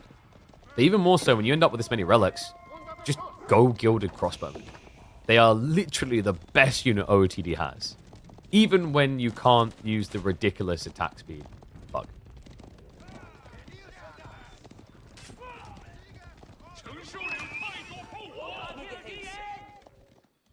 Veterancy for spears even coming in as well. So GoA kind of over-monking it now. It's a little bit Monk-esque. They are decent brawlers, mind you. In particular against the Gilded Crossbowmen because they can reduce the damage so much. Obviously, they'll be able to beat the spears. So I guess he can get away with it. It's not as dramatically bad as it would be if, for example, you're up against a Knight Civ. He's thinking about repeated crossbows. The bolt magazines, they're not that bad of an idea here against spears. It is going to be difficult to get on top of the crossbow still, though. The Gilded Expos really are the thing that GoA needs a resolution for. The obvious resolution is actually Nesta Bees. Nesta Bees that actually are going to do well, considering Deniska is probably going to go up to close to 20 crossbows. The only problem is, after you make this type of monk commitment, I mentioned Inspired Warriors, but even just the healing, right? Like, it feels like to kill Order of the Dragon range units, you need 6, 7 Nesta Bees to feel confident. Because anything that walks away is probably getting topped off.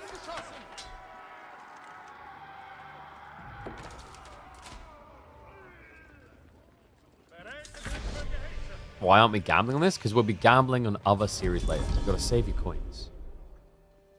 Your bird feed. There's only so much of it.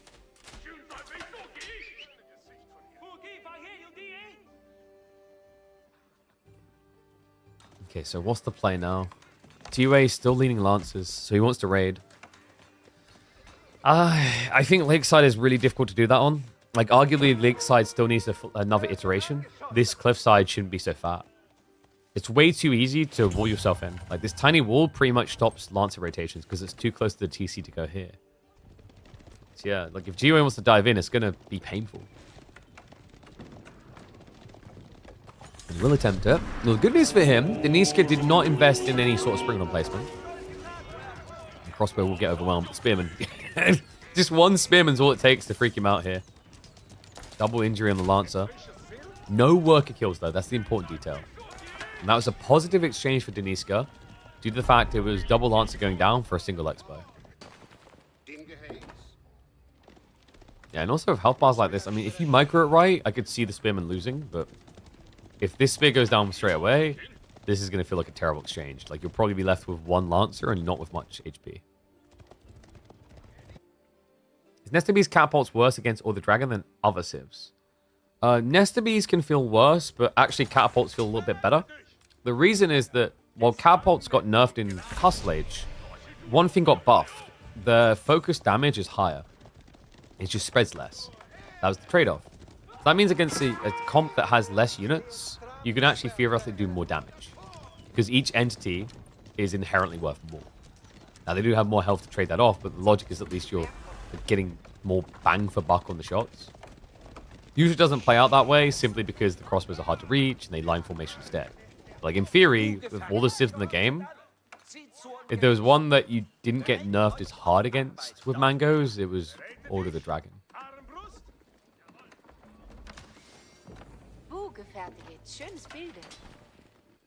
Well, Gio is in Sad Town right now. I mean, he's macroing as if he could go pagodas, but guys, he literally has one relic.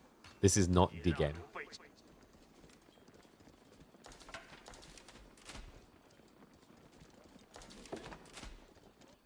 Deniska not playing for that all-in timing we've seen often on the sacred sites right now. He has captured them, but hasn't secured them.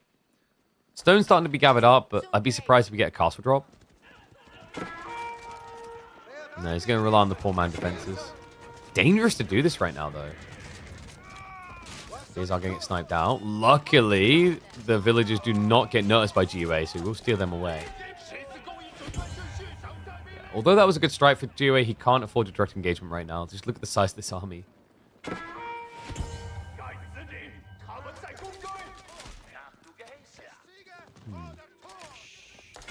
He only went 2 fishing in the end. Interesting. It's 3 fish and... Is that a monk? That might be the monk. Yeah. And he's like, well, I got all the central relics, so, like, why would he go for relics? Because it was his age up, remember? Deniska. He might as well check, though, right? Like, no harm, no foul. Would have been nicer if he'd actually just put 2 crossbows on board this thing as well. Maybe hit the backside, or even, like, 2 spears would be better. Harder to, like, block. The other thing is you usually expect a villager to stay near the dock, so you'd immediately just get some reward for that. Oh, it's actually the villager. I wasn't sure he'd go straight for this. But yeah, in fairness, it makes sense. Think about it, guys. You can't stop him building it. They build it faster, they have more health. If you fight him, he wins the fight. Sick read by Deniska. Wait, but that was weird then. Am I blind or did it not have idle villager? Because it should have had an idle villager at the top on the UI. That's what kind of threw me off there. But yeah, we've seen this a lot in the past. You just move over, you secure the enemy's fish, and that's what makes the pond so irresistible. It's why everyone has to play towards it eventually. Now, you can argue maybe 1 deep water fish you can shrug off, but 2? Hoi boy. It's kind of the same feeling on Enlightened Horizon where, oh, if he only got his own merchant camp, that's kind of okay, but 2, oh no. It was there? Alright, I'm blind. Please, donate to channel so I can afford no prescription glasses. Please. I don't know why you went with a CIS accent. I think it's the way I said please.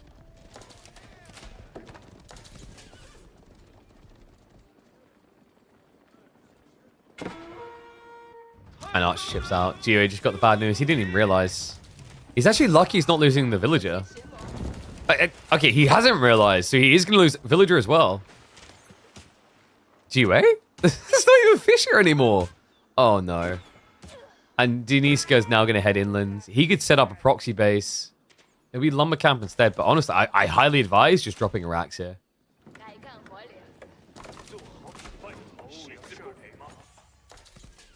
Other annoying thing now is GoA has to be a little bit paranoid that more could be being done back here, like a proxy racks. And he can't afford to be distracted. We're 6 minutes away from a Sacred Site victory for Deniska.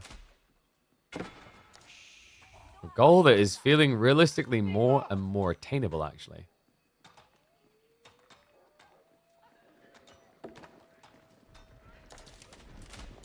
Yeah, and there's just no easy angle of approach right now. Like, this is the other thing. The outposts just have so much vision on them. The perks of being HRE, especially these relic drops, is gambly by Deniska, but worth it. Very strong point defense, but also it's that extra sight range. Just watch what happens on the mini-map when he garrisons this. Like, look over here. Doom. That's like an extra, what, 2.5 tiles? Hell of a lot of vision. He sees everything. And what worries me even more now for GoA is that south side Sacred Site is unapproachable. You'll be seen, you won't see. That's a problem. That means initial strike goes to Deniska. GoA, he says, screw it, he's going there anyway. He's even bringing... Okay. This is the all-inner. He's bringing the relic along. He has got Body of Iron against the Gilded Crossbowman, but still, like, that's ambitious. And no, oh god, this spring replacement's in. GoA, he just moved to the North Gold. Even if he wins this fight, over time he's going to lose because of what's happening over here. He doesn't even realize it right now because he's fully fixated on this engagement. Deniska's just cutting away. Over time, it just builds a bigger lead.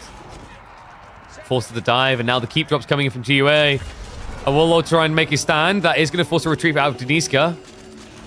And needs to be careful. Yeah, it does get the snipe just in time before it would have triggered onto multiple expos. The rest of the monks do dive in. He could go for the re-grab another Warlord, but instead just commits the A-click. The castle drop is going to be successful, but remember, he still needs to decap. And that's a problem due to the spring placement. And he's losing the fight as well. Has to retreat away from this. The crossbows are still alive. Villagers on the back, not so much. He still hasn't noticed.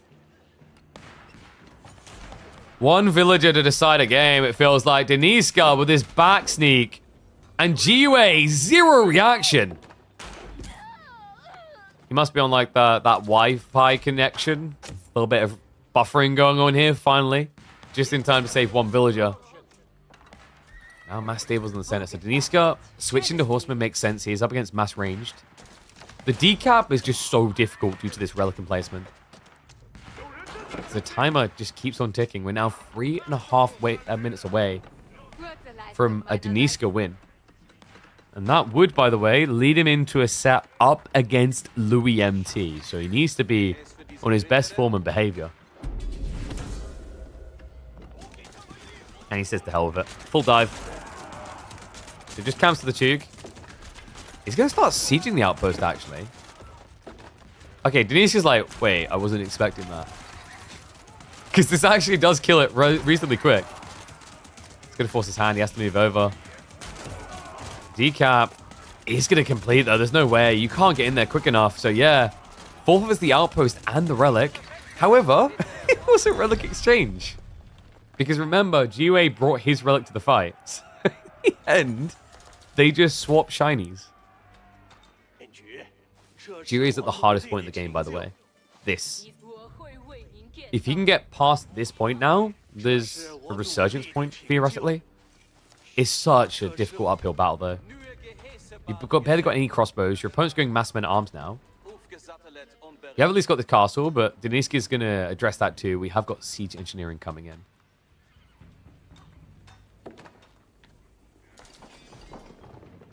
If this goes deep enough, Shushi can look really good. They've got some super pop-efficient units, such as Imperial Guards in the late game. But that sounds like a huge ask.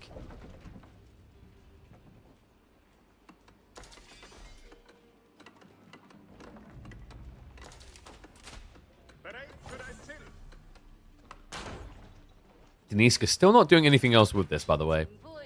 It wouldn't hit as hard anymore because Giving Anxieties ran his economy over to the west corner.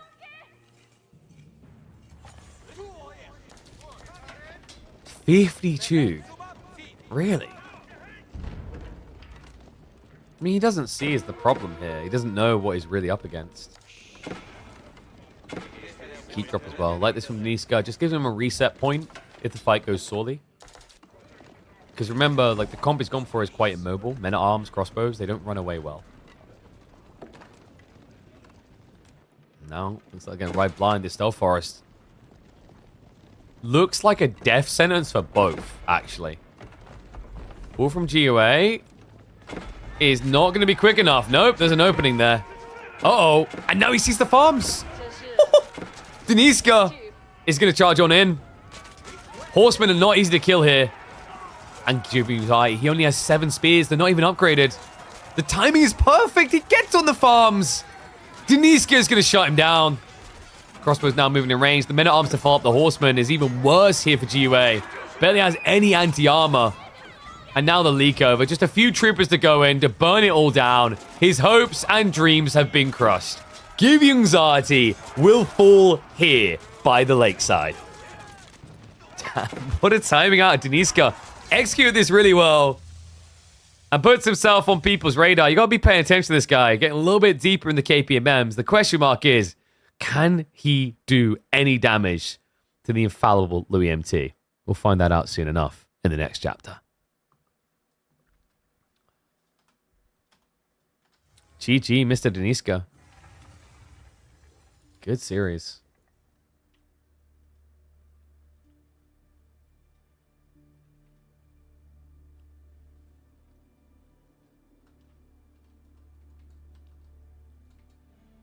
What do we call that one?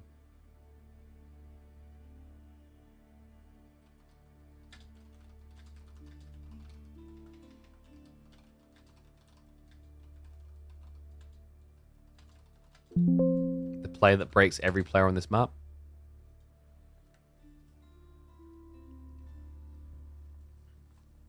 Let's see. Let's show.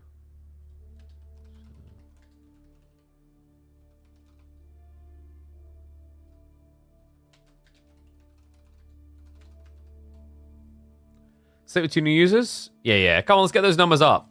You guys done really well on the first stream. We went up to, I think, 62 or 64, which was incredible. But now we are back. It is weekdays again, which means you guys need to remember to use Opera GX. We use it in the background. Literally, like, every stream. We open this bad boy up. And go across here. Look. My ugly mug right there. So, yeah.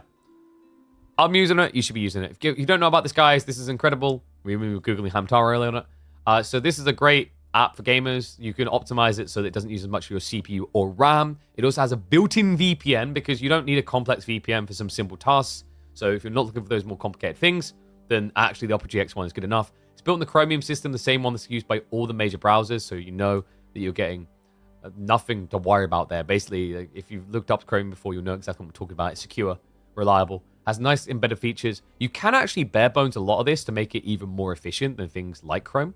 And then also it has handy little features in the meantime, such as the GX Corner that gives you a full mapping of all the upcoming games for the year.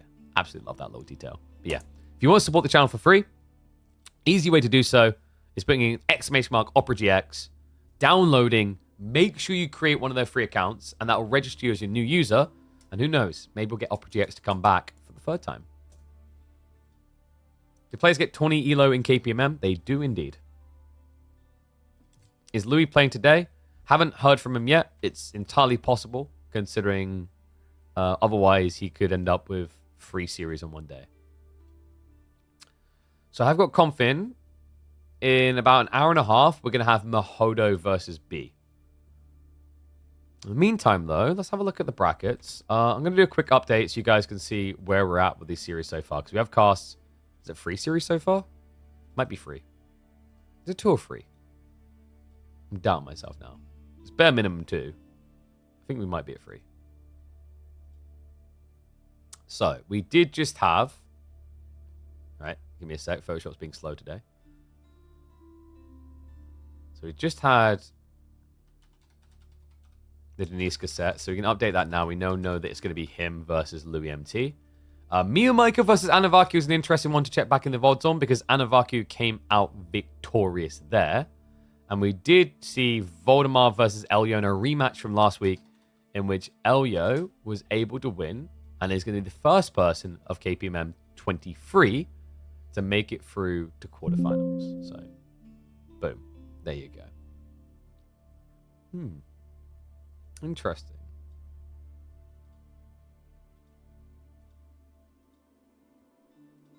All right, so in that case, we have... Oh yeah, we've got the Mahodo versus 194.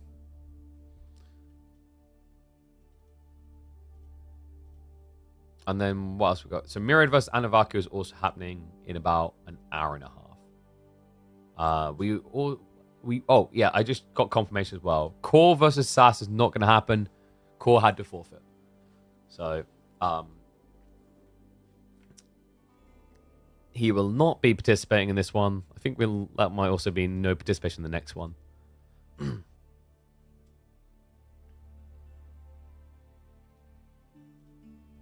There we go. Sorry, I was just messaging someone in the background because I really want to get access to the Twitch 2K, 4K stream resolutions. You actually need to be invited to it. So I'm hoping one of my contacts can actually fish out a way for us to do that. Let me get the draft up for our next set, though. So we'll go across to Mahodo versus 194. We're looking forward to CSO games. I hope we get some interesting... Actually, do you guys want 194... the Great Unicom versus Mahodo, or would you rather have CSO versus Lash? Do you guys have a preference?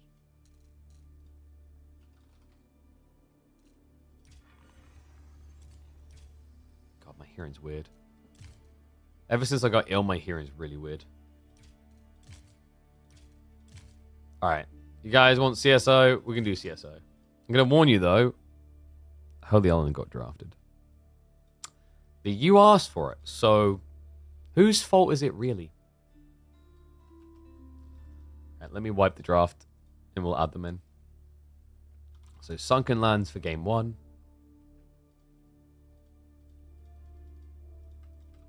Map draft in. Be CSO on the left side.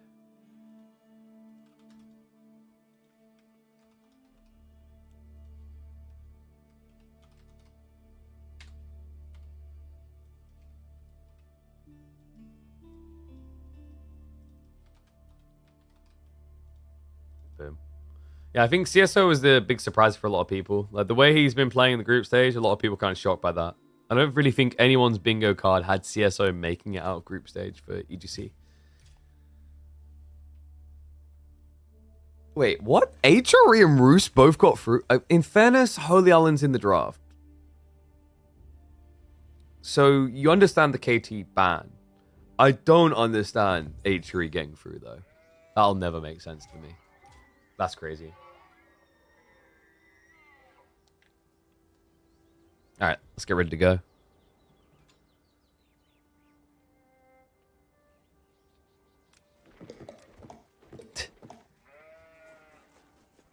One and all, I just don't get this. I really don't. Can I just double check that? Yeah. One and all, this is crazy. Lash, this isn't the first week he's done this. Look at that draft. HRE and Roos got through for him. I don't know how it keeps happening. This time it's up against Team Elephant's CSO. And Lash is going to kick the series off in Sunken Lands with Roos. Or CSO is going to go for Jean d'Arc. Jean d'Arc up against Roos on this particular map. Let me flip the names as well so it aligns. Interesting map, actually, for Jean Pressure, theoretically, because I feel like the golds, the probability of you getting most of them spawning forward is quite high. Then again, I look at his spawn all back. But remember, guys, this is a little bit like Carmel to less of extreme. There's not as much food on the flanks, but also you only have one baby vein, the starting vein. Oh, sorry, two baby veins. The starting two, and then you have like a 4K nearby. Trade-off is compared to Carmel, there's no big 8K vein in the center. So that does mean you have, in a weird way, kind of more safe gold than you do. You also have bigger tree lines here than you would on Carmel, which really is the most comparable map that exists. Now, that gold vein shouldn't really matter as much for Roos. What might matter a little bit, though, is maybe a lack of good deer access. There's 15 deer per players, and one of the deer stacks spawns super close here. I think that's also why Lash is running across the map now, because it is to his benefit to lame these deer before they can be pushed in. CSO wants that hard mode turned on. I mean, does he? Have you guys, like... Did you guys glimpse his draft? I'll give you another look quick. Night Civ, Night Civ, Night Civ. 3 out of 4 Civs, Night Civs. Sounds like a CSO draft to me. Yeah, he values anything that can pump out ponies very highly. Giving Atrium Roos is wild. Yep. The interesting part is actually he's one of the type of players that does also value something like the Ottomans. And I think those type of players, like, they're very scary. Ottomans and Japanese specialists in particular right now are a really big problem for people who approach drafting in an orderly fashion. You know, when you try to approach the draft with logic, these type of picks on these players contradicts that entirely.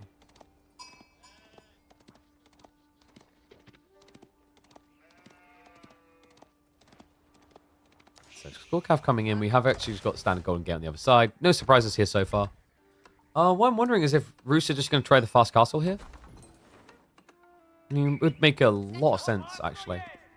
There shouldn't be too much of a threat. And there you go. That's the link I'm talking about right there. Exclamation mark, Opera GX. It pops up. You should be clicking that right now. You see how it says Killer Pigeon 2? That's because Opera GX believed in us enough to come back a second time. Let's reward that faith.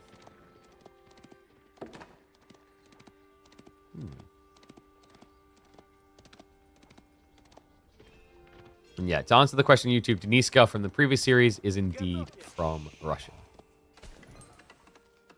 Actually, was it Russia? I can't remember if he's the... I'm pretty sure he is.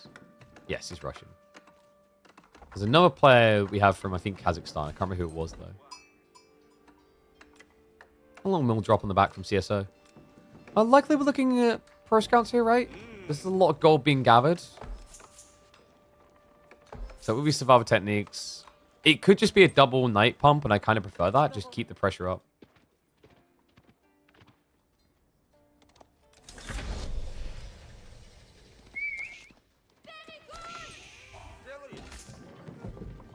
And a Rax beginner. Yeah, so this already feels good that you can actually force Roos to do this. Because we've seen Roos obnoxiously just not do anything but pro scouts straight fast castle.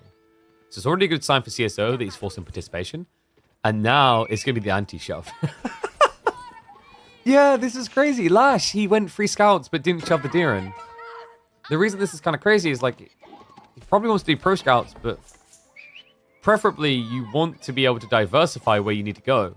Like, both of these deers still being exposed. This is like the jackpot location for CSO to now camp. And he'll be camping soon with Jean. Only 25 XP away. And remember, on top of that, Jean Melee can deal with these spearmen quite well. I wonder if you ever consider range Jean just so you can poke the villagers afterwards, but probably not worth it here. Because if you go melee, you can just contest the spears entirely in this location. Whereas Archer Jean is very slow at shutting down spear count. So very likely that the scouts will still push in. Okay, but no, he goes for it. All right, Sarge, I salute. You got it. Yeah, so the worry here for CSO is that it could be Roost Knights with spears. And that would require you to orchestrate a plan around Archer Jean. Because otherwise, Melee Jean doesn't do anything. So I think that's maybe the concern. Also, if this does now go hyper late game, range shot is super effective up against Roos and the siege builds. Basically keeps them away from mass man going, which they're very cost efficient at doing. Extra Knight's now arriving. Jean is already almost here. So far, he has shoved in a total of 1 deer. One deer! I mean, seriously, just shoot that deer right now. Don't even let him get it. He pushes it back the other way. Go on, CSO, do it. For the glory. Just a little tap. A little bit surprised he isn't, actually. Then again, like, as long as you're patrolling this area, your opponent can't really run in to shove the deer this way. He's going to end up pushing it further away again first. We do have Horsemen. Smart read by Lash. I think the Knights would have been actually game throwing, whereas Horseman blobs a bit better. The only issue I do see is, like, how you're really spending your gold. Guess he's just going to keep exchanging tickets. But it does mean you're going to kind of be flowing surplus here. Maybe Knights on a delay could work.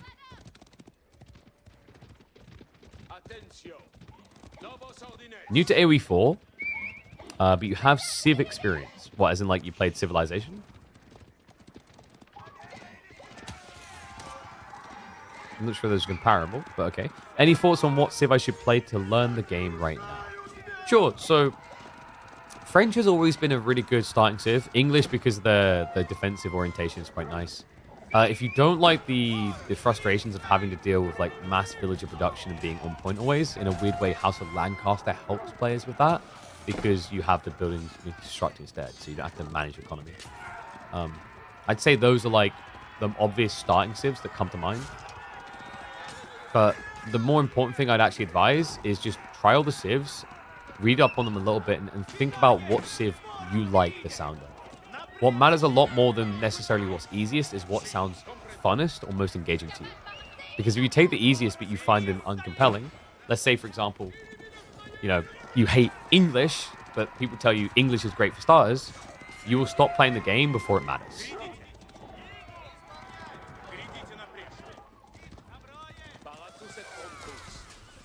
Okay, so good little bit of pressure play here, attempted by Lash. Does get the space for the deer shove. Has Pro Scouts now on the way. This feels so delayed, though. I don't think he can deer shove quick enough. Like, if you had Pro Scouts already in, this would be a great timing, but even though he's got the sheep, he's missing out on a much better food gathering rate here. Sean arrives back in the party. Now, the triple horseman can try to go for it. I love that. Stands his ground next to the gold vein for a second there, just so it's harder to reach him. You'll force a little bit of a discombobulated connection there. With micro by CSO on the retreat. These horsemen not finding their value so far. It kind of just feels like they're griefing a bit.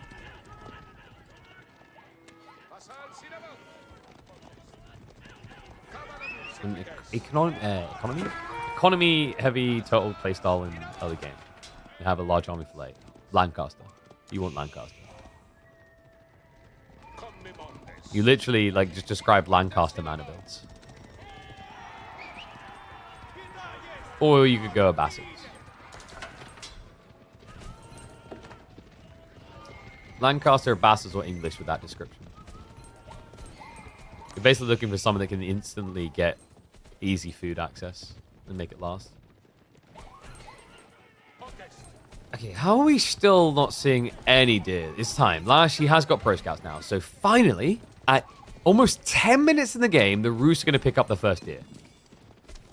That is wild. This is usually the quickest Civ to Pro Scout. He's been denied consistently. CSO's just been switched on him. And obviously, while this has been happening, you know, he's been gathering the deer himself. He could even move out for the extra pocket soon. And the reality check is Lash is still not getting those deer home fully. Yeah. I mean, the second pack just seems unreasonable. I say that. Like, so far, he's got 3 out of the 10 deer here. CSO is just such a tricky mob ducker. This is why I said he's a little bit like kind of a, you know, a Luciferon blend sometimes. I mean, some games will resort to the raiding, but actually, like, you almost have more of a vortex taste in your mouth watching this. This is very all-in-y from CSO. Yeah, it's definitely interesting to watch the way Team Elephant uses Jean in general. Louis, synonymous with that late-game state of Jean, which is very potent, but CSO just takes it in a completely different direction. The full double down. High trade house now on the way for Lash. Food not looking great, though. He's down to his final sheep. It's just the deer he's picked up, of which there's only 3. I'm getting worried Lash is not going to have the food to compete at this rate. He will try to snatch away, but fortunately, CSO finds him there too. Yeah, he's going to have to drop and run. The drop won't lead to a runaway, though, and now an outpost coming up, so CSO. If he is that tech up, he might just send it straight into the base. I mean, you could try to edge for an age up yourself, but your army is just so much better right now.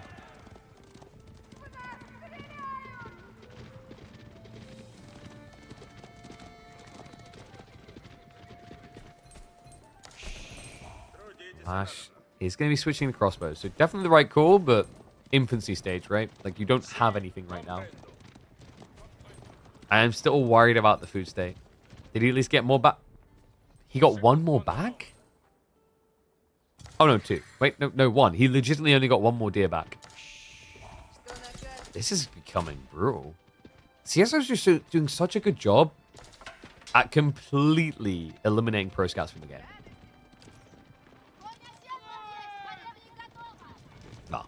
completely, more like 95%, because obviously some of those deer did get in.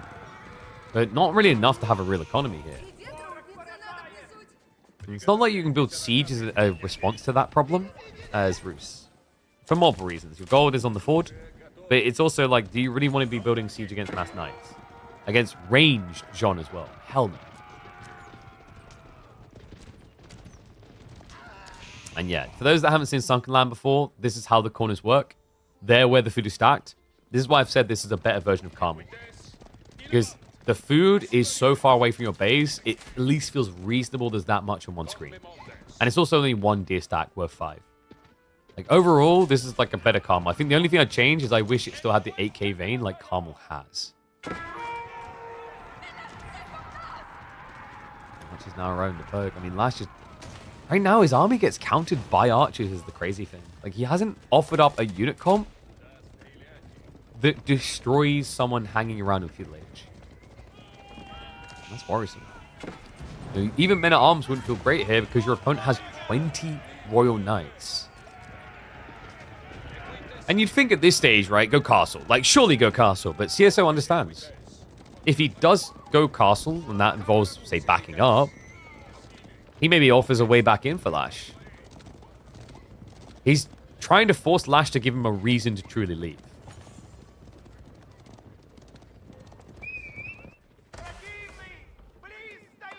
We have got a berry snake now. Oh my god. CS well, he doesn't know about the berries. Okay, so yeah. So Lash will get the food. Finally, a miracle has occurred. Another one here as well as he gets a deer. I never thought it would happen.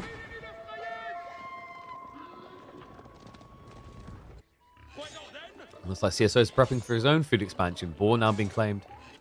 Notice no horse archers, by the way, for very good reason. There's just too many knights and archers. You just feed John XP. It's not worth it.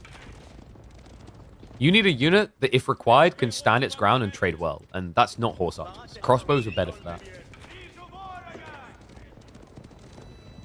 You could argue it'd be worth building maybe a few, though, to raid. I'd be okay with that. Like 3 or 4 horse archers. But the way that CS is playing the game right now would make so much sense for Lash. I think he's just a little bit too tunnel visioned and paranoid about the defense. Which is understandable. Jean is a civ that puts a lot more pressure on you than the average. Because if you slip up and make a mistake, it feels doubly damning with that XP bar.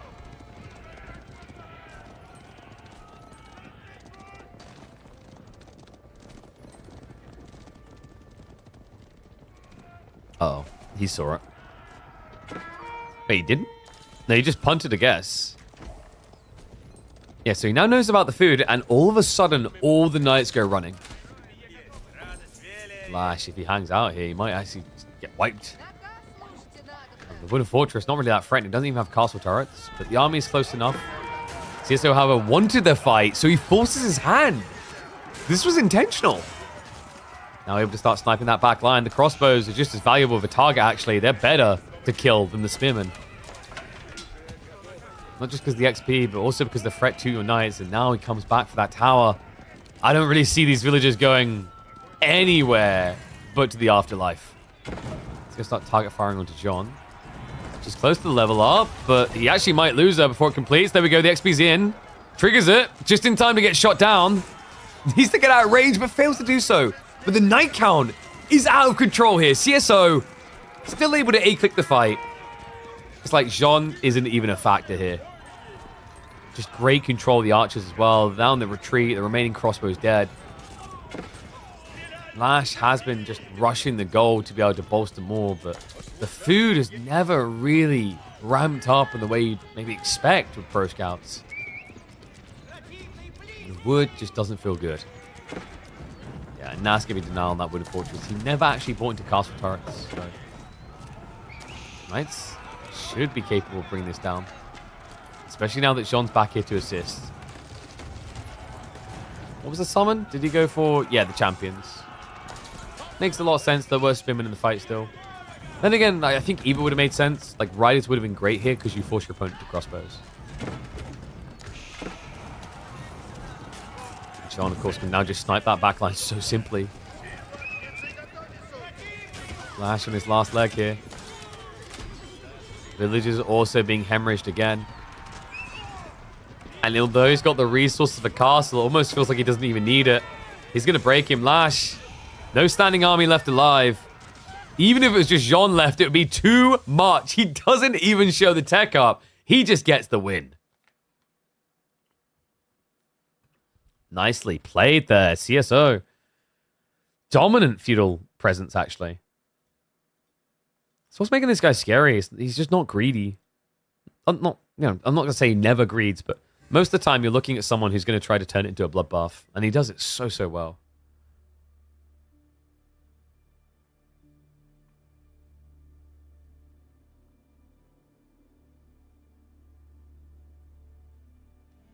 Okay. Must be broke to lose game 1 on Roos. What does CSO know that we don't? That he's damn good on Jean. Like, you gave him 3 Night Civs. That's what you need to know about CSO. However, the next map, Night Civ might not matter. However, the next map is a little bit awkward. What map did I tell you guys had been picked where HRE wouldn't be that useful? Do you remember what we said? It's important. It's Holy Island. It's not that HRE's terrible there. It just feels like a terrible waste of a pick. He's gone for it. So we're going to be hopping in. Sushi versus HRE. Let me flip those scores around. What's better with JD, Archer or Warrior? Does it depend on matchup? It's matchup dependent for sure. If you're looking for a generic statement, range Jean feels a lot better the later the game goes. Melee Jean is more all-in oriented. Because the snipes are a lot more useful in level 3 and 4 because you can do things like take out siege and big fights. Also, your siege mode that you get in level 4, if you're ranged, then you attack from range. Whereas otherwise you're like melee siege damage, which is weird. So yeah, like I'd say with the current meta, melee's feeling a bit better. But historically, like ranged in the last year and a half has been the trend.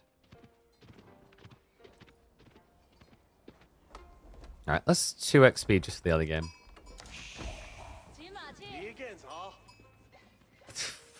This is kind of crazy actually now that I think about it. Want to know the unthinkable has just happened here? He got HRE, and yet I would refund it. What?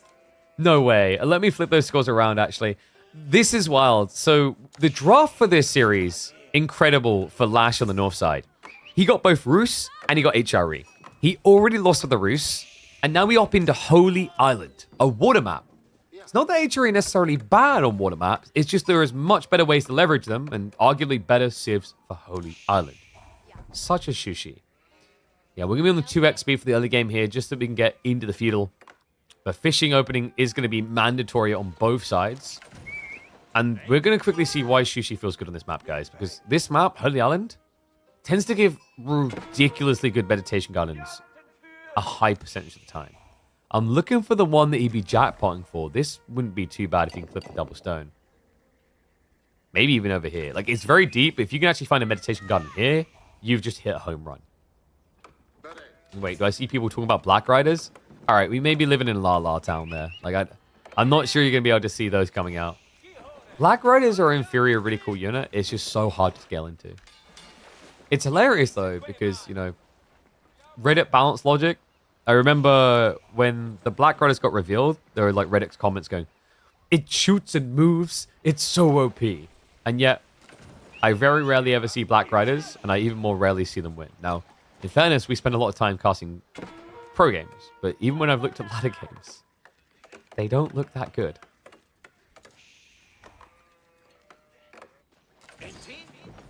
Slash's early game looking good here, though. He's at least keeping pace with Sushi in terms of fishing boats. And we are going to get the Archon coming in soon. This is where it's going to juice his economy up big time. Meanwhile, Meditation Garden is actually a safe one from CSO, so he doesn't go deeper. He wants it quickly. I say it's a safe one. It's still a good one. It's 50 gold, 36 food, and about 25 wood. So, a plus 100 Meditation Garden. Like, if you can achieve that, you're happy. No stone is a negative, though, because it means you won't have the naval arrow slits to protect your docks. We're now going to slow it down into the 1x speed as we are into the feudal age. Archer ship opening already coming. Lash is going to be lagging behind, but that means we should be seeing a Spring ship beginning. He does already have the correct macro to allow for it. You think this game's going to end well before Black Riders? Oh, I wouldn't be so sure on this particular map. This is actually a map where you can realistically see like, Black Riders, at least from a obtaining Imperial Age logic. Because the thing about this map in particular is players have gotten a lot better at losing water and still winning on land. Right? Like the rates of successful transitions after losing water on this map is up threefold from 2024. Another thing is water is a little bit weird at the moment.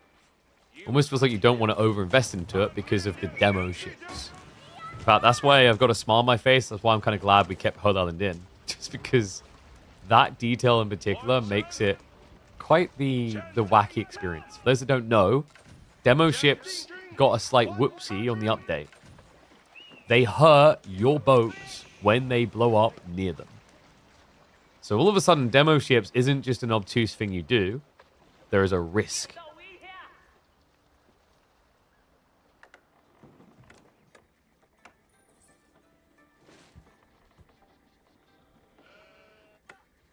All right, one's if you think Lash is going to win this. Two's if you think CSO.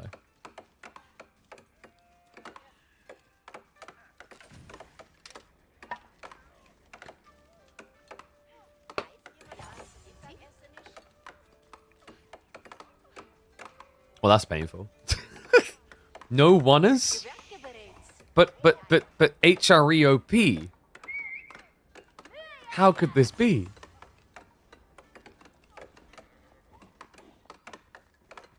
I also love how the capture age just baits you these days. Black Rider populate, like we're going to see them. Lash's Sperm count does at least look good. But he is on the defensive right now. CSO, I mean, does he just kind of early sneak into castle? It would be interesting because like there's something curious about this matchup. Both sides are heavily encouraged towards castle. It's a relic race. HRE Regnates versus Shaolin Monks. Both sides use them incredibly well as the game goes on.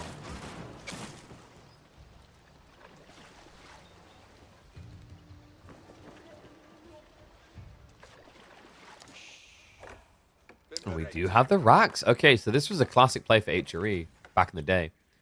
This was even popular before the marching drills got added in by default. It's been a long time since I've seen it. Like, in theory, it's even more powerful these days. Especially considering that CSO didn't open with Meditation Garden on stone, which means he doesn't have any hand cannon slits. He also isn't looking, so will be a late warning on this coming in. The best thing Lash could try to do is attack on water at the same time, so the pings distract CSO. And you can see he's trying to line that up now. First man at arms soon to arrive. The boat's about to hit CSO at the docks. What's the ping? And arms now moving in. CSO, quick reaction there, straight away the outpost. Yeah, and the TC. Okay, if he pulls these two villagers back, the TC should protect him. CSO, a little bit slow there, though, so it's going to be first blood drawn. The worker does go down. And yet, now you've protected the goal, but now you need to do the same for the tree line. This is where this gets a little bit annoying. He's going to rush one up over here. Still, same case again. Slow enough that, realistically, you could see an MAA getting a kill. But Lash actually chases the taxman instead. An ambitious target. Won't work out for him. Second minute arms now to arrive. Waterside, the demo ship was a whiff. Lash not able to connect there. Still, a lot of time being achieved. This is still a good thing for Lash.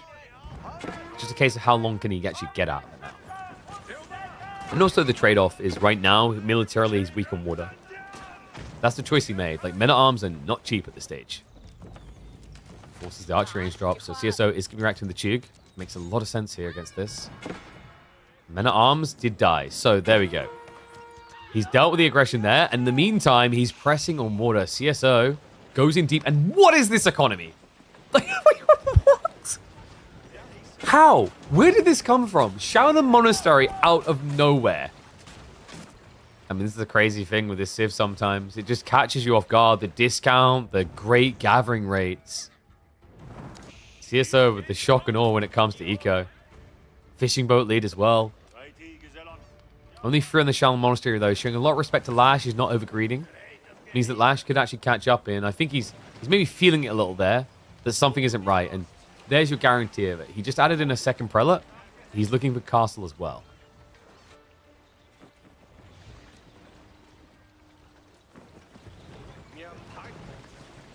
By the way, we do have CSO with the clutch demo in the flanks waiting here. This is a very good defensive play because it always catches like overextenders off guard. I think we've got similar from Lash. Okay, so once he hears the tech up, he's going to have to rush. Because if this is Regnitz, you're going to be so late. Probably 13 villages. Somewhere between 13 or 16. Fishing also would allow you to do that without feeling bad about it. Speaking of fishing, final drop-off coming in, so it's tech up time. Oh my god, he's Burgraving. I mean, with fishing, it makes sense, right? Like, there was a chance, but I thought because he saw the double archery range, he'd be reluctant to do this. The good news for him is it's not crossbows, but it easily could have been here. You might actually have bigger problems with this Burgrave rush, though, guys, because the reality check is your opponent now has a military lead in water. In tech and in count. If you lose the fishing now, the Burgrave does nothing. He's backing all the way up as well. Demo ships, they are barely hidden here. But he needs to wait patiently for the fight to start. Gonna send a demo in on those fishing boats. Lash has got him about as deep as he's gonna get him. This is the time to make the move, and here we go, coming in on the back. Archer ships new though. No, he pulls them back instantly. CSO will not be caught like that. There's some coming from the front though. Hello, big hit, big wallop, and an opportunity to survive there. Lash needed that strike. Like a thirsty man walking through the Sahara needs water. Gets it when he needs it most. CSO now pumping his own demos. He's going to look to wipe the water side. Now Lash able to hold on. Land side. Duke have moved in. Are going to start poking, but Prelate Heal is going to make it annoying. In fact, it's going to stop him getting a single kill. Right, no value there. Demo connector again, and CSO, this is falling apart. This was meant to be the GG push to just make it so simple. So all of a sudden, Lash, now with a little bit of breathing room with the fishing coming back online, can start to make this Burgrave work. The problem, however, it got scouted. It must have been scouted because CSO's already reacting with crossbows.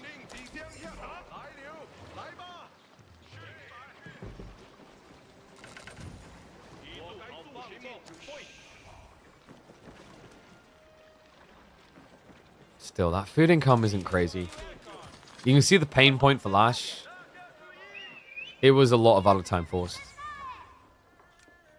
There's a fair point to be made here that he might have missed his timing. Monk's already hoovering relics as well.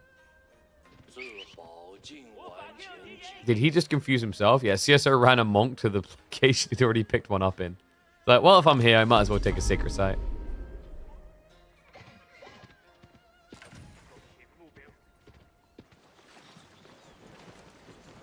Nice now on the counterattack.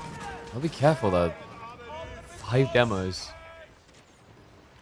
He's past the danger point as well. There's that friendly fire. Demos not going to be able to connect. Nicely done by Lash. It's so hard to make explosive ships work right now.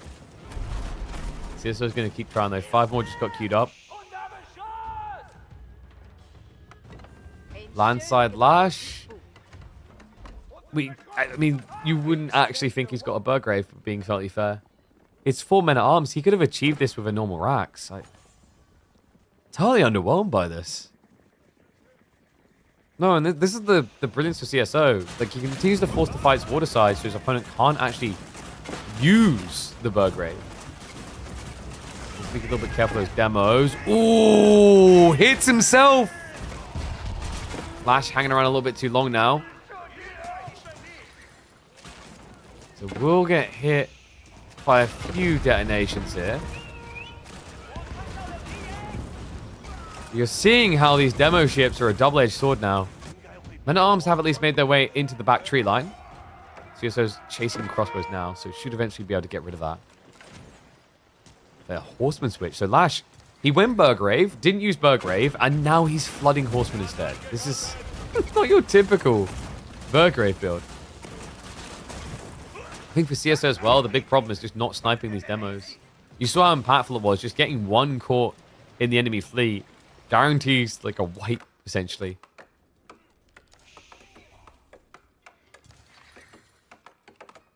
That's right. Moo learning fast. Baneling split, or, well, to go back to the Delta roots, my friend, it's the Delta split. The most crucial strategy to learn.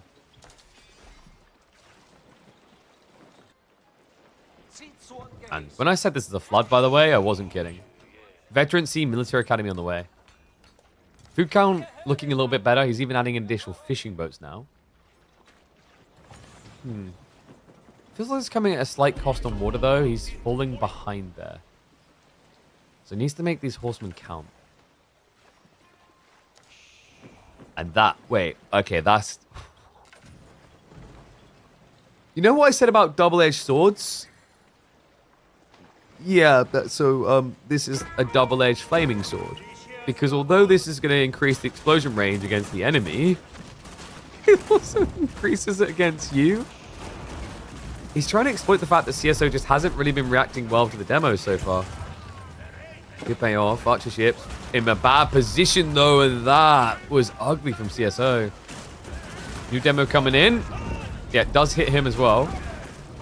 Flash is bullying him a little here.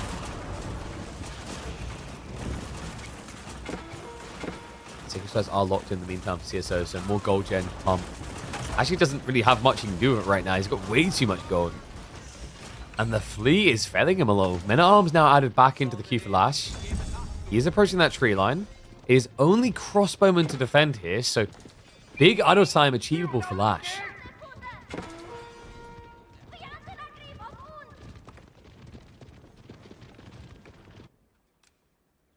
What a scrappy affair.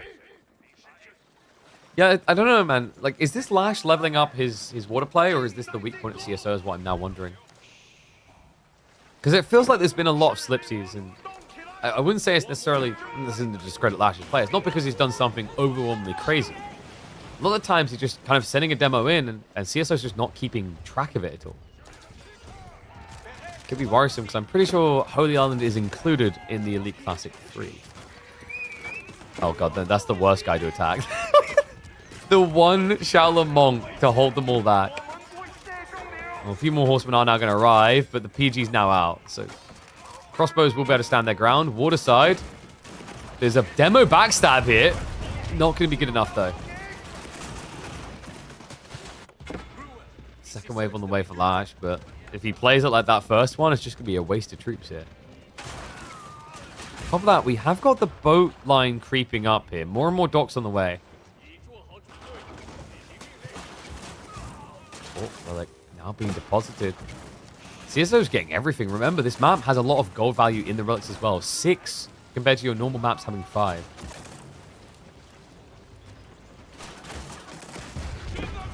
Yeah, this is the thing. Like, you have to micro so hard with demos now because you can't just Q5 and send them all in.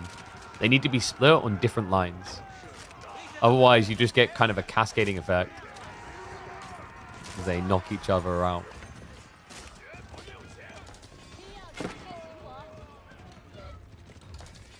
Yeah, these land trades are just not look great for Lash. I think CSO is just able to outplay him whenever you can make it about that. I wouldn't mind seeing Lash just try to double down the water because I think that's where he's looked ahead almost all game. And yes, there are 6 relics in total on Holy Island. For balancing reason, one of them spawns on this island here. And then 5 split evenly on the mainland, because you can have one literally right next to the coast, 1 central, 1 south, and then 1 next to each player's base. So actually very balanced for that reason.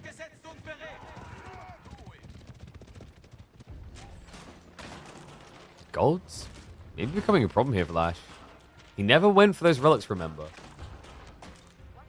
Yeah, I don't know. I think he had a timing in mind, and CSO disrupted that timing.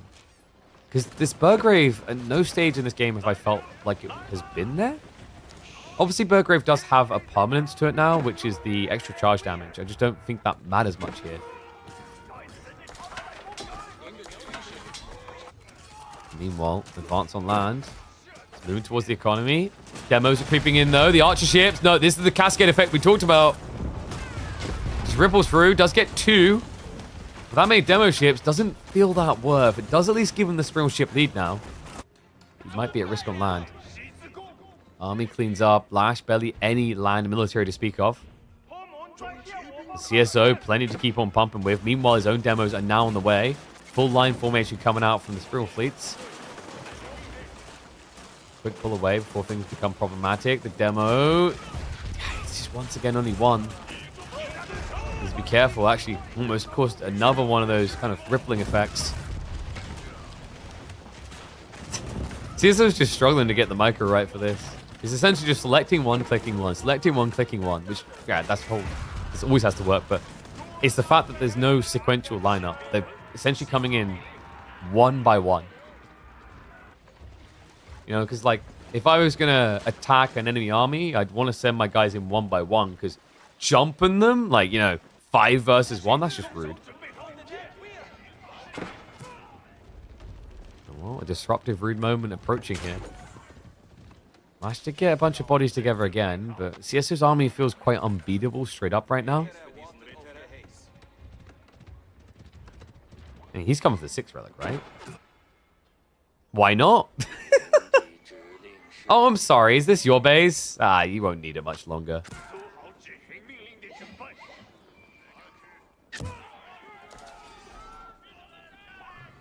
Sprint on placement. It's not going after the Monk either. I don't think Lash realized. Yeah, and he repairs on cooldown, so he's going to lose the outpost. He has nothing. Like, he needs to Stone Gather to get a gold. Well, low. That's going to stop a dive. Nicely played there. All right, this looks chalk at this stage. Lash, I mean, he has got an economy lead. On land, these raids have definitely added up there, but when you consider 6 relics, the way that fishing has been maintained by CSO, he's not really behind. And then the fact that Lash needs to get a real military force here. To make matters worse, Lash is so paranoid about this attack, he stopped doing anything in water. The thing that was actually working well for him here has been abandoned. Now Quadra Ram. Goddamn CSO. There's a lot of stables infrastructure right in front of him. 24 PG. No heavy maces either, if I'm correct. Okay, yeah, he did get that. It's just he didn't get the 2-handed. Still, second TC's ambitious. He has at least got the castle coming in, but Quadra Ram could answer that. Lash at least back on the gold. Meanwhile, CSO on the offensive is going to find the demos just camping there. Gets the archer shots. And the triggered explosions wipe them out. Not wanting to fight this. The problem is we're reaching a stage where diving a TC is easy enough. So the castle would deter him. Fishing bow's also in trouble. Lash. Where's the defense? Soon, TM? I don't think it's ever coming. Oh, the demos again. Yeah, you just can't keep rallying to the same location. They grief each other. He's going to man the sails to walk away. Let's get clipped on the back, but his own demo's coming through. This is getting scrappy. Lash does get that cascade effect. Running out of places to hide, though. We'll be able to hold on for the moment, but on land, he is getting completely wiped. Yeah, there's just no answer here. All CSO needs is a stalemate on water. Instead, he's going to get a win on land and sea. The only thing he's missing is air. Maybe in a mythological DLC where we add in dragons and air balloons. But for now, he'll be on cloud 9 from a different perspective. From dominating this series. Yeah, no hopes for the German. At this point, he's just processing the inevitable loss. I can't believe it. Getting Roos and HRE and then losing like this. Has to sting a little. I know Lash is going to be tipping the hat again while CSO is just a beast right now, but still, you have to look at that draft and feel like you absolutely won. Only to die like this. So CSO, a 2-0 for him. And he'll be heading on through to match up against either Dumu or Starflag. But once again, that draft, balls of steel on this man to let all that through.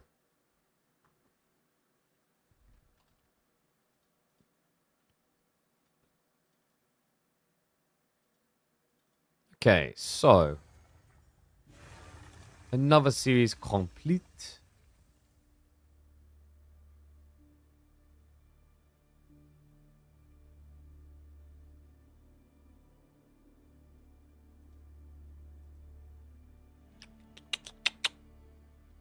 So,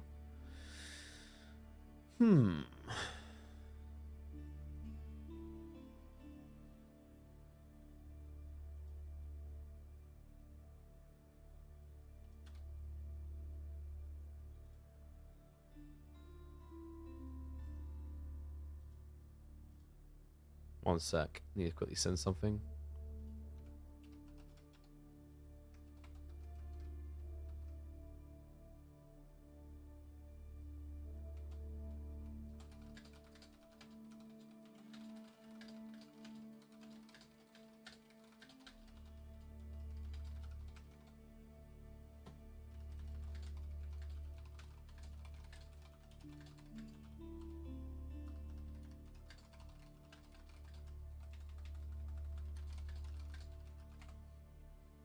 Watched 2v2 with Beastie and Core, and Beastie was throwing his demos into Core's army to kill it off. Yeah. See, I think you should be able to damage your own ships. I don't think you should be able to damage allies, is the thing. For that obvious reason. Okay, so I just realized it's technically food time. Obviously, you want to do more series. Don't want to be done yet. We have got the Mahodo B series coming up in 50 minutes. I could run the oven now. Yeah. If I start the oven now and I put food on in a sec, and then I can come back, that would make a lot of sense. Yeah. So what we can do now, we can put a video up, and then when we come back, we can get back into games with Mahodo versus B.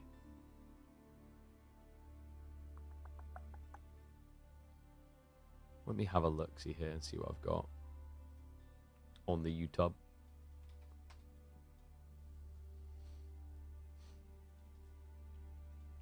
Yeah, so like, guys, we are going to have more live series. We're going to have B versus Mahodo next, and we'll also have, at that point, we'll be able to do Myriad versus Anovaku.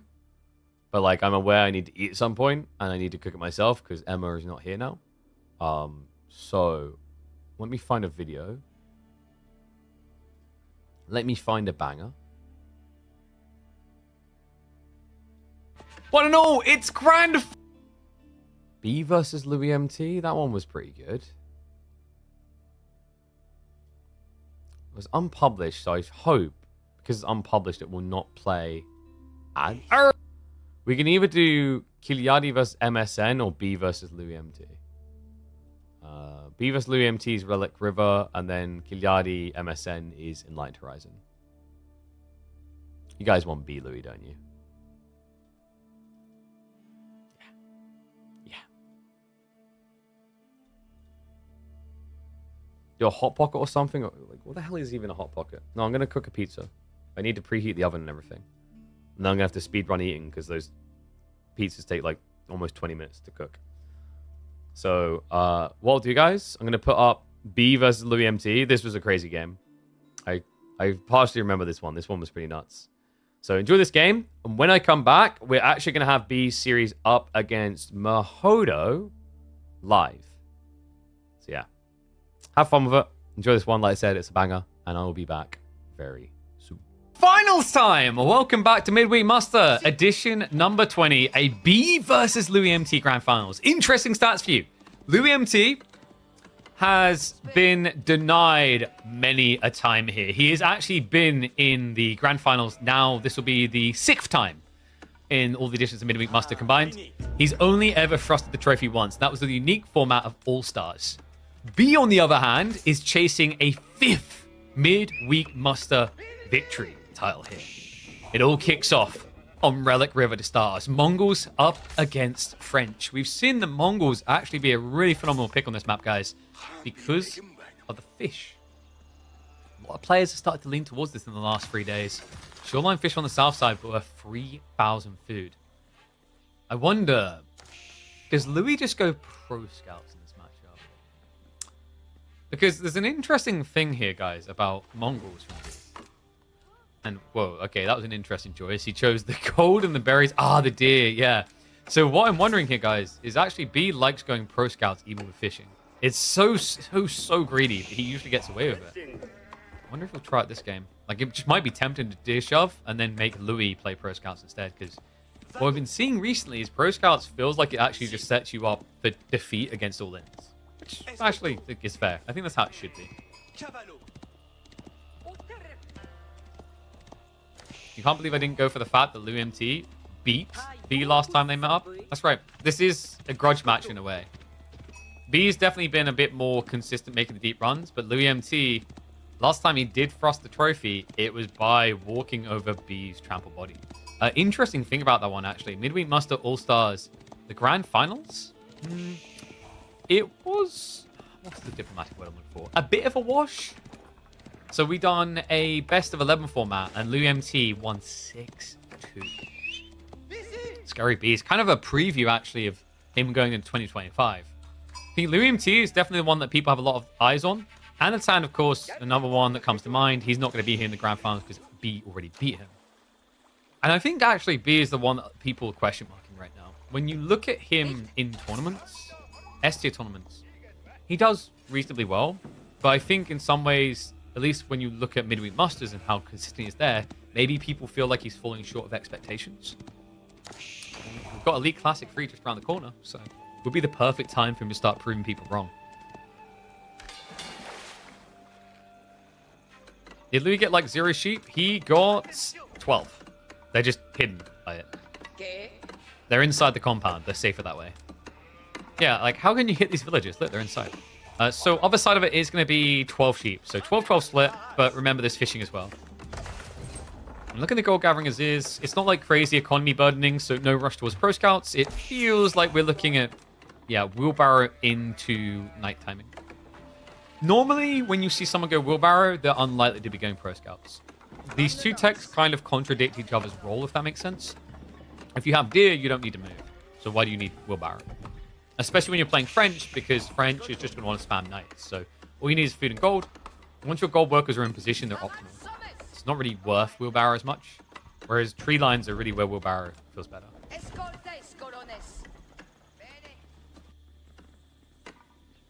He's still on the other side for B.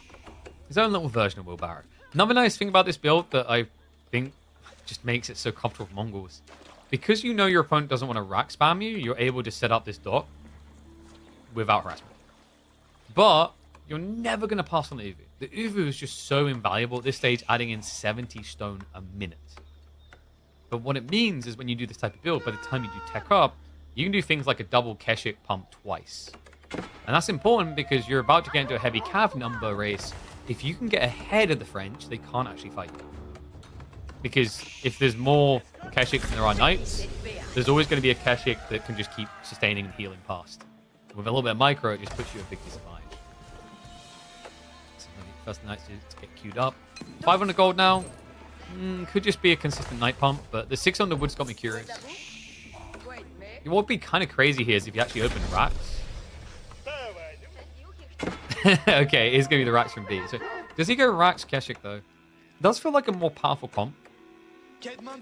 Normally I feel like Mongols are more inclined to go archers because of the deer stone, because it gives them more range. He's going to be sniping down with deer. Okay, he is actually going to go Pro Scouts. So I wondered if it was going to be about this secondary and third knight. It's not. It's just raw rushing scouts. So the reason why you want to put this many people in wood is to get good timing on like the second stables, so you can then balance scout spam with knight spam. I wonder if B is going to mirror. 5 on gold. No signs of Keshiks. I think we've got a Pro Scouts wall. All right, what was predictions like? 60% for Louis, so fairly balanced, like nothing too crazy.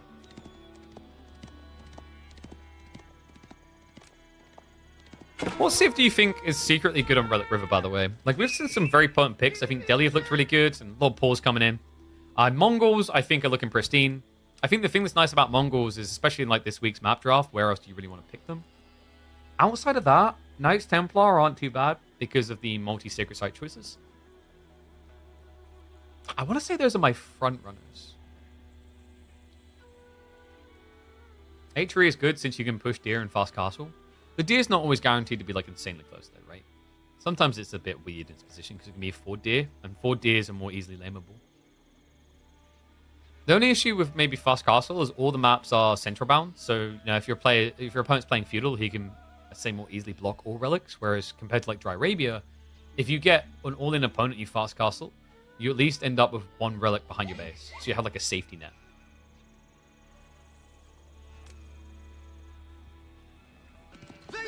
All right, there we go. We're back in the action. Apologies for the pause, folks. Yeah, so if there's any bitrate artifact issues, that's more like a limitation of Twitch and how much bitrate you can push. There's not really anything I can do about that until Twitch decides to start letting us push higher bitrates, which they're still not doing.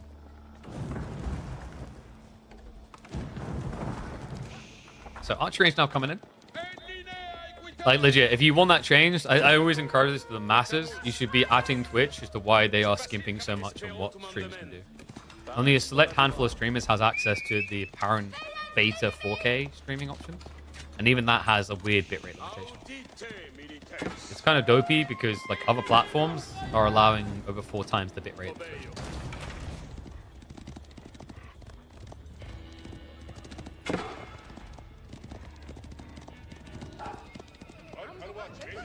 I'm getting the bitrate at 1. I can see it in OBS. We're constantly around like 8,000 kbps, which is basically on the threshold of Twitch molding our bit push. So, looks like Pro Scouts is dragging back the goodies. And B, we've got Magadai opening. Yeah, this is great. This is a really good denier against Pro Scouts. Unfortunately, Louis is already switching to Archers, which should be the answer. Usually the trickiness of using Archer against Magadai is you can't keep up with them. But it's good in this situation because what Louis wants is linear. Move 1 location, guard it, shoot, move. It's not like you've got a widespread economy that you need to protect on all your flanks. Like old French style before Pro Scouts, Magadai would have been better because you find them out in the deers. Here, it feels weaker. How's French not head on villages? The Mongol fishing boats.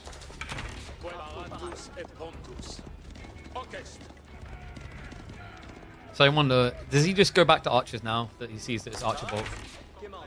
Because your archers are better. With the Khan Hunter, you have better range.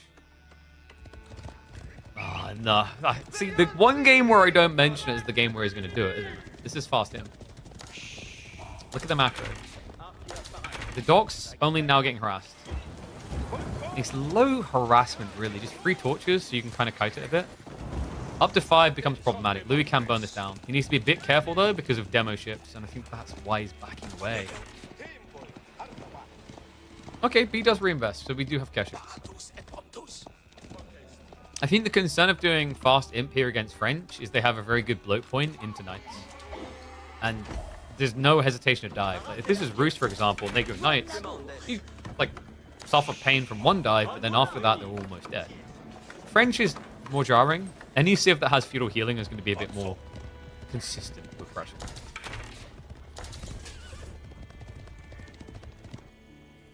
Interesting. Was he worried Louis was going to come out into the pond? Yeah, so I feel like this was paranoia about Louis fishing as well. So he just guarantees that's not going to happen. Meantime, towards the base, Louis fishing for targets. Deerstone does make this difficult though. And wheelbarrow is going to follow up. Love that from B. A lot of players playing Mongols will be greedy. They won't go wheelbarrow, but there's two reasons here. One is you are inevitably going to end up having to come out to the second gold at some point. Two is it gives you enough movement speed to essentially dodge knights.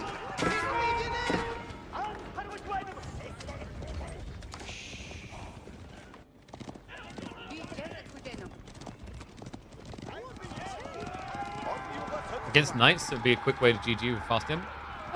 Not necessarily. So the whole concept, we had someone on YouTube asking about this recently. They were like, you know, I've tried fast imp Mongols, it never worked. They always all imp me. So fast imp Mongols, I feel like it's rarely a default you do it plan. Fast imp Mongols is more of a dynamic play, which is why it's just like looked a lot better at the highest levels. You have to access the possibility, and you do that by forcing weird reactions. So going Magadai is like intentional to try and slow your opponent down, which is archers and not knights. It also keeps them defensive. If your opponent's defensive, you get away with techs. That's why Magadai is so impactful. And then the cool thing is if you keep them alive, this scales really well to bodyguard you in castle and then come online as your real combo.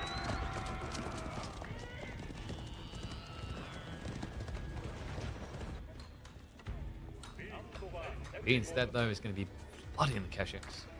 That's for food, it makes sense. Problem is, he hasn't really stopped the pro scouts from getting the goodies home. He has mirrored at least, so he can match pace, and with the fish, he should be capable of more heavy cap. Ooh. I like the idea of B just kind of extending this age between them and going for it. It's risky because Louis can mirror Royal Institute for his own benefits. But with Elegant Micro, like the damage increase, the extra heal, you can hold pretty firmly for it. Especially considering that Louis has gone pretty hard with the archers. It's not like he's just raw knighted.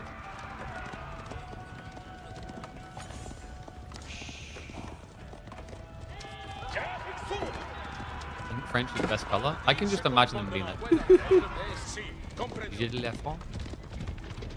The yellow from the Fleur de Lis does look very weird against the pink. Right? It doesn't... Barely noticeable. But, gotta give it to him. The feathered hats are beautiful. Look at that.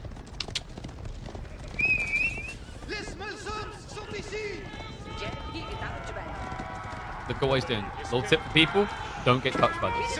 It's not just the Lance Charge does more, it guarantees you won't get a turn for it because of the buff damage. So by delaying it and forcing it on cooldown, you can then try to commit. And it's less a pain point if you don't get your charge. Because now, like, the melee off is more equal.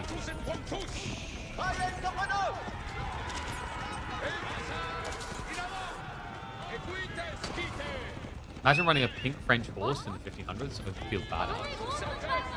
I feel like if you wore pink in...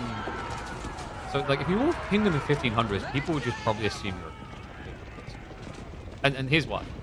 Because of how, like, easy it would be to get dirty back in those times, if you're wearing pink and it's remaining pink, there's probably a fair presumption that you, like, haven't really been in a fight. You know what I mean? Same as, like, wearing white for purity. Like, bro, if you're keeping that fully white, The ones who wear red are the ones I fear. Also, you don't mess with people who have purple. Because if they have purple, they can afford to hire a lot less. Because purple dye was, like, the rarest back in the day.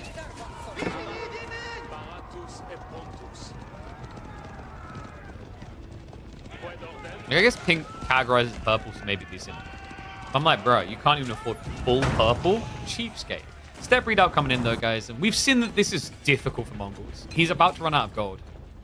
Backup tech's at least being prepped. Meanwhile, Louis MT is fording. Uvu will at least get superior mobility out before being taken down.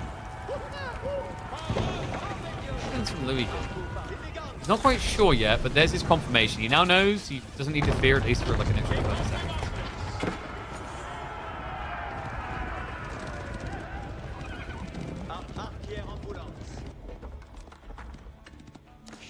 Okay, so Louis should not just a mirror. If this is Royal Institute, I think B's in trouble. What do you do against Royal Bloodlines, especially with a forward-step readout? And you will need to use the forward-step readout.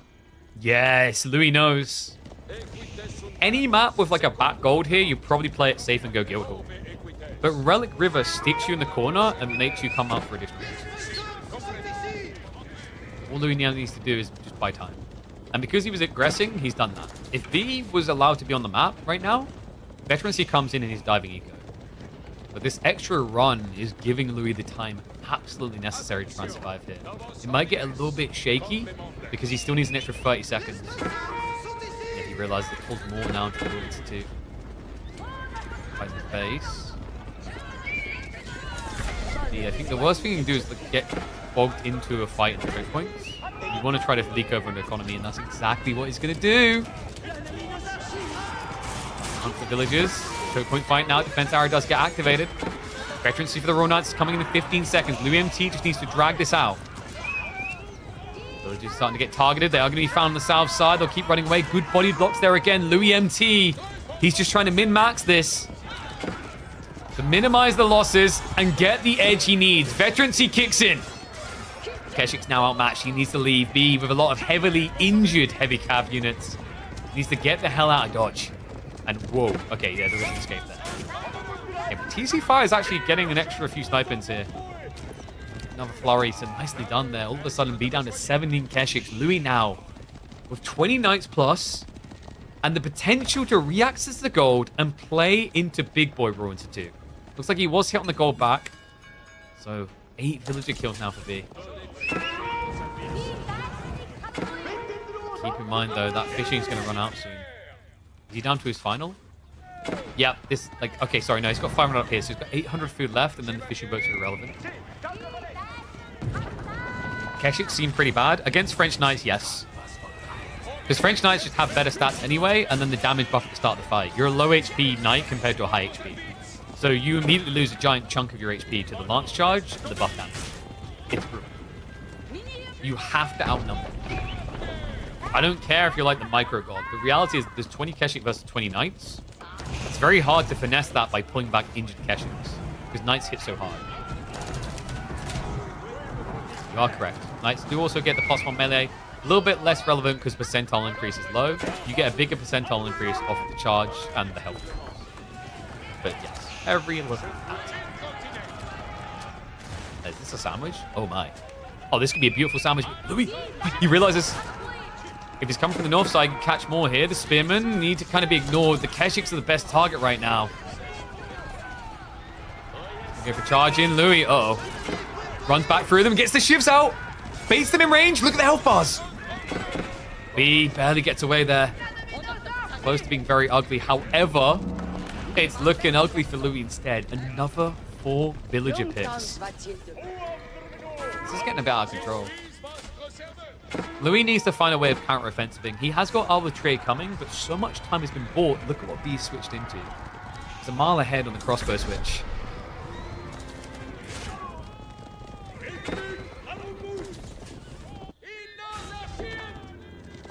And just to emphasize that when you play Mongols, you have to play like this. If he was playing defensive in his base, the game would probably already be over. It would be difficult to get gold to build Keshiks and crossbows, and on top of that, Mongols don't have walls to hide behind. Why is Louis not making spears? Because your knight should just be better. He went rote into 2. This is all about just getting to the point where you can get the big decks. The problem is that harassment on the gold was very intentional by B. It was designed to stop him going into rural bloodlines. He missed his timing. He still doesn't have it queued up. We do, however, have a second for TC. Okay, I wasn't expecting this. Free TC from this position. Isn't that a bit dangerous? Because your opponent could go fast in. I mean, he could even just all in you.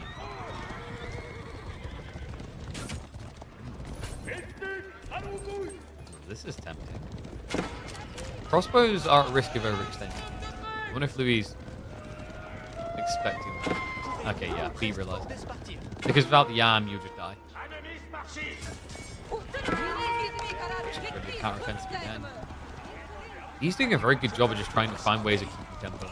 The Nightmask directly is too big to fight. I'm starting to wonder. Okay, maybe it's not free TC. He just gathered the extra stone. but obviously doesn't have enough for a castle drop. Castle makes sense with French. Is discard 810 stone, and also you do discount unit production. You would also deal with the Keshe guys.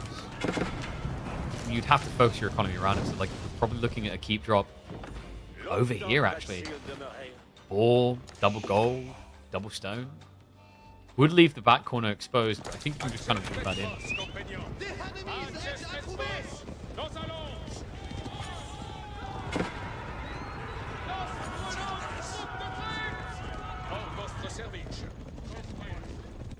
Could he actually do it? Second gold vein is about to be tapped. I don't think B wants to do the Imperial at all. Come on. Come on. Come on.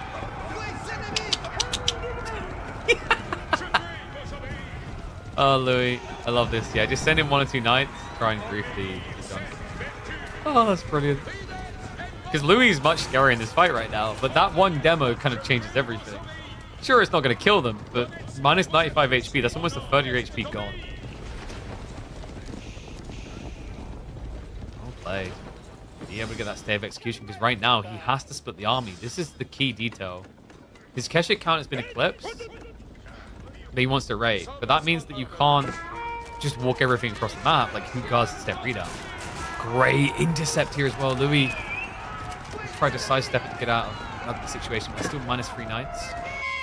We'll play now under the way for Louis. We have to keep zooming out because we're going uphill. And now, oh, he gets the dive in. Okay, so he finds it all. I think he got hit on 6 to 8 knights by the demo ship. We'll actually block on the relics. Yeah, B has been edging out on that. So it's going to be 5 relic game versus 2 TC. Sensor meanwhile, though, I think B's ready to just dive. This could actually just be over. B doesn't know about the 2 TC. I don't think he ever scouted it. So you have to respect that. There we go. Keep drop's going to come in. Okay, so that's the key. If it wasn't for that, I think Louis just loses the game. B's still going to be able to constrict him on the map. And we have got a freeze. Alright, freeze over. We're back. Don't know what that was. We're good there. Keshik's are now diving the castle. Arbitrary also a big problem. Needs to get on top of them right now, but he's diving even deeper. So villagers are going to find their way to safety. This is like no eco damage whatsoever. And B's fighting underneath the castle. This can go rotten very easily. The crossbows also aren't assisting. They can't come over here. Okay, so most heavy cavalry now dead.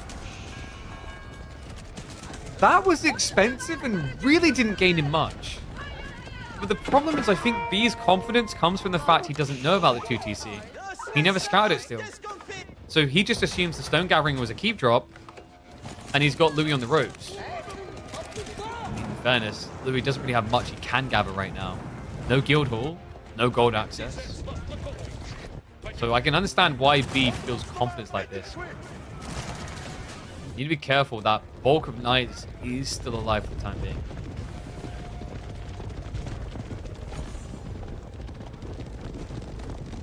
I honestly don't know how Louis easily gets out of this right now.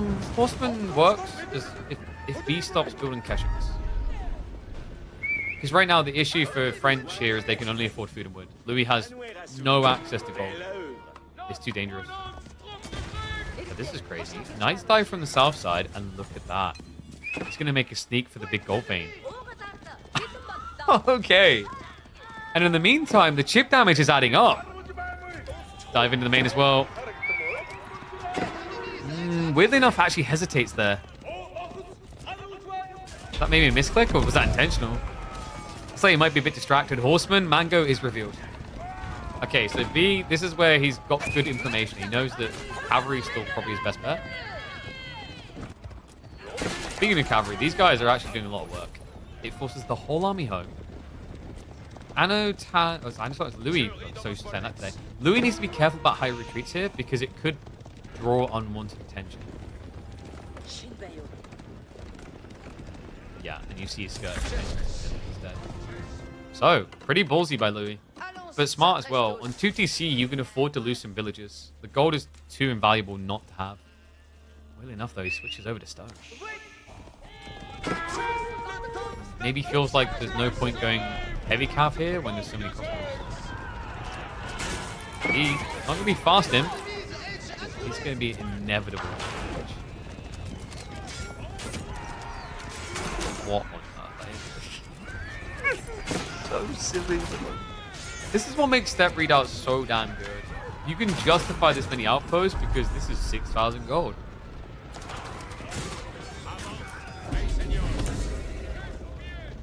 Louis has got back onto his own goal vein and it's going to be arbitrary.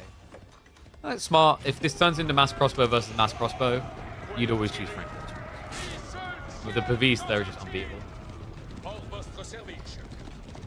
Cognate going to be coming in. So for B, this is more like your economy isn't there, so you might as well take the extra bump.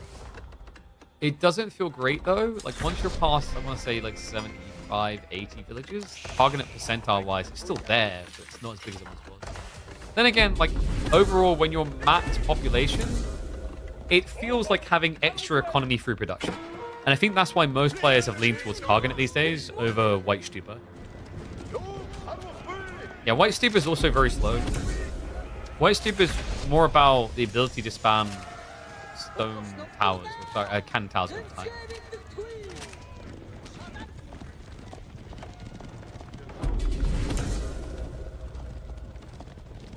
Okay, so for Louis, his own tech is going to be a bit more precarious. He needs gold. Knights are going to be cycling in again. We've been here before. Yeah, but the primary chunk of economy that matters is moving further north. I think maybe Louis' thought process here is because he knows his opponent has to keep going north of gold. Playing south, like each time you come in and do it, you're going to just get more kills. The army's further away. What's that for? The army is close to Louis' line here. Now going to try to rally to the back. Meanwhile, the Mango's going to hide inside the arbitrary. It's only a single Mangonel, though. Veterancy for crossbows is about to come in. Mango gets immediately targeted down.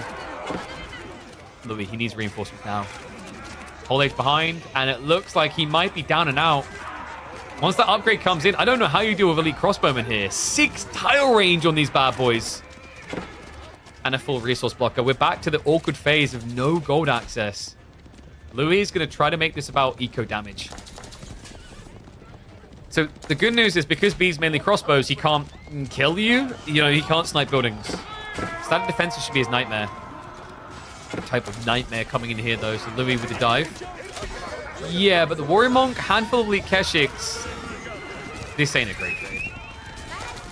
No, Louis is just getting bogged down. He didn't find the eco hit he was looking for. And we're going back out for that risky resource, aren't we? I just, like, let's be real here, guys. You're a French player in a corner. You have no access to gold. You don't have gold. What kind of Frenchman are you?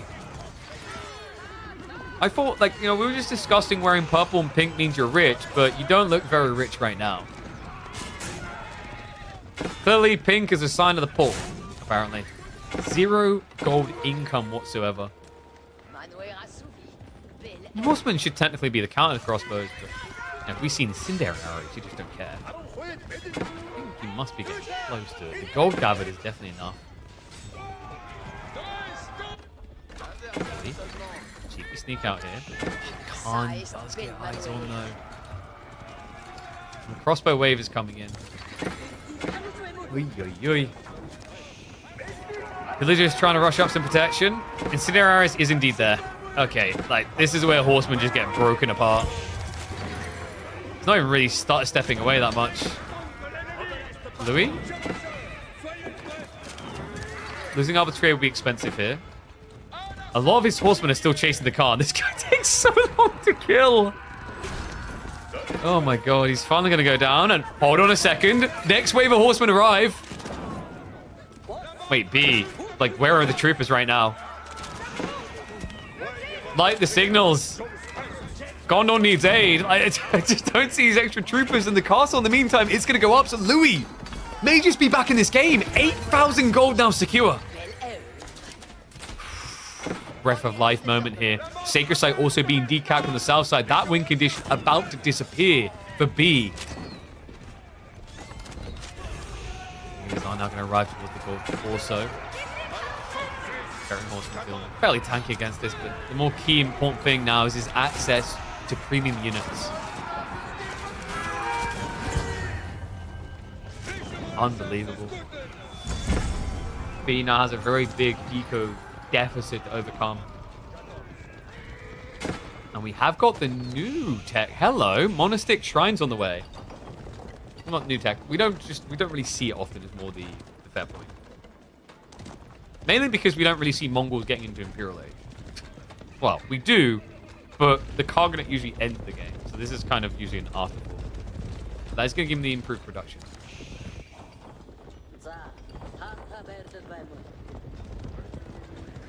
Louis, I think he just has an easy route now into Imperial now.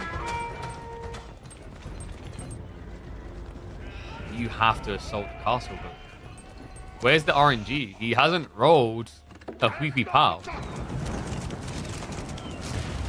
And again, you need what, double Huipi? He's gonna go for the dive. This is a lot of economy. Hesitation though. It's crazy. I think if B could see the map, he'd probably just be committing a bit harder here. But was it Boiling All? Yeah, like Boiling All isn't. Wait, is it there? No. He's researching it somewhere. Yeah, it's coming in 20. You gotta be kidding me. Like, come on. I feel like at this stage of the game, you don't actually want VP power. At this stage, you probably just take more units that could raid. This is crazy. Louis, probably, like, what, top 3 best defenders in the game right now, I just want to say. This guy is giving masterclasses on how to drag out and survive. You know, we called him the Chinese Beastie Cutie. At least the old edition of Beastie that loved that late game. Ticks the box. Right? This is very reminiscent of Beastie around, like, 2022. Maybe 2023. I think 23 was the primary for it, yeah. He used to be the master of holding on in the craziest circumstances. Louis MT trying to bring that style back in 2025.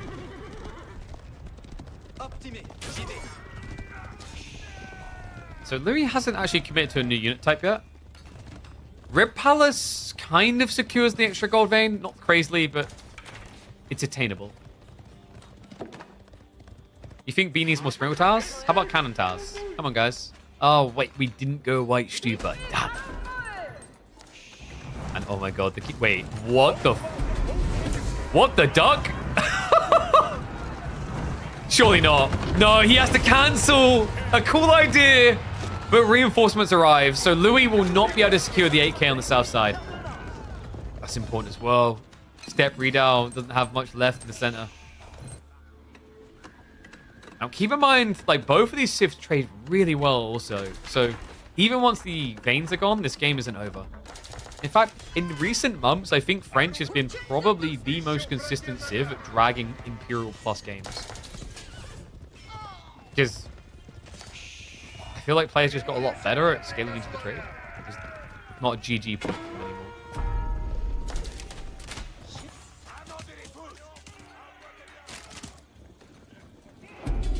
Are we a few seconds behind because that lag spike? We are. We need to get set up. I think it's paused for like 20 seconds.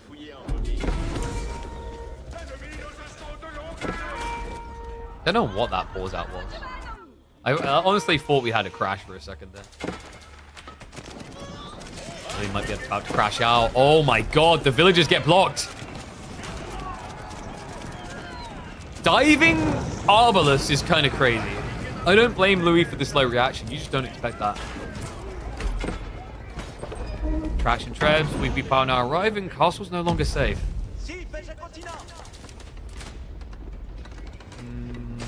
Can Louis play this game if he loses this area? Unlikely, unless he secures south side. Well, we do have horseman raids.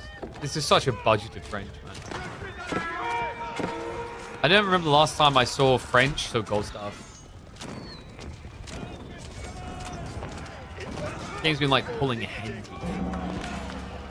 It's going to be nice for intercepting the reinforcements. Left side is starting to get a little bit ugly though. Castle, definitely not going to last long. Stone's also running out. Nice. Are they going for the backline economy? I think so. The EC's an opening. He's got plenty of resources to throw away. There's 6,000 in reserve to reuse. We'll just cut reinforcements. Crossbows are going to protect against the horseman backstab. Cool idea. Red fruit. Louis just needs more time. Incendiary arrows is still a minute away. I think that's the biggest problem here. Is the arbitrary just can't actually carry currently. Castle is down. Red Palace next on tick box by the magical wheelless traction trebuchet. Yeah, it's kind of ironic that this thing moves without wheels, but it's called traction. Wee wee. Double wee wee to kill the wee wee.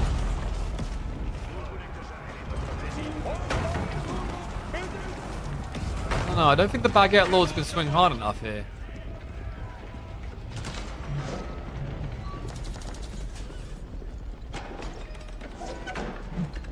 It's just so quick of a kill when PPs get added in. Also, this burns through the wood so fast. This fight. Looks a bit grim for Louis. It's not just the Keshiks, remember. You've got premium knights in there as well. That's the big backbreaker. Handful of Roost Knights really does make the difference. Louis MT has to break off. The Horseman cannot directly contest. He tries to go for the sandwich, but handful of Keshiks held in reserve. Louis MT about to be broke. It's hand cannoneers. Like, you just can't contest this anymore. And the Red Palace, less red, less pink, and more just dead. That has to be it. There's no comeback from here. Louis MT is about to lose access to gold. He's doubled up militarily. He makes B work hard for it.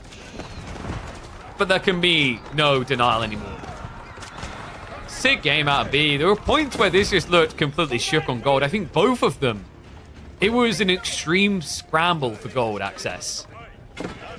He threaded that needle beautifully. Had the step read out moving station to station with little harassment. While Louis was stuck camped in a corner, praying for a better game. Got another castle up here. Did actually repair the Red Palace. Wait, did he get... Oh, he did kill the PP battle.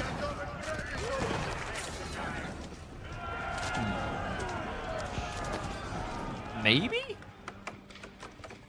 I mean, this can't go on much longer. Louis doesn't have much to gather anymore. He's got one villager on the gold. Good luck with that. This tree line's about to run out. This tree line's feeling dangerous. And also up another hill. Okay, he has got wood over here. Dude's trying to make hand cannoneers now. About that. He's feasting on the gold.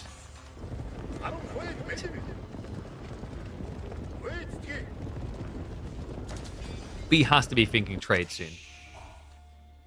Maybe? Yep. Boom. There we go. Oh my. That is a nice trade route. They're already underway. He's 11 traders in. Okay, so he's ticked the gold issue. He also has step read out south. Lou's gonna raid there because, haha, you're Mongols. You can't build walls. Raid, we need to rally reinforcement there. We have a switch into horseman out of here now. Yeah, because he's running thin on gold, so he needs hand cannoneers. Keshiks is kind of irrelevant.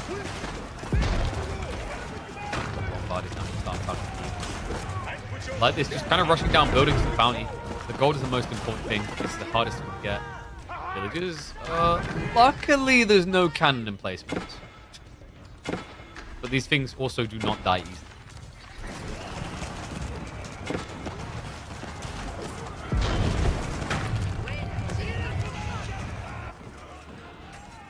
Does he see the trade? Oh, he definitely sees it now. Yeah, he had the outpost up here the whole time, so he knows the trade is happening, which is why B is just bodying into the fight to try and recover it. We have got cannon emplacement. That should be enough to scare Louis away. Meanwhile, castle down. At the gates of the kingdom just opened. Horsemen are going to try to slow things down here. Bombard's able to hide inside the formation. We do have hand cannons now from Louis. I can't believe he still has a goal for this. Into the final 1,000. Beast drop as well. Pascal can start charging in. The cannons are great at just sniping these units out, though. And he's pretty much frontlining with hand cannons. There's only 3 in the fight. 4 tripling in, but it's a Congo line. The problem I see here is if Louis can't kill the bombards, he's just going to keep creeping units to death. Well, the infrastructure going down every time B getting paid for that.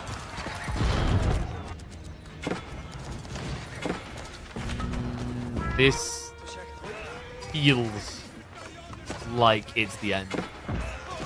I think Louis, he played a solid game. He showed you how frustrating he can be to just get a single win off of.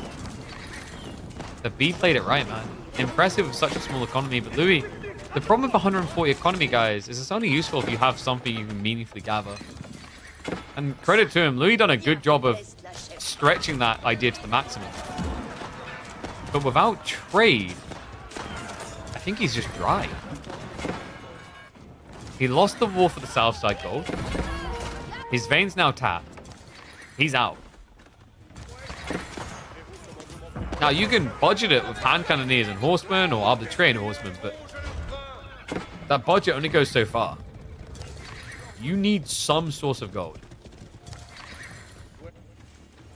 Does he try and mirror trade down here? I mean, B thought he was going to. He's already blocked it out. So the only other option is marketplace in the corner and trade with the enemy side. Which I feel like these towers might have something to say about that.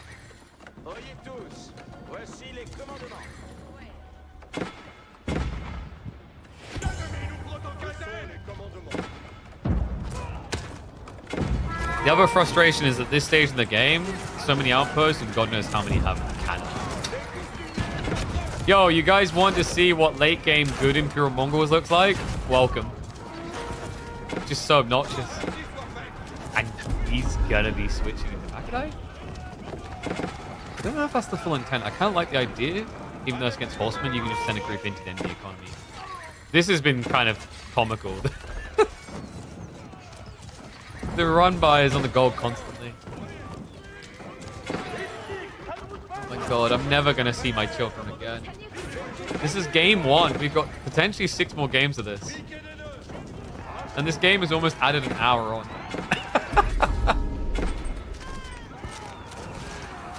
Wait. Well, this is the last gold he can access. But the reason we didn't really highlight it before is it's not safe. The Rip Pulse wasn't protected there. These viewable towers? I did. Like, guys, look. Yeah, I did. This is B. It's practically B's vision. Look at it. There is not much he does not see. Right, meet Mosh Pit. He just doesn't even care. Like, oh no, you get double damage against. And hand cannoneers have now arrived. That's going to be the sweep through. Louis with only SIG doesn't really hold it to it. I mean, we thought he was going to GG before, so there's a good chance there's like, you know, there's a good chance he's going to GG in 25 minutes. Oh, 5 seconds. There you go. B had to work so hard for it, but Mongols able to flex an Imperial Age, and for once, they didn't need to rush it. Woo! Cool game. Welcome back, one and all. Yes, hopefully you had a good snack alongside me. Delicious pizza. So, by the way, I felt like my audio was cutting off really quickly there. Is it always doing that? Have I just not noticed it's regularly doing that? It feels like it was fading off way too early. That might be that the gate has been set too aggressively.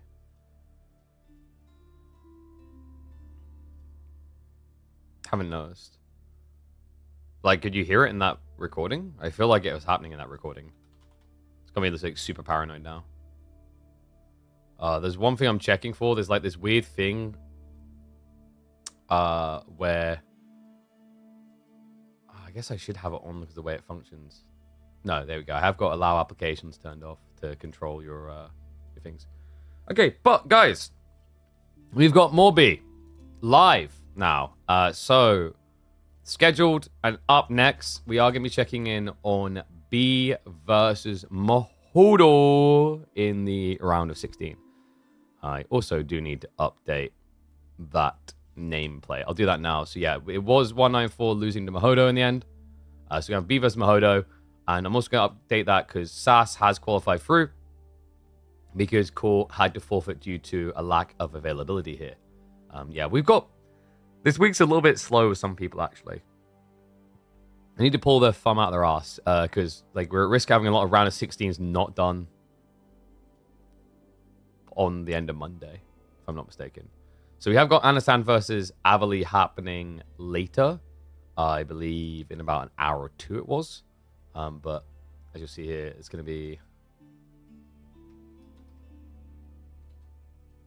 Let me just update it. So FF, SAS through, Mahodo for this round of 16. I think that's the full picture thus far. So today, we should be having the B versus Mahodo set.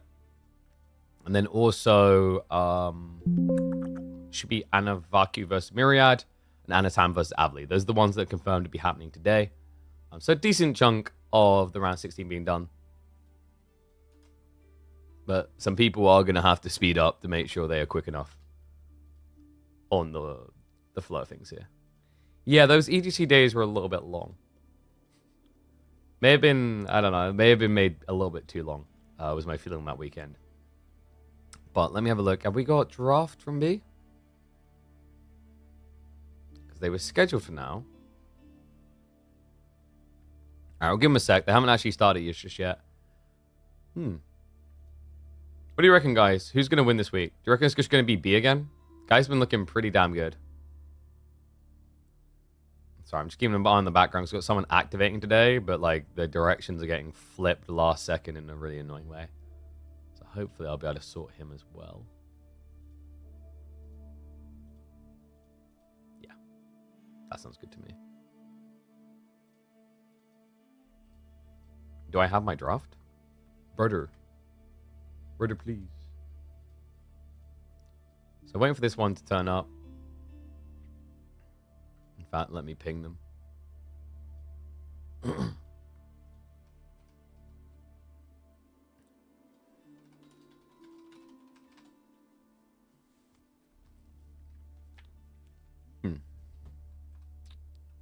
Guess while we wait a second, dare I doom scroll Reddit? He's doing it. What's Reddit been talking about recently? Yep, I mean, that's where we're at. Is it OOOTD or OOTD? We really need new content to talk about. I like that. Which civs we want the most next DLC? Honestly, like, I think Spanish just needs to be in there. You could go for the angle of, like, Camo or, what was the other one I was thinking of before? For Southeast Asia. I've forgotten them now. There was another one that came to mind whenever people talk about this. But, like, I think, honestly, it makes so much sense to just do Mayans alongside Spanish. I really hope they're going to do that. Like, a whole, like, Conquistador type campaign would be pretty sick for the game.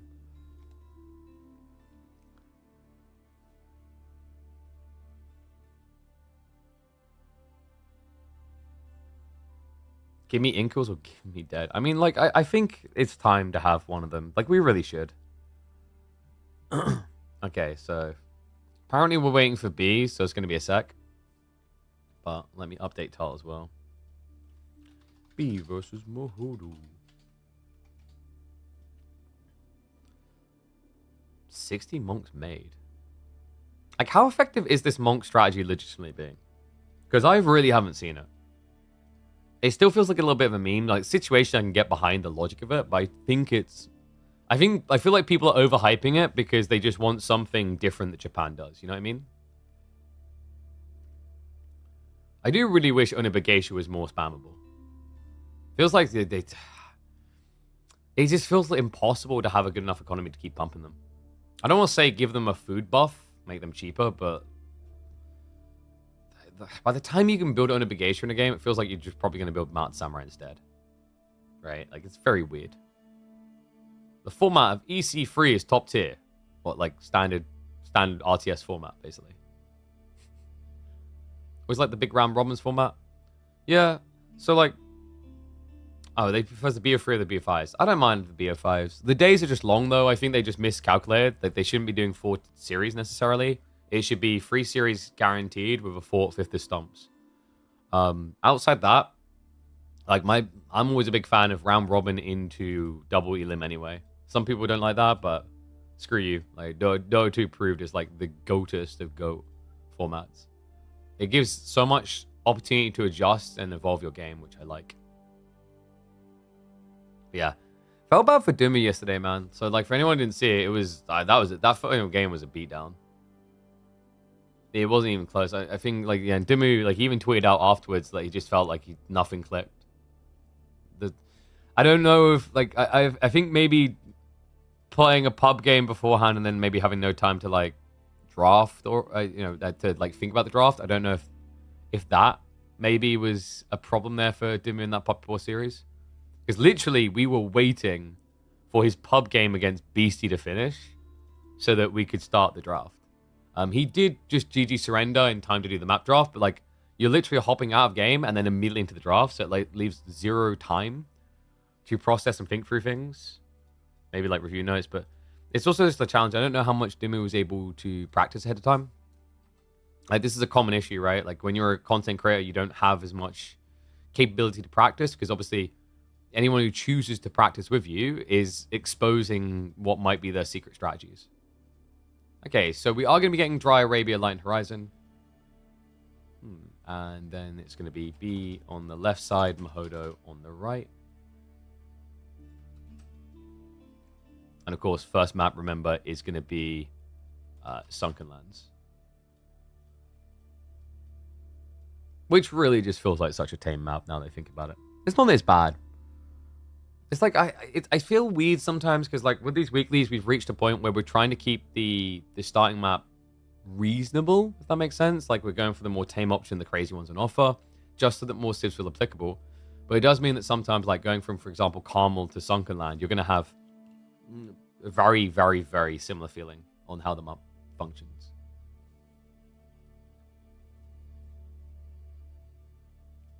So this is going to be awkward to draft against, by the way. B, I think, is actually probably the most annoying person to draft against right now because of the prior picks. Like, we've seen him rush Japanese or Ottomans almost immediately in the draft. Like, not first pick, but definitely second. So usually he goes for something like China in the opening if he can get it, and then he just follows up with Japan, Ottomans. Just not really things you'd expect to see here. You want Kema?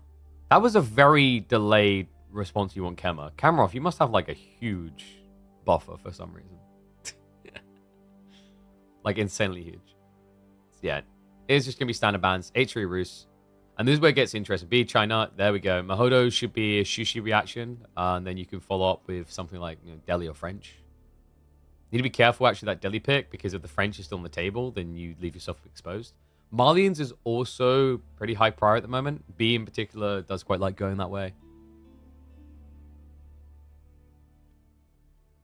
And then obviously these things like House of Lancaster, and Light Horizon, Dry Arabia, not really where you want to be playing Lancaster per se. Like the biggest priority is going to be the Ottoman pick. And there we go. Yeah, bans it away. That was Mahodo banning it away from him, right? No, B actually secures it. That's smart because Mahodo has the next pick. And now, like, you can either secure it here or just leave it and force your opponent to react. But B can do something like going Japan, and then he just complicates the draft in a really frustrating way for Mahodo. This is what I mean. Like, his second pick is really an enigma a lot of the time. So for Mahodo, he now doesn't want to pick Delhi. He wants to save that for the end. Goes for Knights Templar. That's good for Light Horizon. The problem now is if B locks in Otto can actually do really well against Delhi. So Japan against Delhi, not so much. There you go. Yeah, so like this now, I think kind of it's the nipper cripple in the draft. Like, do you now really want to go Delhi? Ban-wise, we're probably looking at maybe Japanese gets banned out here so that B can secure it on the long. Malians is still there as well, though. Like, Malians for Dry Arabia and Sunken Land can make a lot of sense. We haven't seen Malians and Sunken Land yet, but, like, looking at the map, it figures that it can work. And it is going to be the Byzantine ban. Interesting. So, B now rounds out with probably something like French and then Biz. Your opponent just picked Jean after all. Malians against Jean is, like, a tricky one as well. Yeah, so he's going to go for it. Deli follow up. Jean to round out. This is actually really good, because like B has blocked the Jean pick because of Malians. You don't feel great about it. So maybe you just kind of pivot somewhere else. Mongols? It's just, I don't feel like it's a great Mongol draft because the Ottoman Chinese picks. Japan, you can't against Otto. Ayu could be a crafty pick here. I think there's a few use cases for Ayu. But he just goes Mongols. Sunken Land, maybe?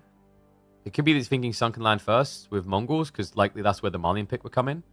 And B, like, he can just go Byzantines, but that would enable Mongols. I think that's part of why Mahodo went for this. So Japan could make, actually, I think, quite a lot of sense. Or Ayu. Pick the Abbasids, why not? Lose the only player in the world, you would ban Ottomans? I don't think that's true. I think B as well. And there. Yeah, he does just pick the Byzantines. Yeah, so... Byzantines is a little bit predictable of a pick, but it can just be like you don't even intend to ever use it. It's just sitting there to threaten your opponent. Because the thing about like Byzantines is you don't want to pick them on the Enlightened Horizon. That's a pretty bad map for them. Sunken Lands, I'm not so sure about. There isn't a crazy amount of ideas. So, like, in theory, maybe Sunken Lands is the map to do it on. So that question marks where you put Malians instead.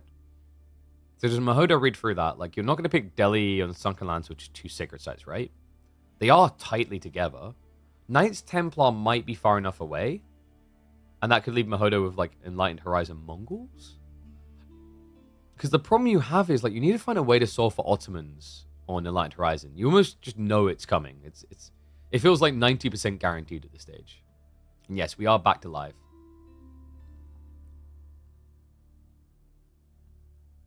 Like, occasionally, because we're going to have a longer stream, we go and have a lunch break so that we can keep casting. Because if you've tried talking constantly for a very long time, you'll be aware that it can actually make you very hungry. Like, seriously. Commentating is an interesting way to burn calories. What's your opinion? Have TC on H? I wonder if it's worth it to get used on some number like 4 or something from finger placement. Oh, you mean like transition TCs? That's default, no? Mine's on H. I think it's bad. And the reason I think it's bad is because I've experienced it. When you use cycle TC with H, it's very inefficient on multi-TC builds. So you're much better off doing something like control group 5, so that each time you add a new TC, you put in there. Because then when you press 5 and you queue up 5 villages, it's going to split them between the TCs. But if you do like H, you're going to then like press through on a TC, and you're going to queue up villages, and then you're going to press through on another TC, and queue up villages. But sometimes you're only going to do it once. So then when you come around a cycle, you're going to basically end up queuing up 10 villages in one TC, and then finding yourself in like a very awkward, useless second TC. Now, if you're a person who doesn't go 2TC much, it's still not a counter argument, because all it takes is a handful of games where you need to go 2TC for that to trip you up. So, like, I'd say just use control group 5 or something like that. I don't know if it's possible to assign H as a control group. I'd have to double check, but I'm pretty sure you only have... What's that? Hey, look, it's me. I'm pretty sure you only have, yeah. What you could do, it's kind of interesting, is you could reassign, like, 0 or 9 to H as your control group. I have H binded as well for all TC, so when I queue... Ah, okay. I think H is fine then. For that, like, it's fine. I just happen to use control... like 5 and 5, right? I didn't even realize there's actually... I should have checked this. Honestly, like, I so can't be asked to go through every single keybind. I think I've been over this before. Like, I think one of the biggest problems with RTSs, for any, like, one who wants to approach them, is these menus are AIDS. There is so much. This one doesn't even come with a search. But yeah, that's fine. I think that works fine. Like, to me, H makes sense. Like, it's... If you think about, like placement on a keyboard, you're going to have spacebar for your thumb, and that's going to be central. It's a very simple wrist pivot like that, like very slight one. You just have to move your wrist off of the table, but that movement you're gonna do normally anyway, right? A lot of the time. So to move from spacebar to H with thumb is not a big deal, in my opinion. You're fine. Maybe you just have weird movements. Like it's always going to be personal, like preference and comfort. But my take is like, yeah, that's an absolutely fine key binding. That's a damn fine key binding.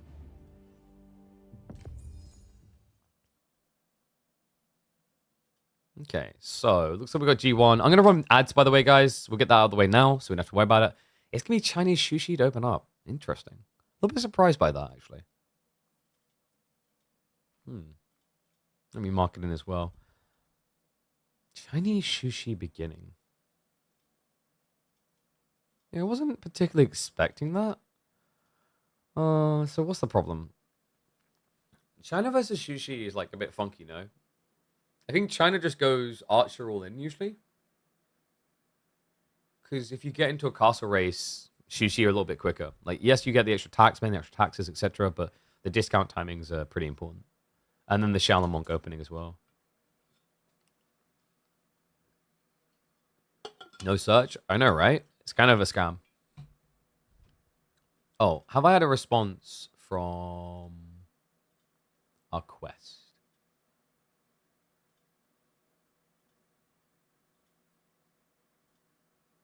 Pretty sure I responded to this.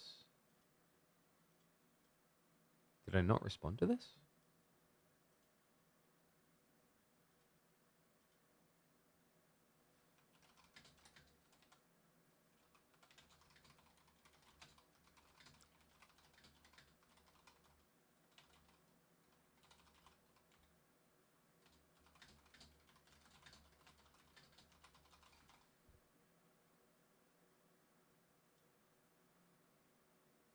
I'm pretty sure. Wait, is this submit content? Oh, yeah, it is. There we go. There we go. Oh, I must have not hit send. Whoops. Yeah, so we've got a sponsor stream we're going to be looking to do this week to check out a new RTS. So I'm just figuring out the details when we're going to do that. It'll either be tomorrow, Thursday, or Friday.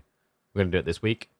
And then we maybe have another sponsor stream we can do. I'm just negotiating that out right now. They need to come up on the rate. If they do, there's something cool I saw. It's not a strategy game, but it is quite intriguing.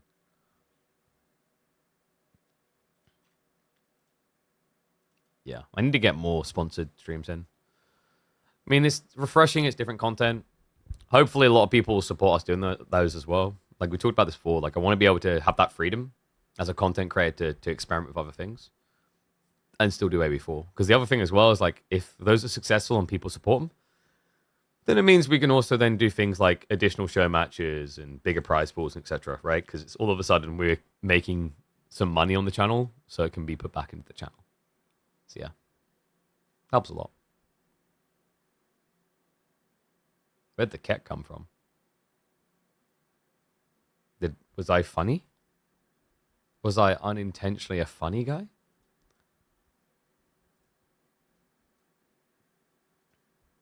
Do I look like I'm laughing? This is serious, okay? I'm going to have to torture myself with basically like one of the closest mirror matchups that can feasibly exist in competitive AoE4. Like, I don't think there is a matchup that is closer to a mirror that exists in the game anymore. With them still being different civs, right? Like, these civs do different things, but like, you know, the opening 10 minutes can feel quite like similar on a macro scale. If you look very closely, sure, different things, but...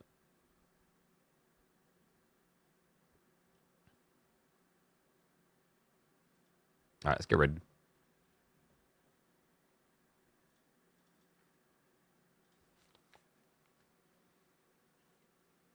Oh yeah, predictions. Almost forgot. And also I need to get Red Bull. I'm wondering if like energy drinks in general are like gonna like screw my throat a bit. These days we do drink a lot more of them. Nah, it's probably fine. It's just getting old.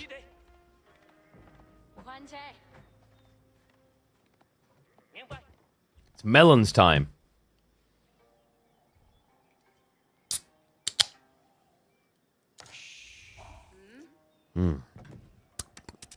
That's good stuff. Well, I wouldn't really know. Still got, like, my taste buds are still short. Eating is sad. Drinking is sad. Existing is sad.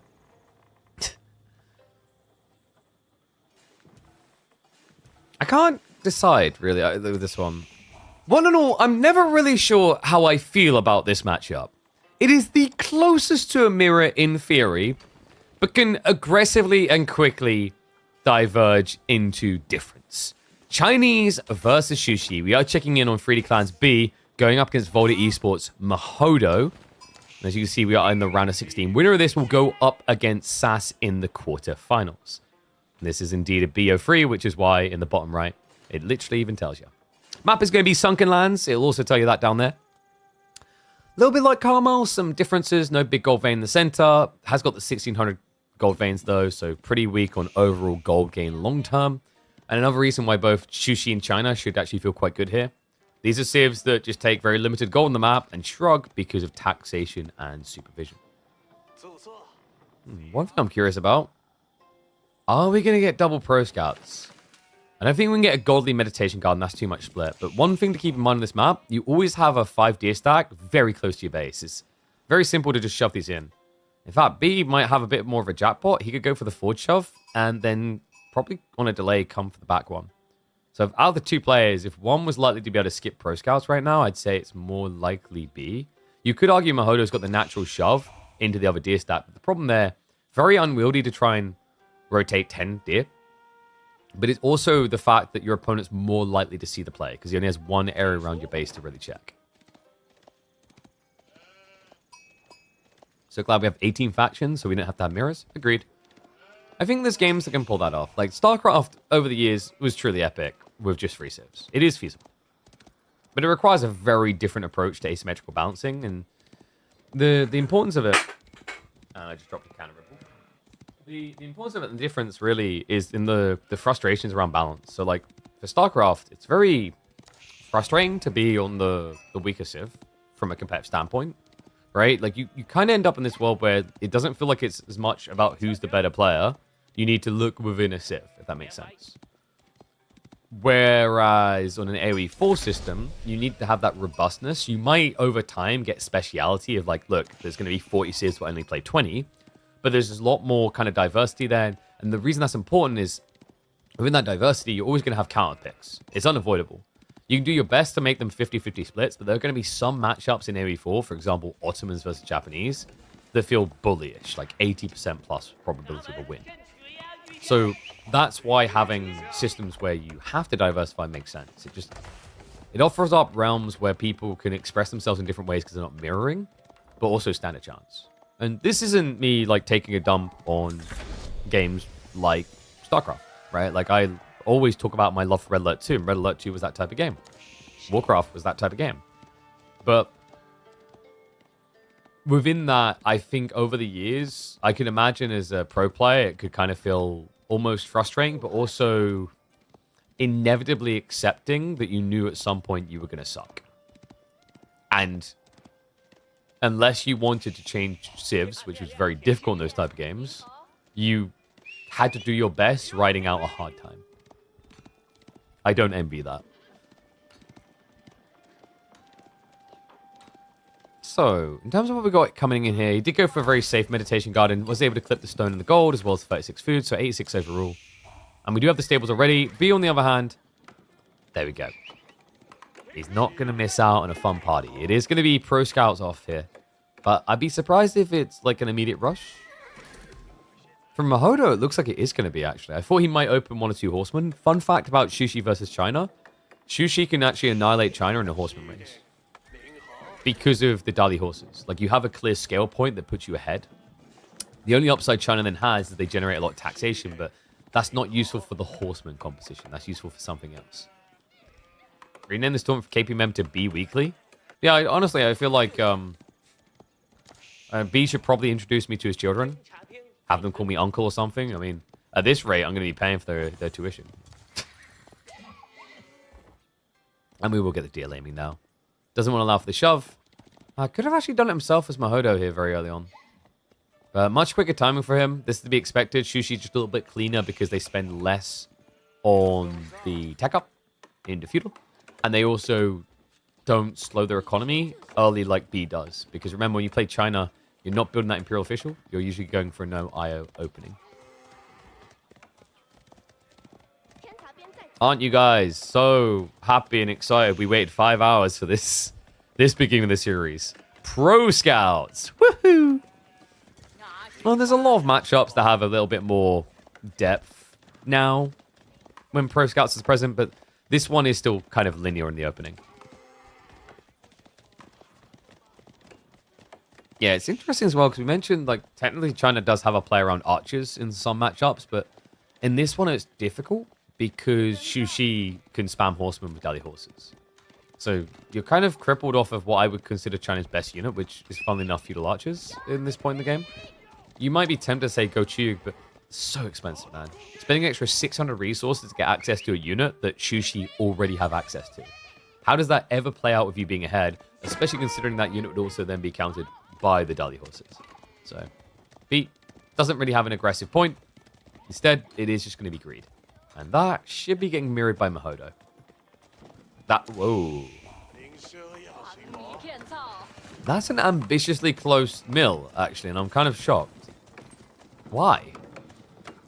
The problem Mahodo has here is if the deer get dropped off on this side and too many villagers stack on, they're going to drop off at the TC. So has to be very careful to keep an eye on that.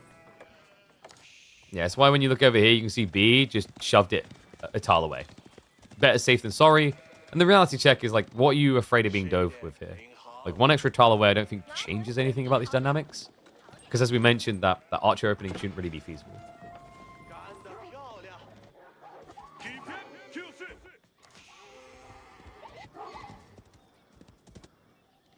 Okay, so probably looking at Clock Tower. You could kind of justify Imperial Palace here as China, just because it's likely to be a Lancer flood on both sides. One problem that B's going to run into is that Dally horses we talked about before. Like, technically, Shushi should just be better than you at Lancer spam.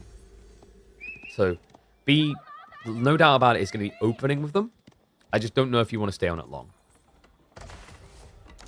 And Mountain Academy makes a lot of sense. So, this is Mahodo saying, I'm expecting you to play Lancers. Because if you thought your opponent was going to play infantry, you just go Shallow Monks. So you have the quicker push-out timing. Because although the Shallow Monks are expensive, the reality check is it's still quicker than getting the 200 wood and then having to drop a monastery and wait. Who's Mahodo? Mahodo is a very capable guy. So Mahodo ranks fairly highly. He's actually 36th in the world right now.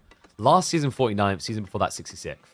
Yeah, this guy kind of just came on my radar after the team tournament about a year and a half ago, where he was on Matisse's team. Back then, Matisse was the best-known Polish player in the game. Since then, Mahodo has very easily taken that title away from him, with Matisse falling back to a coaching role within the Volda Esports organization. And it is going to be the regional inspection build. Yeah, so we talked about the fact that, like, Shushi Lancers should just be better, but this Accelerant is just going to put him a mile ahead.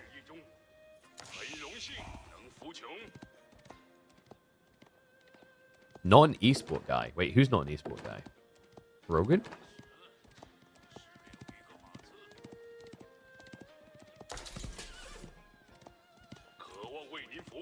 You mean, like, not full-time players? Mahodo, I'm pretty sure, is not a full-time player. I'd be intrigued to know how he'd be able to afford it. Yeah, just a very calming moment. Like, this is the type of matchup that could simply be decided by one clash. So, both of them have to treat it with a lot of respect, a lot of fragility. He's skimping on detail, though. I feel like you haven't confirmed Mount Lu, right? I don't think you saw it. So there's got to be a little bit of paranoia that Shallow Monks are coming. Now, he is camping, but what he's not doing is going for relics himself. This is a stare down. That's about to change. B. Monastery in the way. Mahodo. Okay, so if he gets the right read on where that monk is going, this is a big edge. He should have the capability to pump out more Lancers. He actually needs this type of timing, because remember, with the 4 Imperial officials already for China, they're generating a lot more excess gold, which they can either put into more Lancers inherently or trade for the food to do so. We've got the baby veins being tapped. Nice thing for B is actually they're all kind of in the same area, so he just fluidly moves safer and safer as it goes on. Similar for Mahodo, but he has a little bit of a weird stretch to the north first. Just feels like B's winning poke damage right now. Mahodo? This is an interesting choice. I can't believe he went for that. With his health bars the way they were, the probability of him getting a kill there was very low. Great micro by B to just step a little bit deeper to make sure it's truly punished. See? He was thinking about body blocking here. Like, if Mahodo isn't looking, he could turn him back into the army, which is what he's doing. Yeah, so Scout will get clubbed down, unless he cancels again. Getting a Scout kill and taking that much damage, I don't think it was really worth it for Mahodo. There's a growing worry he's going to have to go crossbows. You reach a point in the Lancer stare down that you just feel like you're behind. By the way, I get why Mahodo thought he could take that fight. It was Dali horses. But like when you're at 5, I don't think it's a big enough lead that close to the enemy base to indulge. Relics have been exposed, so Mahodo now aware that B is already on them. Opportunity to punish potentially. Good numbers are good as well. B, bit too ambitious with his stand ground here. He's gonna get outnumbered. New wave is on the way, however. The Monk needs some protection, unable to give it. Mahodo, this is now an overextension. Needs to turn around. He's away just in time. Now remember, they're both playing into standard Monks, which means they both have healing capabilities. They just don't have time to wait yet. This is a race, which means both of them are going to be, and that Monk is heresy. Where did he go? They're both going to be playing on practically no HP with a lot of knights. You can't afford to idle here.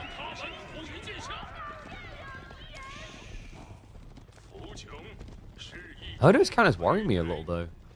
Something went wrong with the gold. He's just not gathering... Oh, no.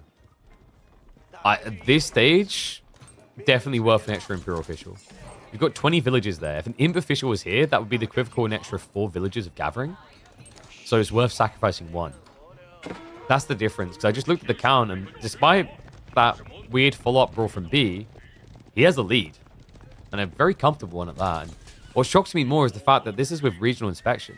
It just doesn't seem to matter because Mahodo also is generating knights out of an unsupervised stables.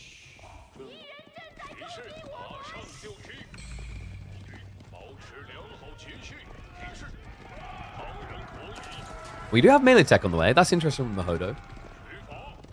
Usually not that big of a deal, but like it's just Lancer on Lancer. So every little helps. On top of that, due to Dali horses, this is actually 1.2 more damage.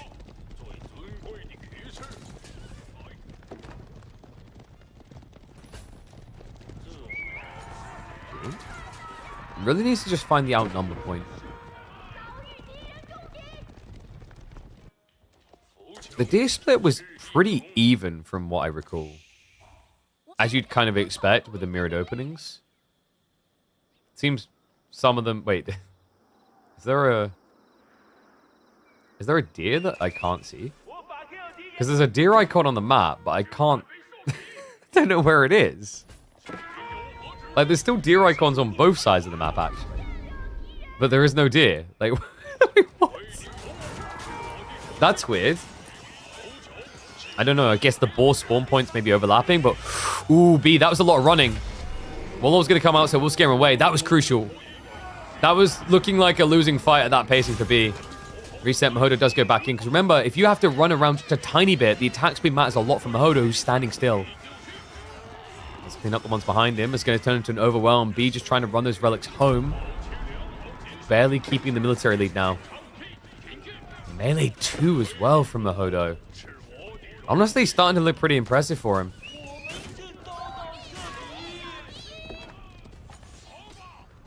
So he's going to get intercepted. So Mahodo, a little bit of a fragile state when you look at the HP.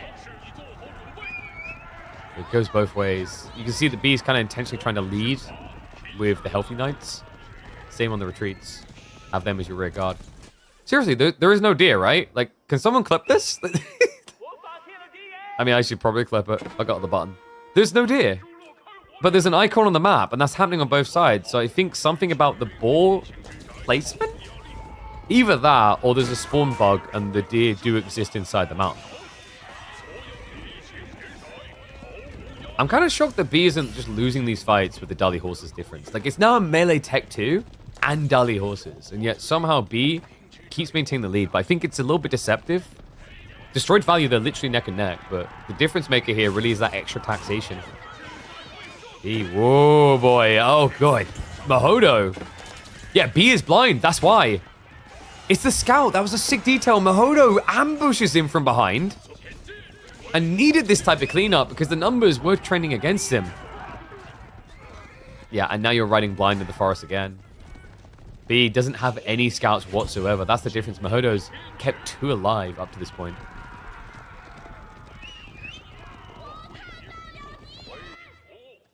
I do wish Mahodo would bring more boys over. Like, you can see what he's waiting for. He's running out of food, I think. So his assumption is that B must also simultaneously be running out of food. The way he's doing this, though, is a 50-50 coin flip. He either catches the economy or he doesn't. But you can't guard both, right? Because if you send 4 knights to each side, you lose the main fight. I'd argue what Mahodo could do is just send 2 knights to each side. I'm not sure if I like this play at all compared to just maybe maximum 1 knight or a scout. Wow, B. Okay, he sensed it, apparently. I mean, in fairness to him, it does kind of make sense. The goal's the only thing that could be exposed right now. Wool is going to come in. Lancers will look to dive deeper. Now, remember, relic split is complete. Mahodo actually took the lead there. A few villager kills really is all you need to maintain that lead and extend it. You are now diving the base. You are still outnumbered. And B's going back for more monks, so this is a key point. He's going to start healing. B needs to force Mahodo out of the base first, though, because the pressure is coming in for good reason. Look at the health bar on this raid. A lot of strong boys.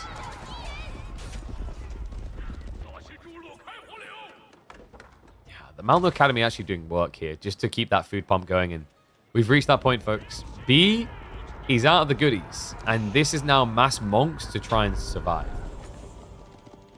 Health bars on what remain do look good, at least. Risk's been taken on the berries on the flank, so he's crawling to that west side now. This feels like Mahodo, if his timing is slightly different, would have got a great intercept here. Flash in a choke point. Shouldn't really matter, though. They have the same raw numbers. The difference in attack speed is really what should be winning out here. And you're slightly seeing it, Mahodo. Slight club lead. Now extending a lot. 12 to 16. This is not an A-click that you should be able to win as China. And Mahodo just proved exactly that. The monks, nowhere near in the vicinity quick enough. A wipe of the main army. B is now down to just a trifecta of lancers. Up against 15 fecta. I don't know what the number would be for that in Latin. All I know is that is a win for Mahodo. Yeah, you heard that correctly. B, oh, he's going to wipe this 2-0. Well, step back, folks. The top-ranking Polish boy comes into this best of 3 with a big statement, now leading.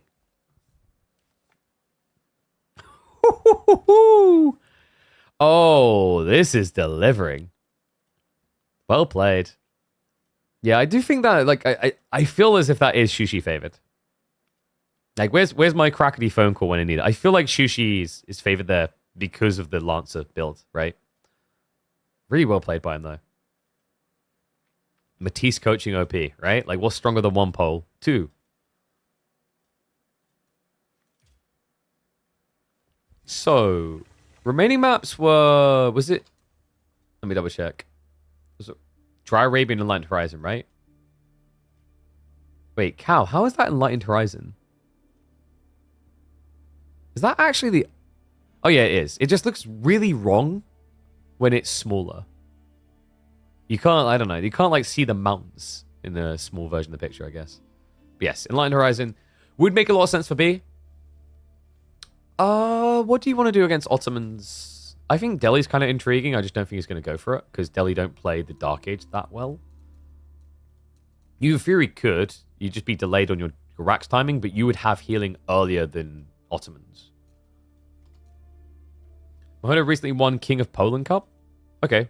Yeah. I mean, we did say he's like the top Polish player. I didn't even know there was a King of Poland Cup, by the way. Was this like... Is this a big event? I'm finding something that was last hosted in 2023.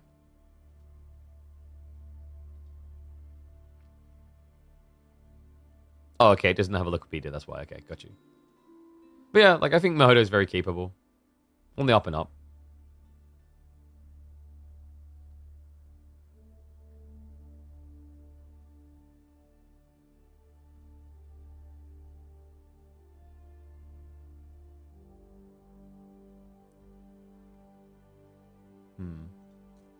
Okay, so...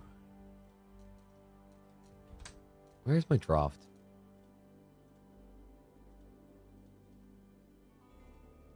Yeah, we're definitely going Enlightened Horizon. And it is going to be the Knights Templar pick. So, like, I do just have this big question in my brain of, like, how does this work here? I haven't really... It's not that it's impossible for Knights Templar to win this. I just think it requires mistakes from the Ottoman opening. Especially if you play the aggressive line, which B loves to do. But let's find out. We're ready to hop into game. Well, that's good as well, because we can choose prediction outcome. Mahodo. Damn, someone won big on that. And there was one thing I wanted to check here. Yeah, it was the prediction location. The prediction location needs to change, I think. I think I like moving the predictions up.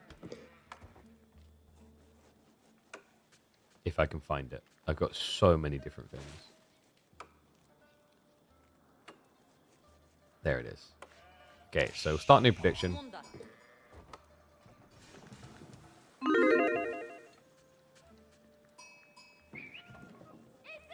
Now if I move it like that. And then what I'll do is I'll do this.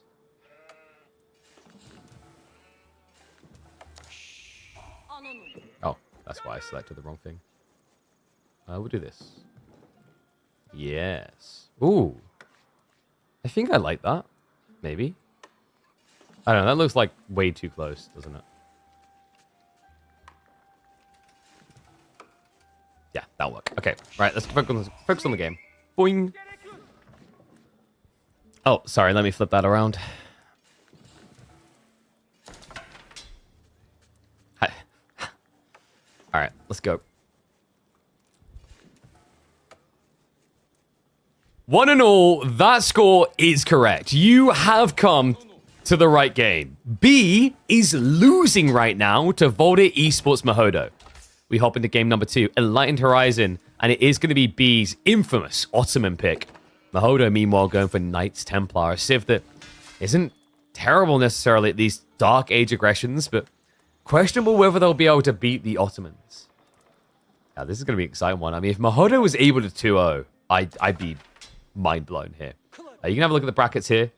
This is, of course, only the round of 16. That means we are in BO3 territory, which means B is at risk, which is why he went to his signature pick. Yeah, for those wondering how game number 1 went, Mahodo played phenomenally well in a Lancer on Lancer showdown. Sushi definitely a little bit favored, but the execution matters a lot, and he proved that he can do that. Question coming in from chat: how do you play Marlins on this map? That's the easy part. You don't. Yeah, Marlins is a little bit weird here. Wouldn't put them as a top tier pick at all. Something like Dry Arabia, just save them for there. Marlins are pretty good, I think, on the current maps we're seeing in tournament play. I wouldn't say they're like S tier, but I'd say they're somewhere in the A tier pack. Ottomans, I got to give it to them. I think Ottos have struck A tier. With things like Enlightened Horizon in particular, they might be approaching S for this map specifically. Oh, you're a Malian main? Do it for Ember Rush. Mansa Mustafadi Flood. Actually, you could Freeborn Flood early on. So it looks like Mahodo's just straight up going for the torch. Needs to be careful of this, because B could time it right. He's waiting. He's got the pump. He gets it! He snatches the gold away! B with a plus 150. Yeah, this is the problem. The threshold is, what, 150? You have to keep an eye on what you're doing there. Mahodo, he went at, I think, 190 with only 3 torches. The 4th one hadn't arrived yet. So sick play by B. And now he can run him out of town. Yeah, and this is where it gets rough. Like, think about the implications now, because B can get both of these. That's enough for a tech up, but that's then also accessibility to things like the double broad axe to do a archer race against what's usually meant to be a superior Knights Templar. Not as simple as that, though, courtesy of things like the meta. Yeah, Mahodo just going to try to waste some time, because the other thing that B can now do is split the troops. He'll chase you back. He can take the merchant camp. while also simultaneously taking his own wolf den. Great split. Nicely played there. I like that from Mahodo. Because if he can afford at least force at least one more spear commitment from B, it's going to make him lag behind by quite a bit. So yeah, looks like the merchant camp is going to be given over. Unfortunate for B there. He has got what he needs. It's going to be the Minaret Madrasa. We've noticed that B, who used to be obsessed with the trade network, by the way, has recently come to the admission that Minaret Madrasa is just better, and I'm happy about that. I think B, in Season 9, he was trying maybe a little bit too hard to make Ottoman Pro Scouts work every time, when sometimes it just didn't necessarily feel needed. Madrasa gives you a lot more presence in Feudal because of the infinite food so early on. Remember, when you play most maps on Age of Empires 4, the first resource you're going to run out of in your base is food. Yeah, it just statistically makes sense. You know, a little bit different on maps like this, like Carmel and Light Horizon, where you have the small gold vein, but like a standard 4K gold vein, you know, to burn through your food at the same pace, like we're talking 20 sheep. The reality is it's never the same pace. You're always in the early mid-game using more food than gold. And let's not get started on how much wood's in your base. Like even these smaller tree lines have several thousand. Okay, so Mahodo is going to sack the spears. He's not interested in going for hardened. Understandable. I think he just plays straight into archers. Wait, he's going hardened?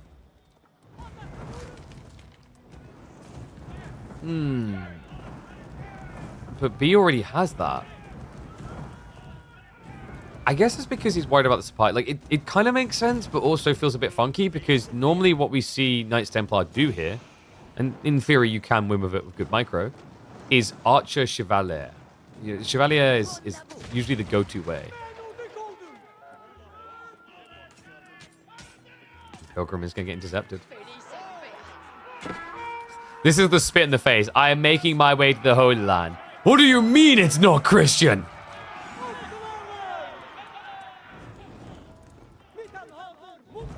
Let the burn begin. This is tricky now. Mahodo needs to wait.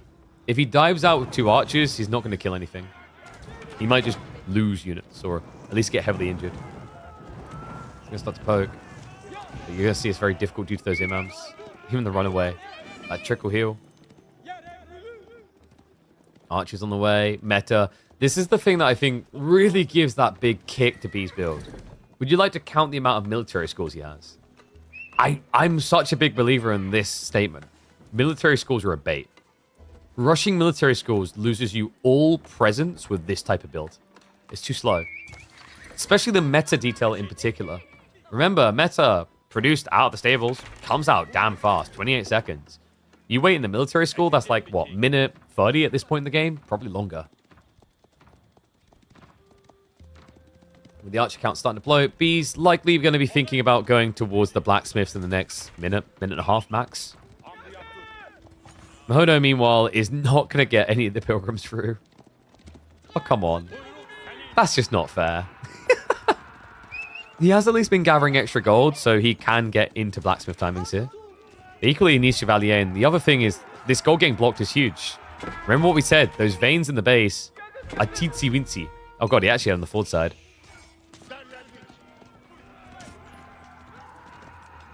This is so frustrating as well. Like, you have to kill the archers, but the problem is, because you don't have enough to instantly kill those Ottoman archers, they get healed. At least when it's spearmen, you don't need that many to get an insta-gib, so the imam heal's kind of irrelevant. But that's where this feels ultra bad. Like, if you ignore the spears, they will kill you, but if you attack the spears, the archers win. It's kind of damned if you do, damned if you don't type feeling. He's going to try to snipe onto the imams. That's not going to work, though. And remember, this is just an always decreasing health bar versus an always increasing one. It's ridiculous. This is like playing Heroes Might and Magic against Vampire Lords. If you don't kill them, they regenerate. I think it might be, for newbies, the most annoying unit in that game to encounter.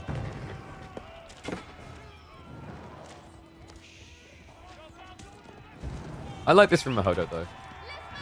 He's got cavalry on his... Cavalry? I was going to say cavalry and then cavalier at the same time. He's got this chevalier on his side, so he can try to intercept reinforcements. problem here is like the Sipahi count is actually good enough to mirror him. Rax has been left alive, and I actually like this from B. It's just not a threat to him because he has the archer lead. Like, if you spawn units out of this, you lose units from this. It's a liability.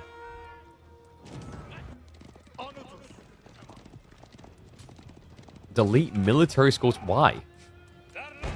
They're fine. I don't know. I actually don't think the military schools have been problematic for Ottomans for a long time. The thing you have to keep in mind is, even in the late game where you think that would be, they're awkward because if you're not constantly fighting, they're bad. Just think about that for a second. The military school cannot produce units if you're pop locked. And it's still going to be slower than like active production. So yeah, I think military schools are fine. I just think people really misunderstand the time they're meant to be used for. It's not like manners where there is no limitation. Well, limited count, but in terms of downside, right? It's never bad to have a mana generating more food and wood. And oh, this felt like a bad game for Mahodo. He's going to have to reset fast. I mean, a great game number one, but B has woken up and reminds you why he is amongst the most feared Ottomans in the game. I don't think B was happy about that G1. Anyone else sensing that? I'm getting a funny feeling about that. Yeah, so one apiece.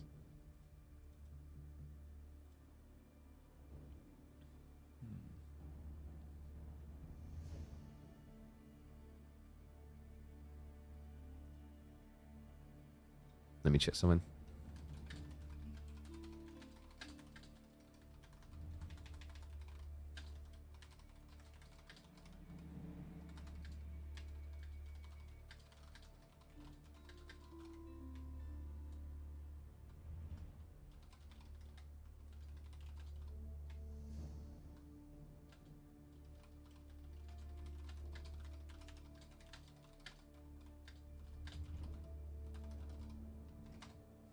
Yeah, I'm just typing to who we're going to bring in for the next show match on Friday.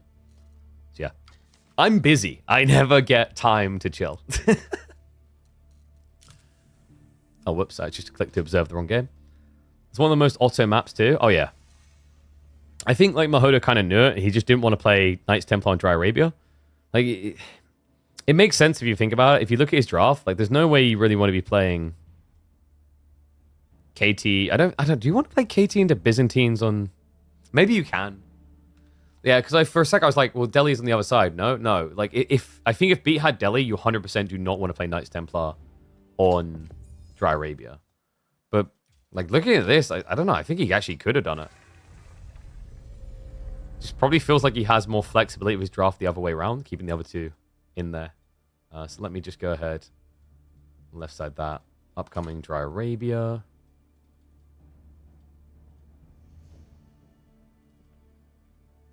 Yo, what's up, David? How's it going, bud? Well, that reminds me. If I had a response from... No, the brand.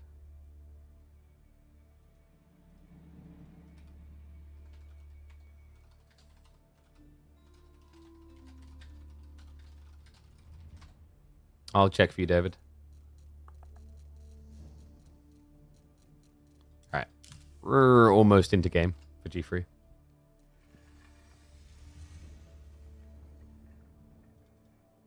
You're doxed for what? For people knowing your name's Dave? Chill.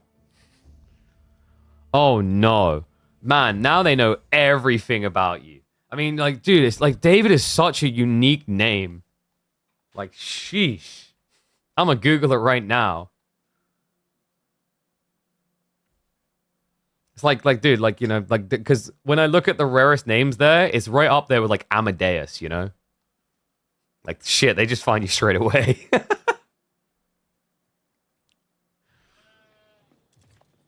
All right, let's get ready for the next game.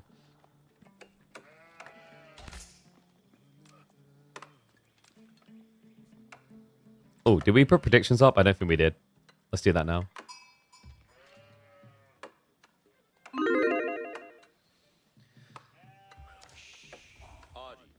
One and all, welcome back to the channel for what I think is a very interesting matchup at the moment. One that doesn't really seem to have the stamp of approval of being a stomp one by the other. Delhi versus Malians. That's right, a matchup that until recently was Delhi dominant, but with the Pro Scouts meta, we actually saw Malians dismantling Delhi. All of a sudden, we have a nerf to Pro Scouts and so many questions to once again be answered about this matchup.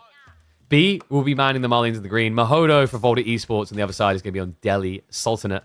We are on good old dry Arabia to decide this, and you are seeing that score correctly. It is a deciding game in a BO3. Mahodo was able to make B bleed, but he just experienced the same pain with the Ottoman pick. The good news for Mahodo is removing that Ottoman pick in game number 2 allowed this Delhi pick. Yeah, because I honestly think if you give B Ottomans in this matchup, he's clean on execution. I remember watching him up against Beastie when Beastie was playing the KPMMs, and I remember watching Delhi Ottomans on Dry Arabia. At the time, we were seeing Pro Scouts, and B was a little bit too obsessed, and I think it was the thing that maybe cost him his pacing. Since then, I've seen this guy ramp up even further with Ottos. You know, everyone's like, oh yeah, Louis, oh yeah, you know, CSO, scary Ottoman players. Agreed. I honestly think people are still sleeping on just how lethal this guy is as well. It's no small advantage in a draft to be very dangerous with an underrated Civ. It changes the way you have to approach it. You know, you're dealing with a player who knows how to play the rest of the Civs, but then all of a sudden, your drafting format gets disrupted because you feel like you might need to prioritize something you never would against someone else. It's funny as well, because if I'm correct on this draft, we actually saw B ban the Ottomans away from its opponent. Like, what do you do in a draft when someone does that to you? Just question everything about what's meant to come next. Nance coming through. Gold spawn's not too bad for B. It's a kind of double back. He's got the tree lines that creates a natural defense bridge as the game goes on. It's going to be difficult to reach, though. It does feel a little bit wide initially against a Civ that's going to be spamming Ghazi. And Dome of Faith from the other side just makes a lot of sense. There is a weird pull on these sacred sites, actually. What? I think B's been putting on some weight, because all of a sudden he's got a gravitational pull here. The sacred site is just kind of crooked in towards him. Like, a balanced sacred site would be somewhere up here. So, condensed together, close to the opponent, might be a little bit tricky for Mahodo, considering you rely on that width and mobility to be your edge. All right, how did you guys predict, by the way? 93% for B? Okay, so game 1, where B lost, was 92%. So we're really not far off that point. I don't know, after what you've done in game 1, I wouldn't really discredit Mahodo's capability. I think that second game was just a terrible matchup, personally. I've not seen, on average, many Knights Templar come out ahead of Ottomans on the Light Horizon.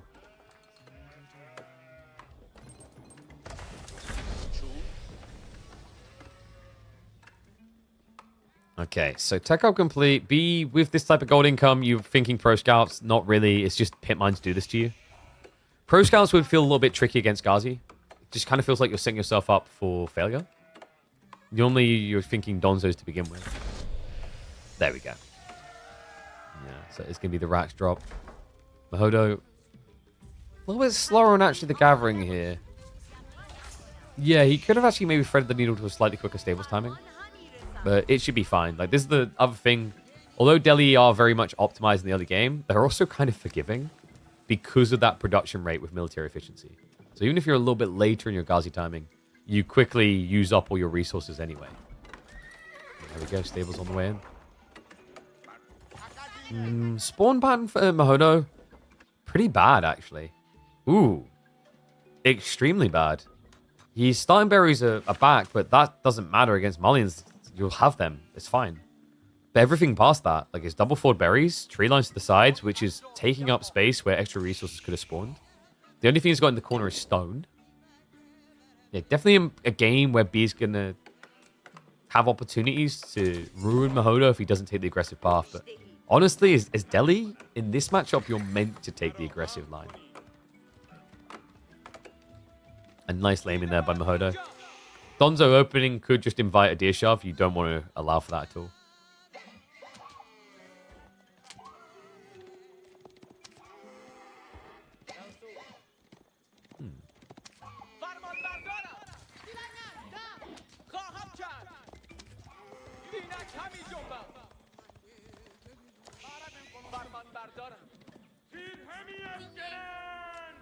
Wait, okay. I was a bit worried for Mahodo because I was looking at that gold spawn. I was like, it's so close to the edge of the map. It's almost like the relic experience of not scouting it just in time. Yeah, Mahodo not prioritizing pro scouts is definitely intriguing here. If you wanted to do this, it would have been worth the mill to get horticulture pro scouts in similar timings.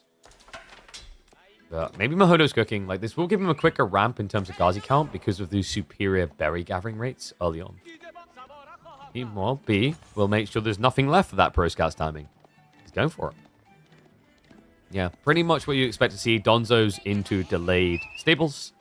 Just means he can go deer stack to deer stack without any contest. Mahodo's going to need to rush into the archers. Now, normally this feels bad against Malians due to the javelins, but I think that's what makes the Delhi-Malian matchup potentially one of the most intriguing ones. Is even though historically we've had stomp phases for different civs, where a long time it was Delhi and then recently it was Malians, the reality check of one side having premium javelins and the other one having premium Ghazi creates this very eerie back and forth dynamic. And then I guess you can say premium spears as well. But I think because it's premium cavalry, that balances out against a double premium infantry, if that makes sense. Because of what Delhi do on the map. Like, it's not like you can get Donzo's javelins and stay at home. You have to come out. Why B take that North Gold? Because it's more subtle, I think, was the idea. Less likely to be kind of seen. And he's also playing Southside pretty aggressively for the deer anyway. So it keeps him in the same vicinity. Whereas if you think about timings, if he went for the North one, he might be obligated to pull troops up here. And then all of a sudden, the deer get blocked.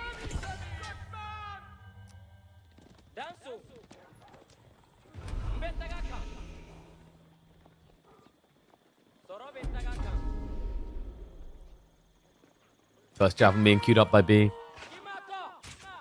Yeah. Oh, no. It's like a lesson you forget and must be reminded by getting stabbed in the eye. So probably try to learn that lesson the first 2 times. When you play archers into Donzos, it's not like any other spear. You think you're the counter until you get hit in the face by all of them. You can't trickle archers against Donzos. What makes it worse as well is you just don't get the first hit. So, like, B is playing this very, very well right now.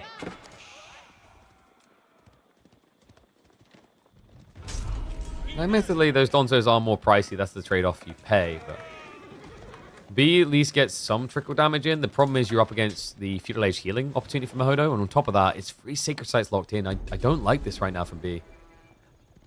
Feels like he's given over a lot at this point. Yeah, he needs the counter-offensive. Javelin count isn't great, and that is courtesy of the fact he went pro scouts. Wouldn't mind have seen them adding in 1 or 2 cow here. Just to get the accelerated gathering rate. Because like right now he's holding a lot of gold in reserve. Well, he really needs his food. We are going to get an early age Sofa. Sofa do a little bit better against Ghazi now, actually, guys. They got buffed recently, so they get an extra +2 damage, as well as, I believe, +20 HP. Nice raiding by Mahodo. Can make it 2 worker kills, but unfortunately for him, the Donzos come back just in time to stop the bears from stealing all their food.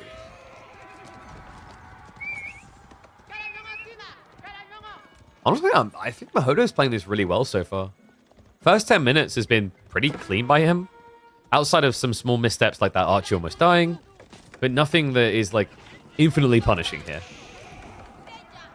Does need to be careful now that he's lost the scout, because he is riding blind. Pretty smart by B. I think that was intentional, killing the scout as well. Because once that's done, like, your opponent can't actually see what he's raiding towards. It's not worth the risk anymore. Mahodo now forcing that blacksmith timing. We don't have that reaction out of B yet, but the thing, there we go, I was about to say about Malians is it's so organic. Because of the pit mines and the Mansa, you always have enough gold to mirror the tech timings. I mean, especially this build. So far, he's been very food heavy. All right. I'm curious now because we had an overwhelming vote in favor of B. But now what? One's if you think Mahodo on the Delhi is going to win this. Two's if you still favor B with the Malians. Because that was a very skewed vote that I saw in chat. Wow. Okay, look at the ones. There's a lot more back and forth than you would have anticipated based on that gamba. He's at least now moving out for a decap. And Mahodo's cruising, man. Check this. He's going for castle. I think the timing's really good for it as well, actually. B doesn't have anything. There's no Farimba play off the back of this. You've only got 6 javelins. It doesn't work that way. You need more. Donzo's scaling here is going to feel rough, especially with the veterancy of archers rushing in. Mahodo has 13 scholars. He also has the ability to play flank, which he's now doing. In fact, I'd love to see him just sneak a scholar north side. Like, these are just for free. It's impressive, actually, because we talked about this berry spawn being really bad for Mahodo. Felt like he was very exposed, but between the deer, the berries, his timing's been perfecto here. Scholars are going to be seen running out. Okay, so B knows. Like, that is a dead giveaway. I don't think you ever need to pull double scholar for a single sacred site. That's when like, no, we were definitely running to 2 different sacred sites. I don't think I believe you. Oh, no. Got to be careful those archers standing their ground. Yeah, you see what he's trying to do? He's trying to block the reveal, because if he backed up a tool, the House of Learning would have been seen. But tech up complete.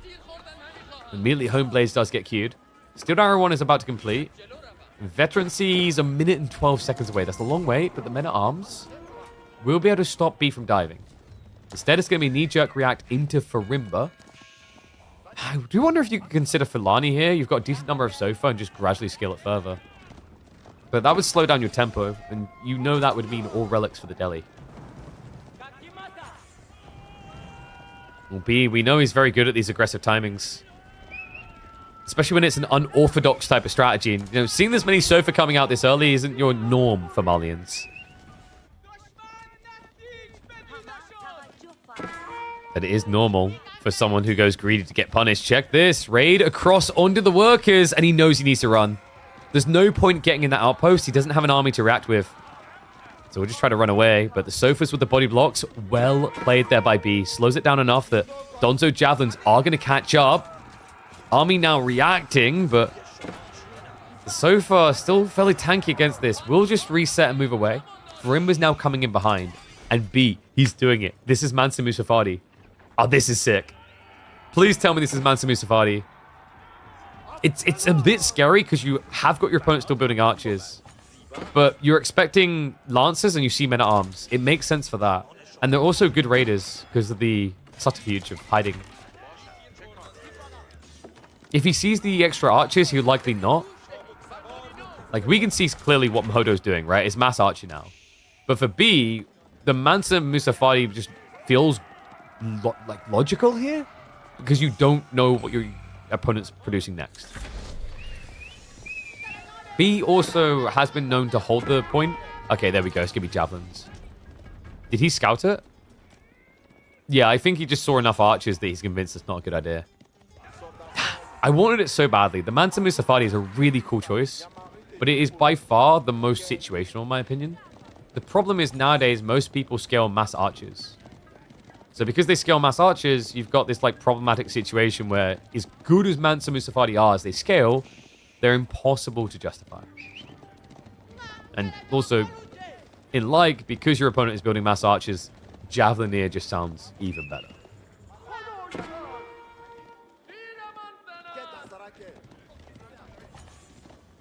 Why do people go MAA X Malians?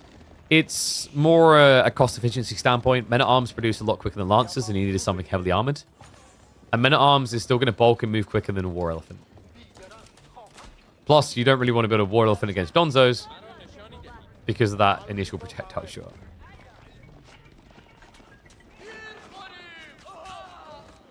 Mahodo, now with the spin and switch, that's not great against Javelins. Well, Javelineers. Normal Javelins I actually rate it quite nicely, but Javelineers in particular hard to reach. Honestly, I think for Mahodo, if he's going to keep lobbing like this, the most underrated tech you could grab right now is Force March. It's slept on way too much. Against Javelineers, it actually could be the perfect answer he needs. Low does force the delete. Other troopers are able to pull back. There is now Spearman reacting here, and we have got relics gravitating towards Mahodo's base. There's only one that B at this rate can actually pull. Unless he can win the fight over here. He's going to try for it at the men-at-arms. Breaking that front line a bit too fast, though, so B looking like he's going to have to fall back. He stands his ground. I was about to say, he feels a bit gluttonous. Mahodo has taken eco hit, so realistically B, it sucks that he's giving over the relics to his opponent, but it's not the end of the world for him. What would be is losing the javelins. Like, it's key that they don't die. And what's crazy for B is the amount of sofas he already has. Remember, he was scaling them in Feudal Age, not something we see too often. This is going to be the golden answer to that backline archer. Even the frontline men-at-arms. However, Homeblades is in to make it at least a bit more competitive. Just maybe not competitive enough. The Spearmen need to deliver here. Sofa count, like... Wasn't it like 12 a second ago? Okay, they just melted. Javelins are now going to go in to target the back line. And B, for him, maybe that's just acceptable in his eyes. Like, sure, I lost all Sofa, but as long as the Javelin number is going up, I'm going up on points. Remember, it's just a final point here. One to decide it. Mahodo. Shh. Don't say anything. An ambitious effort there. Unfortunately, B will find him. Yeah, and all of a sudden, now it's a 3-2 split. That's a huge swing in terms of relic gold.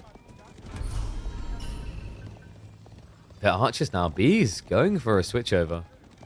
Oh, this is interesting, actually. He might just play full range comp. Because Mahodo's been going for slow-moving units. Now, we can see Mahodo has started to queue up Lancers, but like that's not very sustainable right now. He's out of food. And very early in the farm transition.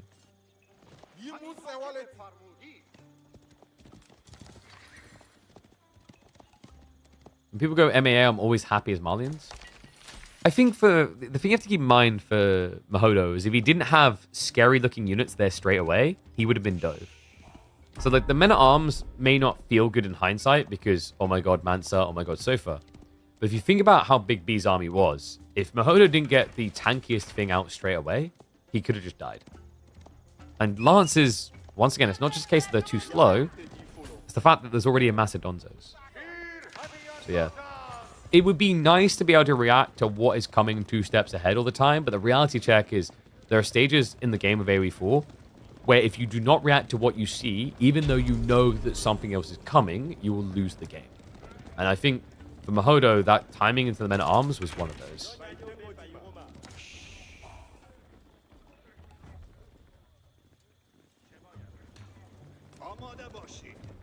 Game all of a sudden slowing down quite a bit here. Mahodo is going to get the castle drop. So scaling for him. Remember, this was not a Fulani. So no real scaling for B. He is going to add in the ranches, but just doesn't hit the same without that landmark. Will be nice if he can ever get to the top eco count that you're looking for in this game. But we are a long way away from that.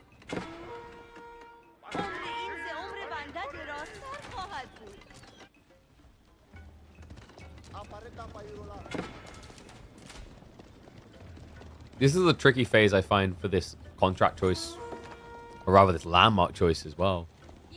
Whenever you go for Rimba, you just have to keep attacking until you've built a big enough lead. And B hasn't really done that in this game. In fact, if anything, he's losing the small lead he had. This Lancer is just clonking them down. Oh my god. We'll get this around and we'll get the kill in the end. But it did come at a price. And the price is going to get more expensive. Village Fortress has just got queued up. Wi-Fi has been activated. So just 1 minute and 45 seconds until this becomes a town center. But to the point of the Farimba, like the only play out of this, and he is doing it, is 2 TC. You have to suddenly TC boom because the reality check is Javelineers, like once you're both at 200 pop, they're not going to feel great.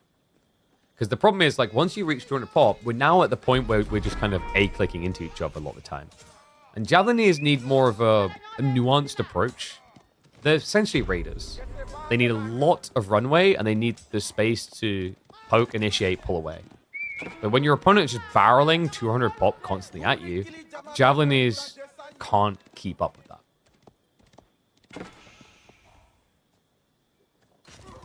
So for raid. Hold on a second. Mahodo. Look to dodge death. The Spearmen are close enough, and he has even got the relic pull, so we'll always come out. We'll scare him away.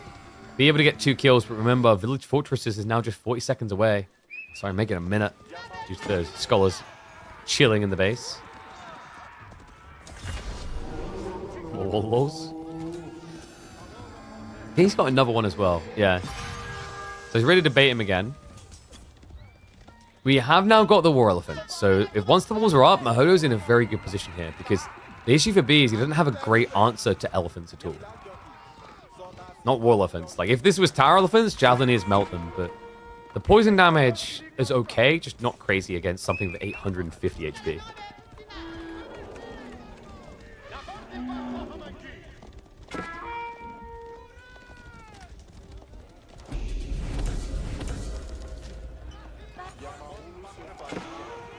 Yeah, like I think the only thing that I might fault for Mahodo right now is the lack of extra walls. It's tricky with this type of spawn, though. Because he chopped through that tree line. But once you have another keep up, that's when the fire gets lit underneath B's ass. Right now, he's going to maintain the balance on eco due to the 2TC. But this is where things can get a bit snowbally with Delhi sometimes. Castle drop, castle drop, castle drop. It's the fact that they are securing a critical part of the map while also adding another eco booster.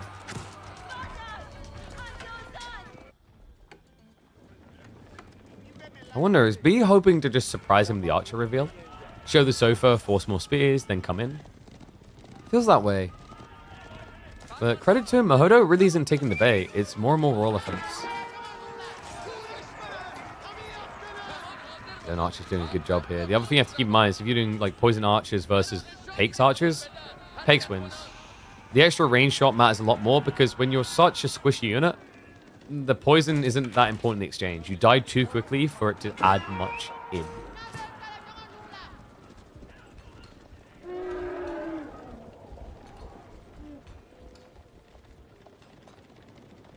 Mahodo, the big thing I think that worries me for him right now is what's the farm count? 19? Okay, that's not too bad. That's better than I would have expected. But he's still not there yet. And War Elephants is draining economically. He's going to have another castle drop shortly. Like the way he's just shoving up against this with the Mahoots, he's actually quite quick. Okay, we do have the full ranch set up now. So full cows, as well as the 2TC. He does not have farms, which is why his food income is pitiful at this stage. Only 800, 850. Then again, Mahodo like still hasn't resolved that issue fully. I think with B, we're likely looking at what, wood into a farm transition. Meanwhile, Mahodo tries to guarantee there is no sacred site threat here. He's going to move in for the keep drop and look to accrue some more gold himself.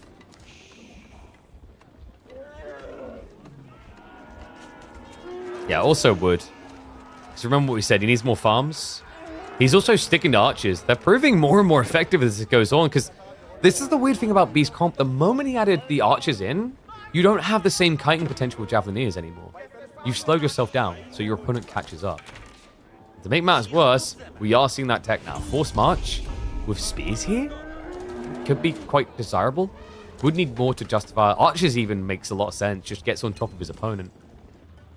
I think you want the right situation because obviously you want to leave the War Elephants. Speaking of said elephants, only 17 Donzo. Only. It's really not that much against 4 War Elephants. They'd cave your skulls in. That is an expensive loss. Mango gone. Sofa's trickling in against War Elephants is the worst thing you can do here. You just need to get on top of him ASAP. Sofa are going to dive to the backside, but there are crossbows there. And the healing, the War Elephants, he's actually doing it to him. Donzos are stabbing the spears and scholars instead of the unit they get so much bonus damage against. Archer's at least taking a stab from the side, so it looks like Mahodo's backline is going to get traded out here. The War Elephants are starting to wrap.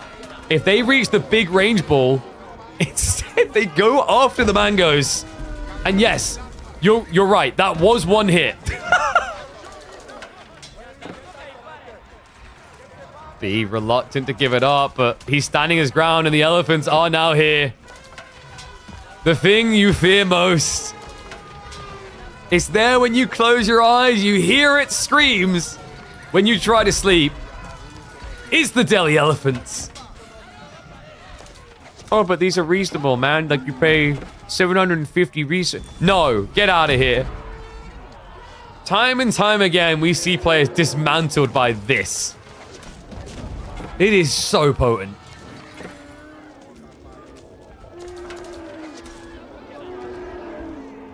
Elephant animation needs more oomph. Yeah, where's the ragdoll?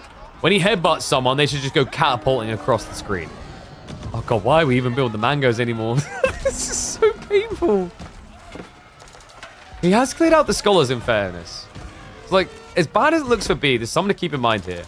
Mahodo has now lost his scale point. He can't rush Imperial behind this. He's also trickling troops in. The elephants are still obnoxious. Like, that's the thing that B does need to solve. But if he can get rid of that, he has a noteworthy villager lead, and his opponent doesn't have the ability to rush techs anymore.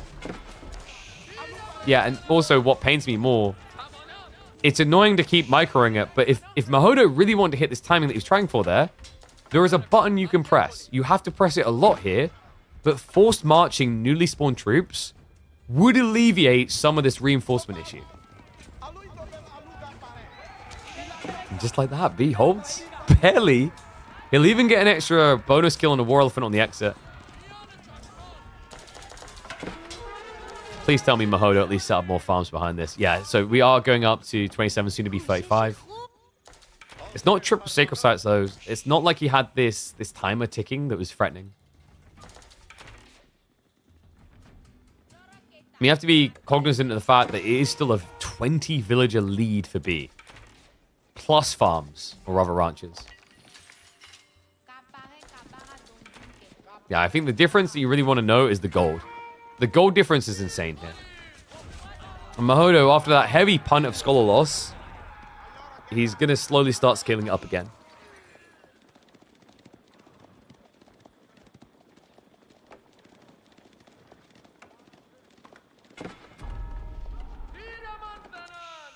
Third is at least being locked in, but we don't have keep drops near that south side. There's a good spot kind of around here for Mahodo, so you place it between the gold and the secret site. Doesn't have the stone for it yet, though.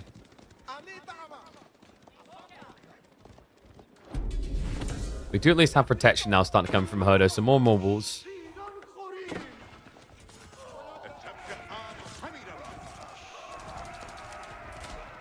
Looks like Mahodo is going to posture for the fight. Numbers are still on his side, in fairness to him.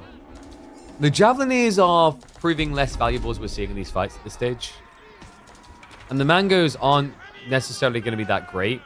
One, due to mobility issues, and two, because they're only castle right now. So yeah, like, I'd still say Mahodo's ahead, even after he burnt his whole army there. But it does feel like it's a matter of time. You have to remember, Long Castle is not great now for Delhi. The reason? They're running out of things to research. The value point in Delhi is burst worthy. You enter an age, you save all these resources. You enter an age, you save all these resources. Well, we've entered the age, we've saved all the resources, and now there's not much left to save. Now, it does mean you have all these upgrades, but when you consider B's better gold income, he can mirror it into any techs he needs.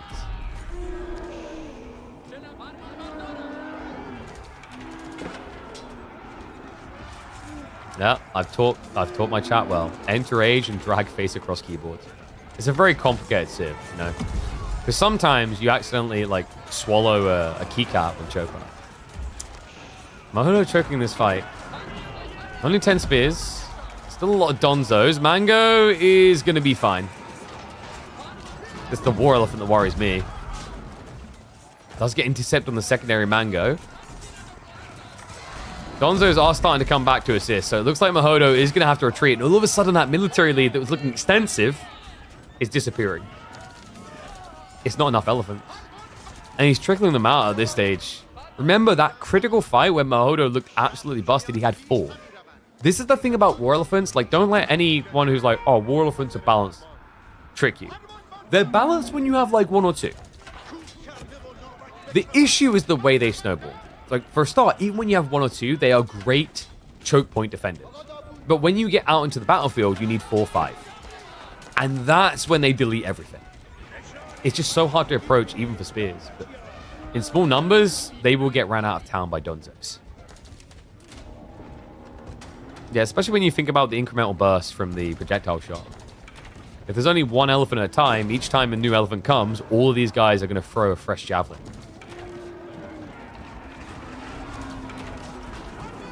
Mango shot. So if we do get in, this is ideal right now. The Donzos aren't being targeted by the archers. Great fight here from B. Mahodo trying to rush up the castle.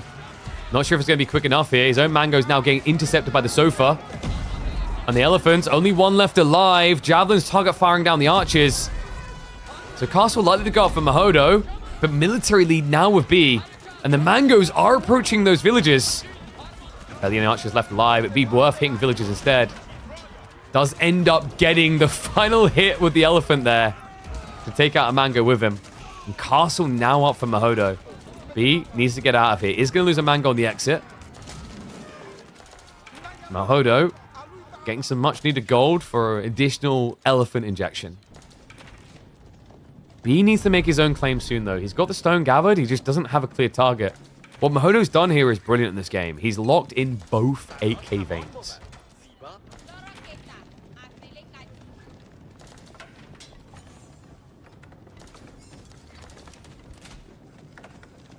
Calvin with the tier 3 Fulani. It's still viable in certain matchups. But Javelineers does give you tempo. The reason why Farimba feels a lot better with the Javelineers is because on average, Malian players are playing longer feudals. If you're playing longer feudals, that means you're scaling javelins. It means there's more value.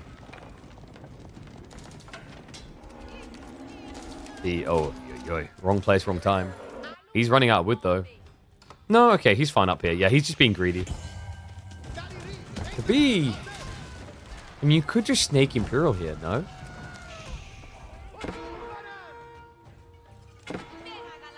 I think B still has big farm issues. Yeah, he only has 18. Castle drop is going to come in, so he's just going to contest that gold vein. And he has got trebs. Yeah, so B is looking to clear the way. He's not comfortable with the idea of this going into the 4th age.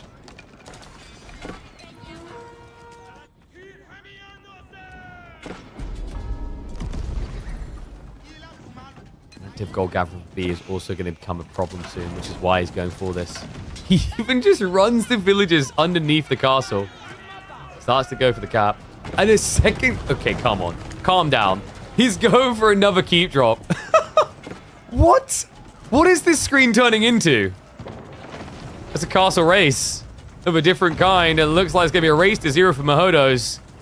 A flood of Donzos comes in. Reaction force is going to be the war elephants. Archers are A-clicking the foundation right now. Not good. Javelins do arrive to intercept them just in time. War elephant not able to get any deeper. The body blocks are effective, and he will get the castle up. So both of them get another stronghold here. The difference is that B has now secured the 7,000 gold. This is one absurd meat grinder right now. It's crazy as well because like the food numbers aren't that incredible. It is now spiking up for Mahodo. B still hasn't answered the farm issue though. He's lacking in that department. Only 18 food workers. Yeah, honestly feels like he's trying to go into a mech build too early. Meanwhile, Mahodo finds the little farms he has on the back. Forces the idle time there. B just kind of looks stuck. It's weird, man. Like, you know, when you play Malians, you're thinking Zerg, you need to have more troops. Never really feels like he's got an overwhelming military edge here. And you have to remember, Mahodo's done a much better job of moving into farms. He's up to 48 for the Delhi now. So this game be a decap on Sacred Site, so no win condition there. Mahodo isn't really at a scholar count where you can think Imperial. You want to be at probably 20 plus to get true value out of the play. On top of that, this is a lot of idle. 15 villages constantly repairing. Then there's the cost of the stone gathering. This is not a good position for Mahodo to be in. In fact, right now, he's selling, or rather buying gold. Buying stone rather with the gold. Mangoes are going to dive, so he's going to force the destruction. Because now the villagers aren't able to repair quick enough. He only has 32 stone left anyway. This is a dead keep.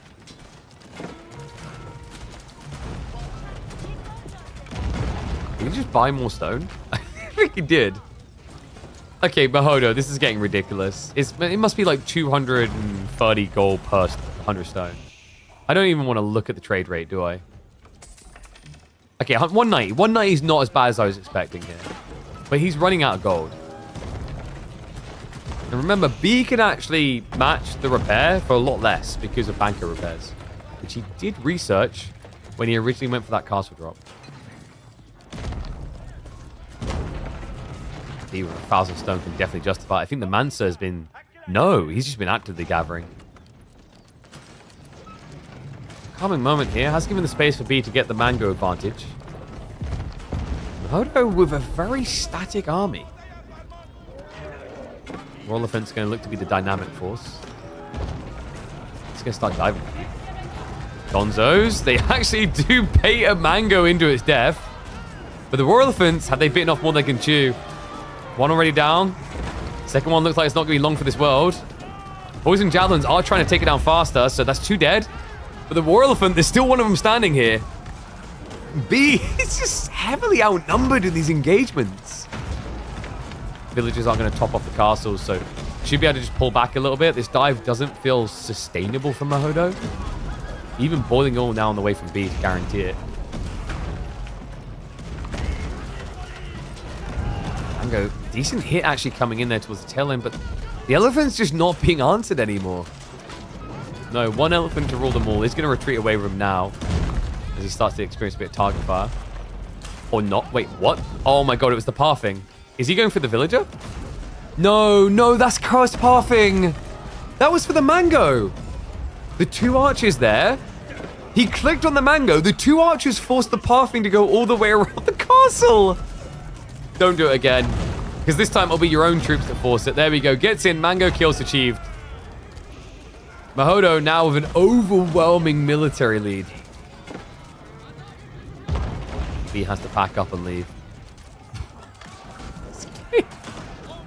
Has B at least sorted the farms? Because his food income has been clawing upwards. Yeah, he's at 50, adding in another 10. Okay, so this will give him the flood. Musafadi here? I guess for him, he has more gold than he has wood. So the Donzo's a bit difficult. And Donzos are a little bit weird. That Javelin Throw does do some damage, but it's actually only 50% damage. Because remember, it's ranged damage.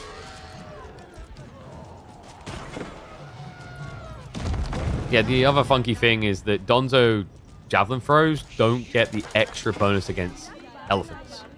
So you have to get into melee to do that.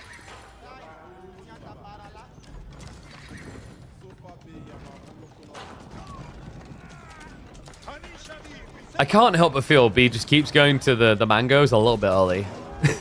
This is the ideal Imperial comp. The other funny thing is actually if B reaches Imperial, Mansa Musafadi becomes incredibly effective here. Perhaps we've got Outpost Crawl by Mahodo.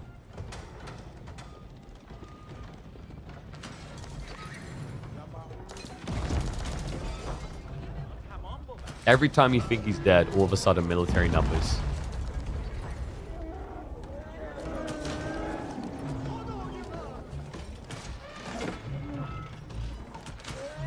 This Musafadi switch up is definitely interesting. B sees the outpost. If he times it right on stealth into outpost kill, he can just jump on top of the elephants that surround him. It's that weird feeling when you're running in, but you can't see them, but for some reason you can't move. You're like, wait a second.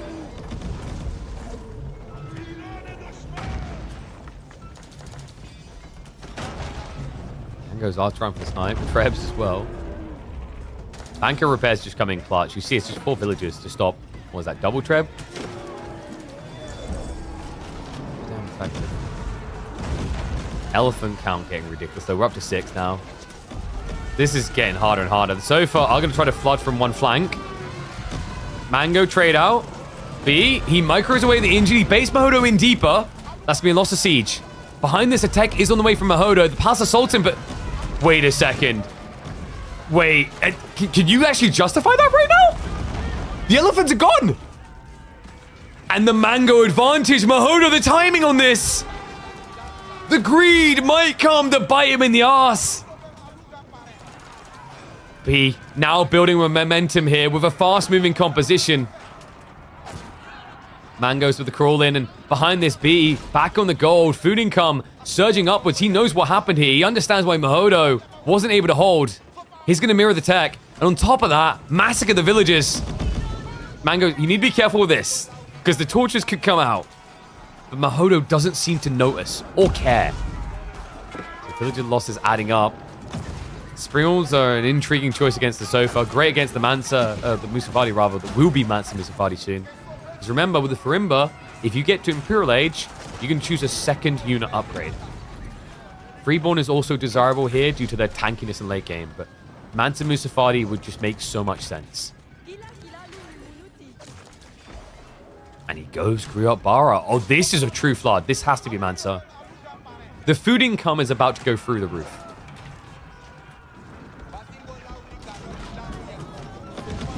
Yeah, this is a cow strapped to a rocket because the food is about to hit the stratosphere. Griot Bara coming in very quick with 22. Mahodo has queued up a hell of a lot of text, but what happened to the scholar count? I'm starting to think Mahodo really truly believed it had to end in castle. Because that scholar count is abysmal. These texts are just not competitive.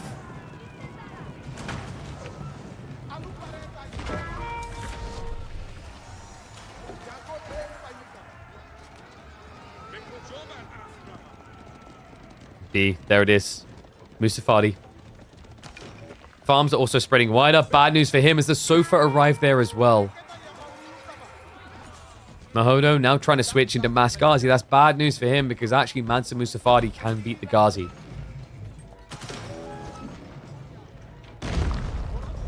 And we should have the parties coming in, right? He's got the food right now. Production rates might be worth it if he starts just bodying fights. This is usually the desirable thing. You open Food Festival, you generate up to, 8,000, 9,000 surplus food, and then you take a really big fight with military festivals with their production rates. Just a powerful 1-2 combo.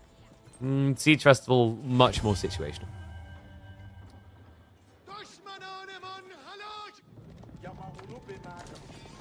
Court of the Huntress could have been good for mid-map control. There's just not much gold left there. Maybe if he dropped it south side, but outside that, I don't rate it that highly.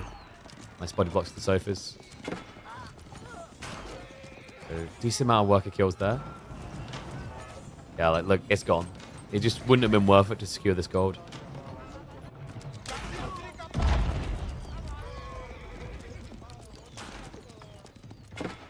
Even more upgrades on the way. Yep. Javelins are going to be tiered up as well. Sofa have found the tree line.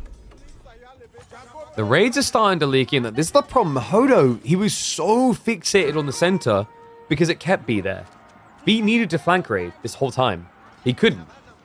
But now he's free to do so. He's unshackled. And all of a sudden, Mahodo's lack of walling is coming to bite him. Malian villagers are feeling ambitious, but they can. The Ghazi just not that good against these Mansa Musafadi. I mean, look at these things. They have 7 melee armor. Reminder that when they used to have elite army tactics being armor instead of health, I think it was 11 or 12 they ended up at. It was quite frankly ridiculous. Spears were doing 1 damage to them. Yeah, this is turning into a massacre. The Sofas just aren't dying quick enough. Mahodo has got reserves of food, but it's the wood that's worrying me now. Castle. Did flop and drop over here. And that's now gold secure. So B has everything he needs. You could even consider things like gunners here. Instead, it is going to be a play now into archers with silk bowstrings. So yeah, just looking to outrange and out-Daka the Delhi. Delhi that have at least got some of the elite tower elephants coming in. Not sure if it's going to be enough of them. B is everywhere. If I shoot this game, and I shoot this game 20 minutes ago, you would not think they were the same game.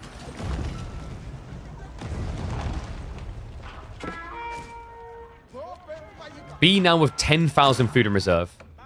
All he's missing is the meat grinder military festival.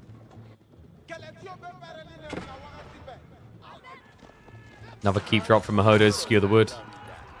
Still, the problem here is you're not ready for the direct fight, and this Treb's coming. I mean, why not? They've already been partying in the area, right? Oh, instead, he actually goes to the main base. Ooh, that's cheeky. The Palace of the Sultan's right next to this. A prime target.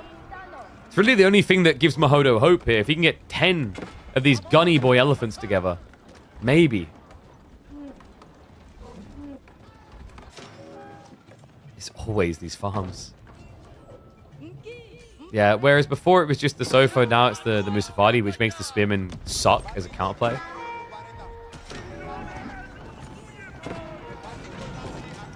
With that rush on the gold, it was the one thing that was maybe leaving him a bit weak. You don't really need wood with this composition now. Even if he did, he's got plenty of that still up here.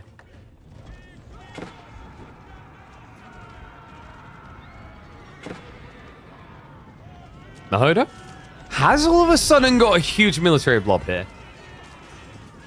It's a bit deceptive. 20% of it is scholars.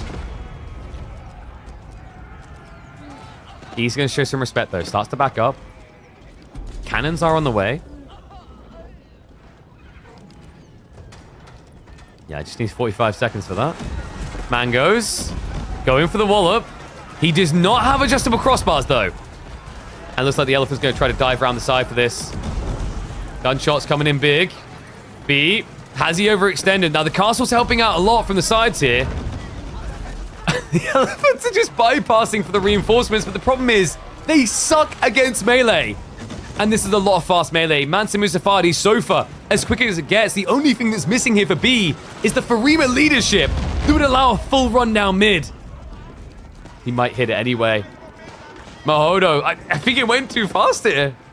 He had mass military, thought it was a good timing, but pretty much gets entirely reset on the gunpowder elephants. Only one remaining alive now.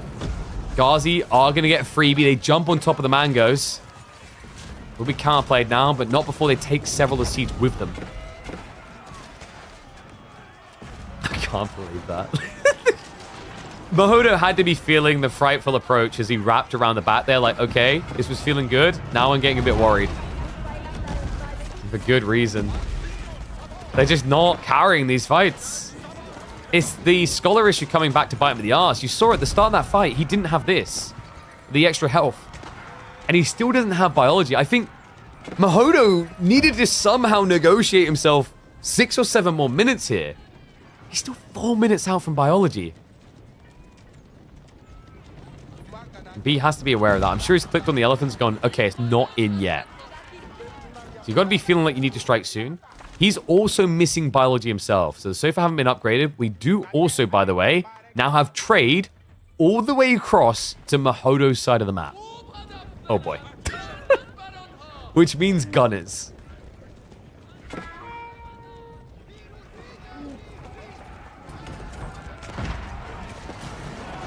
Treb's also now creeping in. You can see Mahodo desperate to defend against it.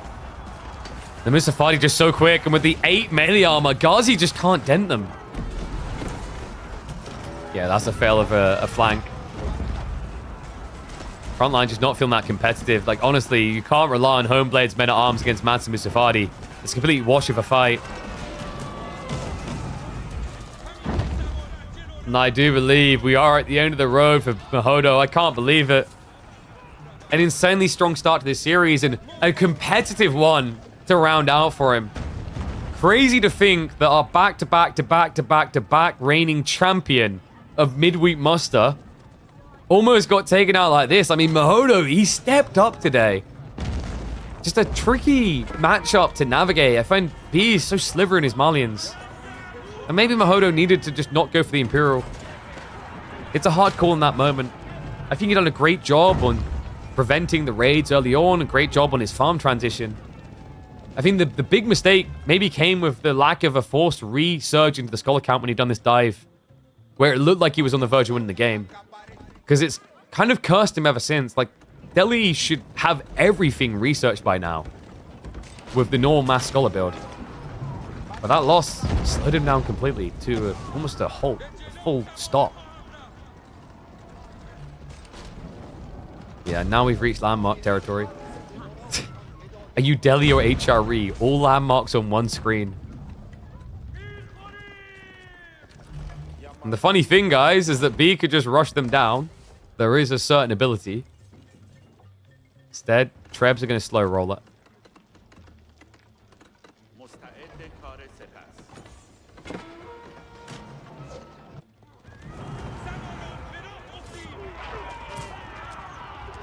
Guys are like, oh wait, we can just walk in here.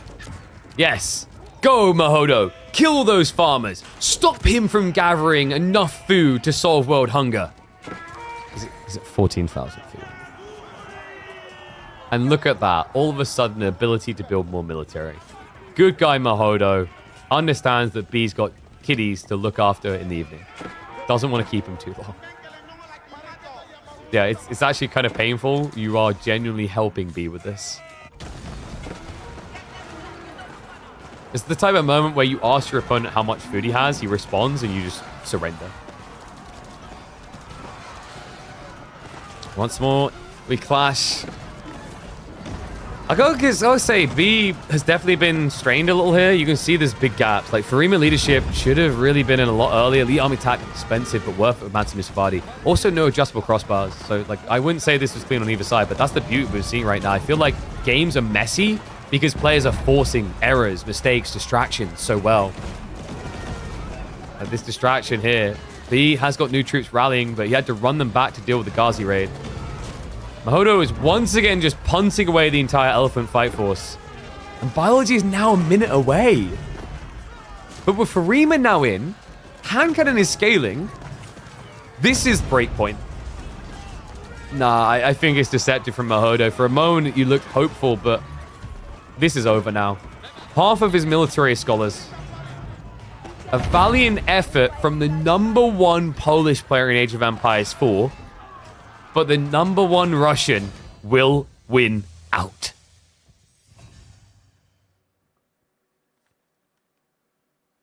Dome of the Faith is the biggest scam in the game. You are living in a special land, I think. Are you kidding? If by biggest scam you mean it scams the other player out of being able to win the game, I agree. No way.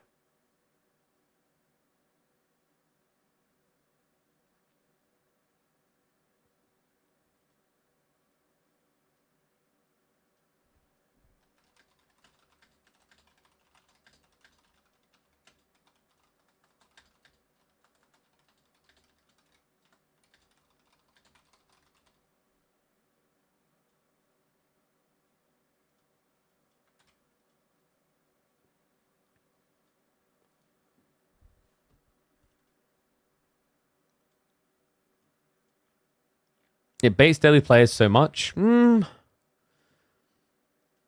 think that's easily avoidable, though. Like, it gives you so much scalability. It's irresistible, I think. It just saves you so much as the game goes on. All right, guys, I just got news in, by the way. We've got another hype set. Deniska versus Louis MT. That's right. I told you they'd be happening in the tail end, so we've got another banger coming. Let me go ahead and update tile, and I will get the draft. We'll get ready to rock and roll.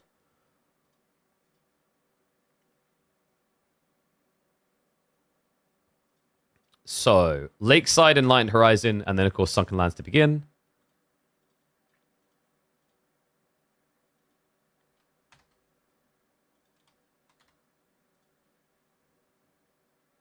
And then, where's the draft? So, Deniska, he's got his... Deniska's got his House of Lancaster pick. Bless him.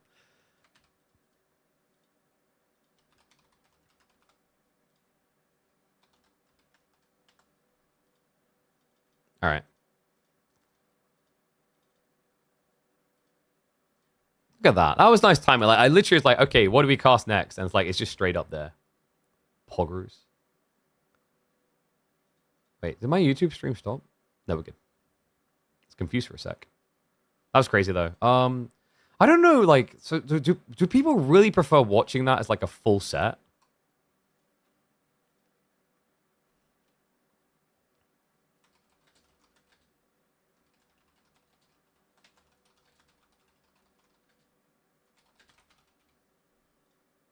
I kind of want to put that as a set, maybe. Just type it out now. By the way, guys, while I got you all here, reminder as we set up for the next game. Boom! Boom! We're welcome to Opera GX. If you have not signed up for them yet, it is the go-to browser you should be using. It's designed for some key features gamers in mind. It's even got a full game release schedule slotted into it by default. Ad blocker included, VPN included, optimizes so you don't use as much CPU or RAM. There's a lot of cool things there. And let's be totally real, Age of Empires 4 can be an absolute RAM and CPU hog. So it's a useful tool to have. So you can have me open and play your games at the same time. So ! Opera GX, download it, install it. It lets them know that I sent you. And also, if we get enough people installing it, becoming one of those new users, we'll encourage them to come back and sponsor again in the future. So big shout out to them. I am going to open my door as we get ready for this set because it is hot. Woo.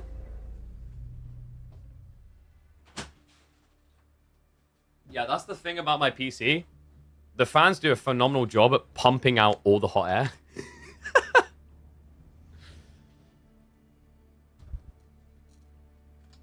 Oh, and reminder, I'm working on it now. We will have another show match on Friday. So we'll go for another best of 9. I'm trying to work Caillou until I break him. We might have another new map for that as well. But we'll see. It's possible.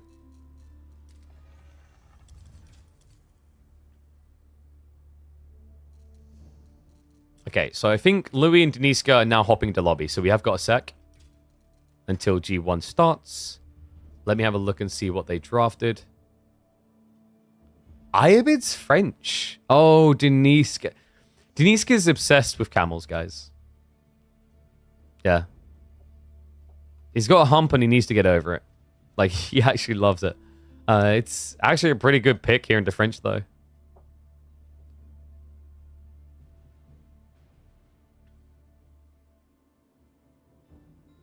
First, don't make extra mosques. Yeah, but you need them for the university techs. Because if you go imp, but you don't get university techs, like if you can get them quick, you basically have age 5. Unitex is just so pivotal in the late game. Oh, you mean Dome of Faith in the late game? Yeah, I get you for the remax. But like, I don't think he needed to necessarily put himself in that position. There was a point where I think he could have probably pulled about 10 to 12 of the scholars home. And maybe just like re-garrison them. That might have been worth doing instead. It's tough though. It's a really hard one to read. Dude, do I not have...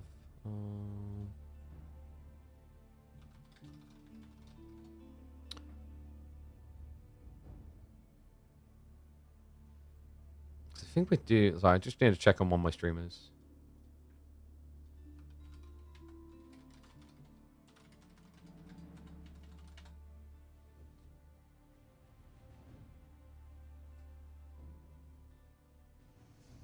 What time was it? My God. Time zone, time zone, time zone.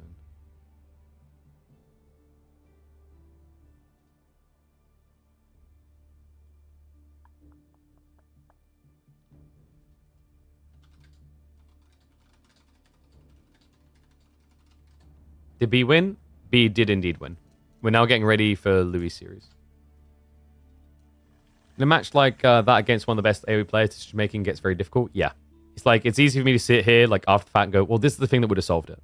Like, it's harder to do it in the moment, right? Like, everyone can be an in hindsight guy. Like, actually, you should have done that. And, like, I should really emphasize that people, like, when we go over, like, where it went wrong or what they should have done, it's not, actually, I wouldn't have made that mistake. It's to explore the route that would have given a different outcome. But it's very much a case of easier said than done.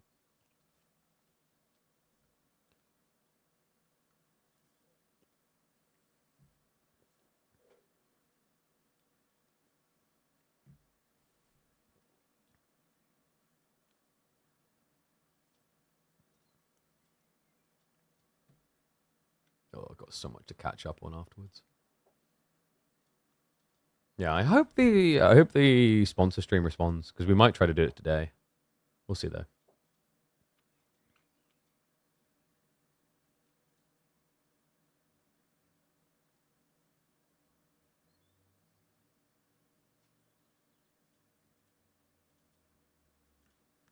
Both auto banned? It's Louis. Like, you have to. Louis is going to try to ban it from you so you can definitely secure it, and then you just don't want him to have it. So, like, it's just...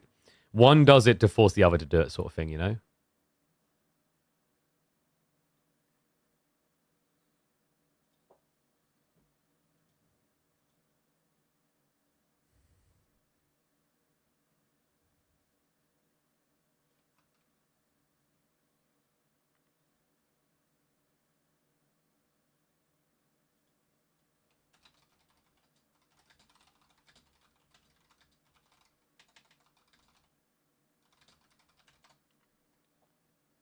Is my boy live?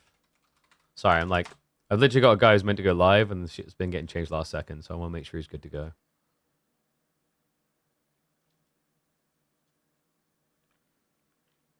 As we be doing big deals for some of our streamers.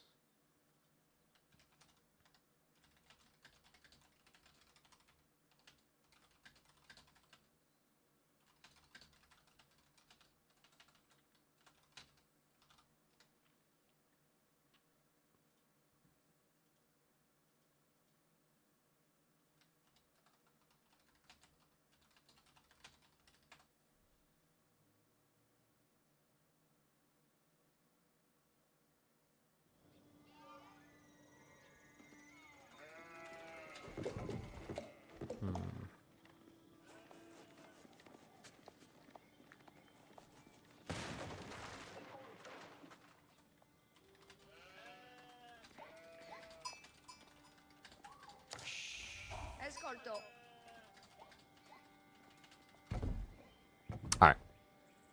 Let's get ready to go. Hop in the game. Sorry, like the chatter is in the background is like non-stop. Just me multitasking, streaming, running our own tournaments, doing deals for other people. Something else probably in there as well. My work never seems to end. Busy bee?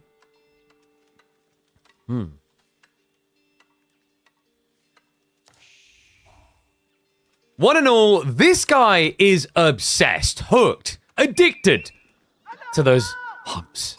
That's right. This is Deniska, a CIS player that maybe loves camels a little bit too much. But it may work out well here. Team Elephant's Louis MT on the other side picked French to open this series, and this is a bit funky. Camel spam, very effective into French picks. And we are going to be on a map where Louis MT does not give a duck about the pro scouts. Check this. Runs out early on to gather the deer instead of PSing it up. I like this. This is really cool, actually. This is a creative approach to the incoming issue. You know your opponent is going to be looking to open camels in one form or another. It's going to make it very hard for you to fight. Predictions are now going up, so get your anticipations in. And House of Wisdom on the way. Deniska's looking probably at... Dervish makes a lot of sense here. Dervish, double Desert Raider. You can just contest the Knights. He has a 6 spawn, by the way, for a deer shove. This is crazy. And it's going to be valuable down the line, even if he doesn't deer shove, because of the fact that Louis is very unlikely to be doing pro scouts here. He'd already get the survival techniques. Might see tech up into Wilbur. Yeah, there's the timing. Like, this is how you know now we shouldn't be seeing pro scouts. It's statistically very unlikely because in terms of deer on his side, there's only going to be 10, really. Doesn't feel that great.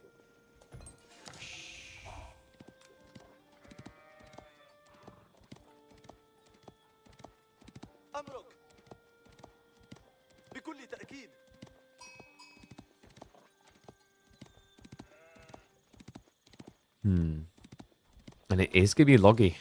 So likely we're looking at just one stables, double Desert Raider. That's good enough to actually start pressuring the French. Likely Louis is going to scout this and then knee-jerk react into archers. It already kind of pushes you off script a little bit. The good news for Louis with that type of build, it's full gold spawn forward. I said the deer was great. The gold is bad. Deniska has everything on one screen. So there is a realm in which Louis can break him with an all-in timing. Especially considering that the loggy wing counter is to mass archers. It stops Desert Raiders, and when you get enough of them, it kills the Dervish. Interesting G1. By the way, for those unfamiliar with Deniska, which is understandable, you know, he's more of a recent addition. Ranked 95th in the world right now. This is the player I was talking about earlier from Kazakhstan. So, actually, I don't know. His AoE4 Liquipedia says Russia, but his accounts say Kazakhstan. But yeah, last season he finished 150th. Season before that, 100th.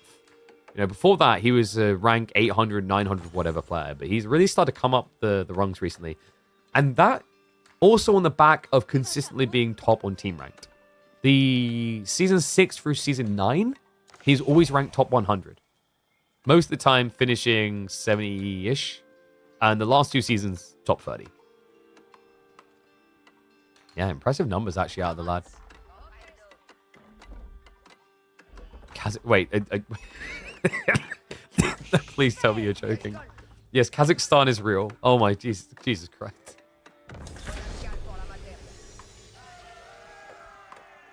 I don't think there's anything that I can say today that will be sillier than that. Penis waffles. There, like there's... Shout out to Roscoe for the innocent... The beautiful, innocent, brain worn on sleeve moment. We appreciate you. So Loomty is going to be Horseman opening. Yeah, so he fears the Desert Raider. But this is one of the powerful things we've been seeing out of a lot of players with this Ibid opening. You build the Dervish just to shove the deer. It's super effective. So that's already 1 stack home. Could think about going for the second.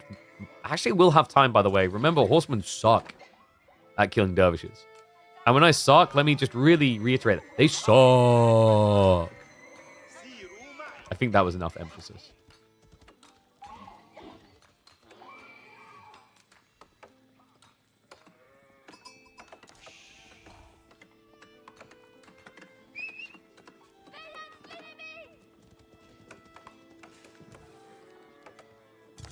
Okay, so Liam T, it is going to be Pro Scouts. Now this surprises me a little. He has to intercept these deer, or otherwise the Pro Scout value just kind of seems to be low here, compared to just deer shoving both sides of your base. Deniska, is he legitimately just ignoring the age entirely? No, we do have the stable drop now. It is semi-fast castle though, right? Like maybe you see 2 or 3 units added in. But likely we're looking at Growth Wing. Some players have experimented with the Desert Raider Castle. It just feels very weird. Especially now that you're seeing Horsemen against you.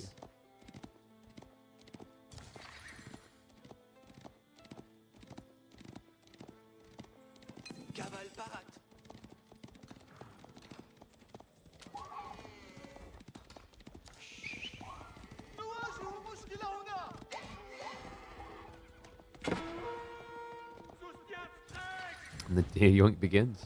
Horseman. Oh, okay. All right, that was well played by Louis. You wouldn't expect 2 horsemen to dive a TC and get a kill. Adds up as well. I mean, if you think about the growth wing timing, most of your growth wing's going to disappear because there's the French quirkiness of just building more villages. On top of that, you can see he's actually trending towards the castle himself. Yo, what is up, Townhouse Tan? Thank you very much, mate. I appreciate the Prime sub. Appreciate everyone who's subbing. Remember, new month, new start. Let's get all those subs in. You got to find somewhere else to spend your subs than the subathon channel. I think that's close to ending. I'm not promising a subathon, but I am promising about 120 hours plus of pro content each month. Whew. That's a bargain. Oh my god, he's actually doing it. It really does feel weird to do this. Like, I'm not exaggerating when I say that. It's a bit of a funky build. In fairness, against French, with the potential to go knights, it makes sense.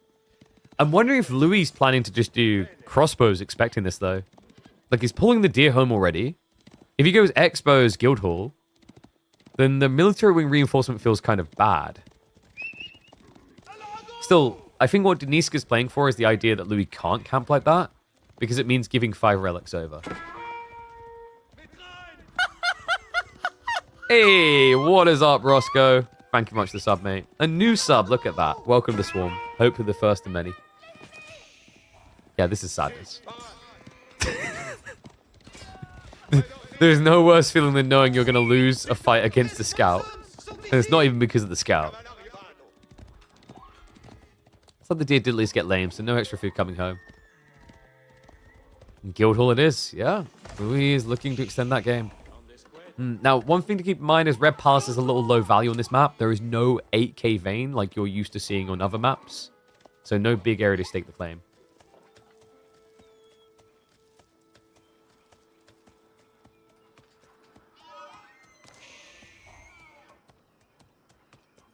We're going to stop watching this now. It's slow. Wow, actually, when you get the angle right, it kind of looks epic. He does at least know where the dervishes are going to be grabbing from, but it doesn't seem like Louis has any interest in intercepting. If he did, maybe try to add in a knight or two. But the problem is, like, one knight is going to suck at killing a dervish.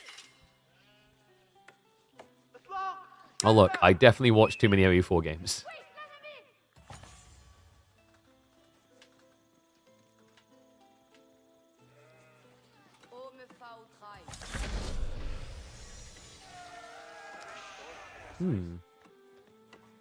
What was the predictions like, by the way? 92... Guys, you got to stop doing this. Last time we had 92%, it was against B. Sorry, it was against his 4B, and he lost that game. You're griefing my top players. Camel Lancer's now on the way from Deniska. Yeah, so, like, with this type of comp, Deniska's not going to be able to dive. Louis essentially sacrificing a key detail in the relics, hoping that Deniska's going to go for the standard comp and then overextend. Because going Horseman Arbitrary, the expectation is usually Camel Lancer Archer here. Although it can work reasonably well against Camel and Desert Ruler.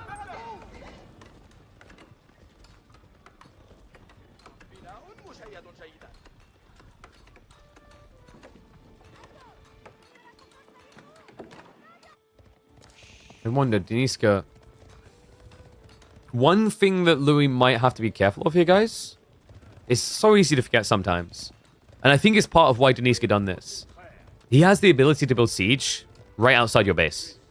With camels, remember. That's the unique thing you get from the military wing. It's not just, oh, we're adding in a few camels here. It's the fact that all cavalry will gain the ability to build siege. So yeah, the Arbitrary might not actually be the kingpin here.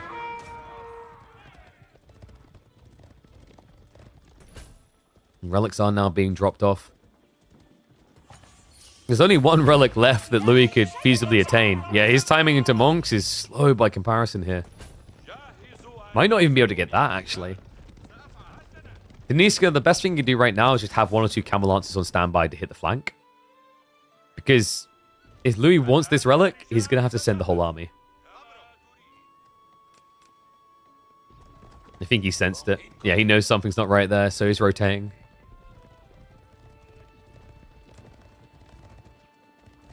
Is it me, or is this like a sweaty, scary week for our lead players? We had the B set where he's trailing Elona. Deniska's idea here looks really good. It's still hard to execute against French when they do this hunker down strat with Guildhall. But you genuinely, compared to the start of this game, you see a much clearer route to success for the Ivy pick. Only camels. That's...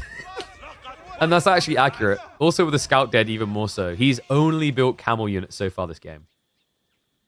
All right, guys, let's keep pressuring the devs, because we complained that we wanted camel traders. We got it.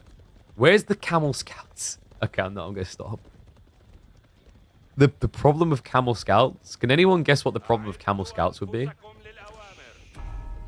If they cost the same and have the exact same statistics as normal scouts, they will always beat a normal scout in a fight, because they'll also have camel on ease. Could you imagine losing a scout war because of minus 0.2 damage?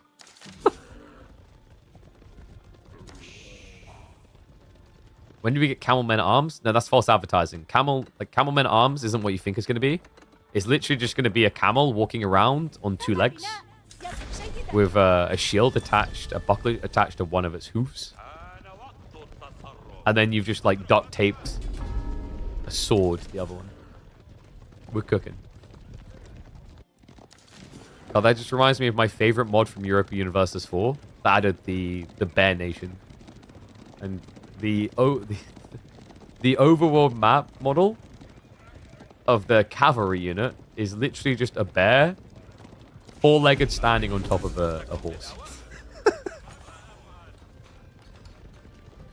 Could you imagine the backstory for that? We just take the Avatar angle, and then the Fire Nation came. You're like, we were so peaceful, so happy. And then the Bear Nation came.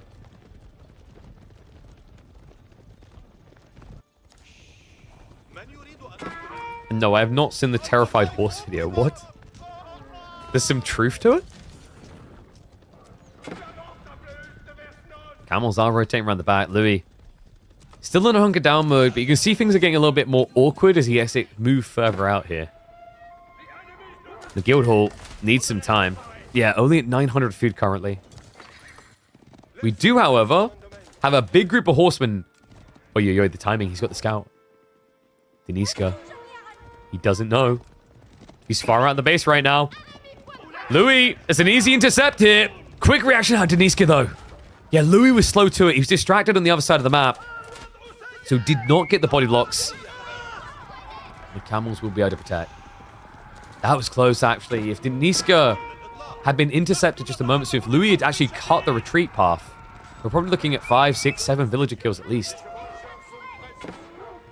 Louis, of course, was distracted in his own gold vein. Horseman will be able to run away. The problem with Deniska is, although you could argue the quality of his units just being better, the issue is how they fight. On an anchored fight, they will not be favored here. It's theory. So what Deniska wants to do is keep turning this into a raid-type game. It's why it's impressive that Louis has taken the initiative in that regard and been the one attacking.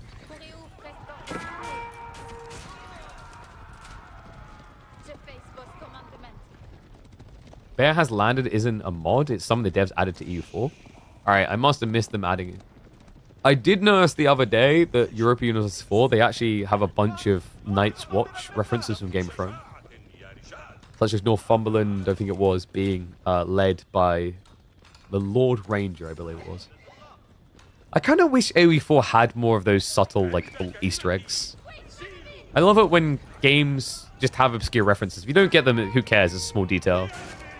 As long as it's, like, off to the side and not key to understanding, right? Like, you don't want to create a situation like when a game movie gets made, and if you haven't played the games, you can't understand the movie and enjoy it. That's why I think Dungeons & Dragons have done so well, but... Oi. Is this going to be a Nat 20 or Nat 1 being rolled right now? Pavis drop comes in. The Desert Raiders are going to try to target fire them down. The Horsemen are trying to scrabble on top of this, but Deniska just plows on in. Desert Raiders going deeper. That's sick. Deniska, what he just done there? He absorbed the shots meant for the Camel Lancers by moving the Desert Raiders in range. This is going to be enough, though. Looks like the arbitrary line is thinning, so that's going to force a retreat, and that retreat is not good. It's cavalry versus infantry. Louis, barely anything left alive at the end of this fight. Did clear the Camel Lancers. The Desert Raiders are now bullying him, and it's just a sick read, actually, to switch into melee there. In fairness, Arbitrary are the best at dealing with this type of flip, because you have Pavis drop and you have Gambesons. Hence why he was able to last that long. But Deniska, the problem now is while that fight was happening, Louis dropped a castle. Are you actually serious right now? He somehow found the time, the space, to get the static D up that is also now going to give him discounts. Making a remass quite possible here. Not to mention the fact he's also got 2,000 food sitting in the guild hall. Sometimes game states can be so tilting. Like, you think you're actually ahead. You think you've played it really well. And then all of a sudden, there's the big what moment. This had to be one of those for him.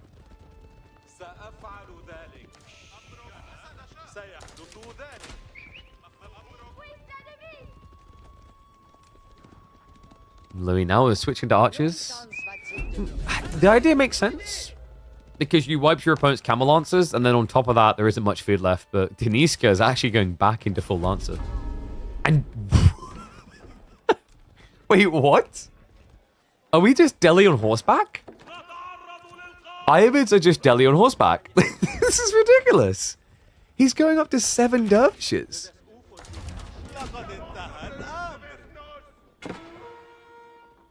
Oh, sorry, camelback. They're Delhi on camelback.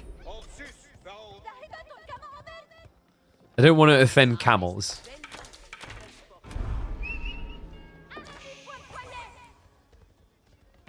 A lot of rams now coming. We talked about this earlier, the idea to build siege. Not usually is it used for this, but makes sense when you need to break that castle. If he gets the timing right, Louis might not actually be able to get his age up. He needs it now. Last bit of gold is slithering in, so realistically a red pass drop between the two TCs would stabilize him here. The 2DC approach does feel greedy, but I get what Louis going for. He's got a fat tree line. He wants to try and prep for a farm transition. Sacred Sites now have been locked in by Deniska. Dervishes are a bit OP. Do you mean a bit OP? Was that what you're going for? They can feel, especially in Feudal Age, I find, is the biggest culprit. And also, shout out to the people who've been downloading. I did see someone on YouTube saying they've been downloading the Opera GX. Reminder, guys, before we get in this fight, afterwards, make sure you go and click on that link that comes up with exclamation Opera GX. They'll support the channel. Shout out to all these players, these amazing games, as we have got the dive and the Rams. Horsemen to intercept straight away. Key that Louis remasked those to be able to defend. Villagers now going to come off the defense. Nicely played. And the Rams, they can't get in. Deniska needs to follow us up with a full dive. The Red Palace food did get pulled. Gold is not there for Louis right now, though. And he's distracted. He's remassing. He has to put the extra gold he had into Arbitrier. The villagers also on the front line. How? How did he only lose one villager from that? That is ridiculous. They were just scrambled in there. I mean, this is the thing. Sometimes when you're playing civs in this situation, you wish you were playing Byzantines. Kira Siphons get it right. Rams always just seem to be missing a brain. Like, you think about it. Like, this is the equivalent. Like, you can either buy my fancy PC I've got, or you just get yourself, like, an Intel Pentium dual-core processor that costs $200. Rams are like, I will have processed the problem in 2 days. Oh, okay. I only asked you to do 2 + 2. I will process the problem in 4 days. After that attempt to pressure, Deniska looks drained. Red Palace drop now coming in from Louis MTE that would consolidate his power here.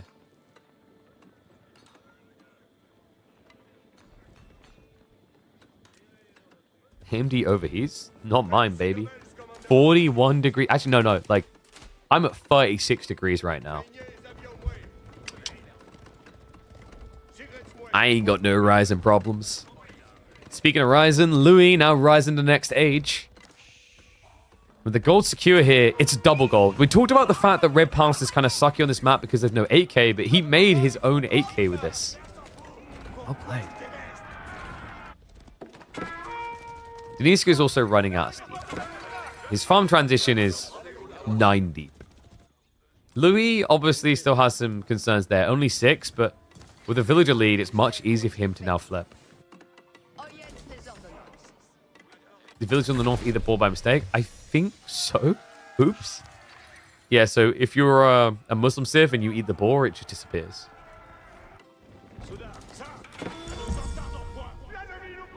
Yeah, also a little tip to people that like, oh my god, my CPU's at 70 degrees or whatever. Modern CPUs are capable of riding out very, very high temperatures. If you're really that paranoid about it, just slightly underclock your CPU and you'll be fine. Same with GPUs. The number sounds big and scary, but you're fine. Unless the number says 200, in which case, run out of the room, it's about to explode.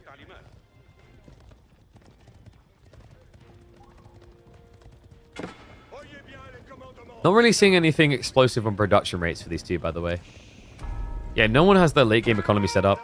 Now, Deniska does get spotted at the very beginning of the TC timing. He only just built this. The horseman going to be a little bit of a nuisance. And that's key info. Louis now knows that Deniska is being greedy. Time to punish. Louis fought the range mass. Outposts are a little bit problematic to address. Only a few horsemen, but remember, they have got Imperial Torch damage. They're fairly decent at taking out these weak structures. The horsemen are going for the dive, but the rotation Deniska. He wants this. The problem is he's vet against elite. Now, the vet archers are kind of trash, but it's the arbitrary that are king here. Range 3 is trickling in.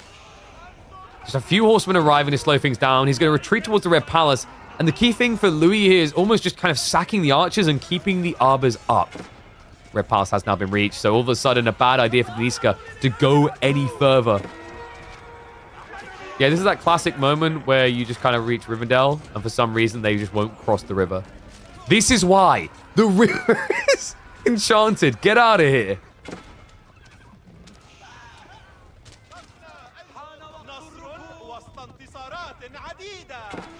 Overall, decent fight for Deniska, though. I've got to give him credit. That should have been substantially worse, considering he's an age behind.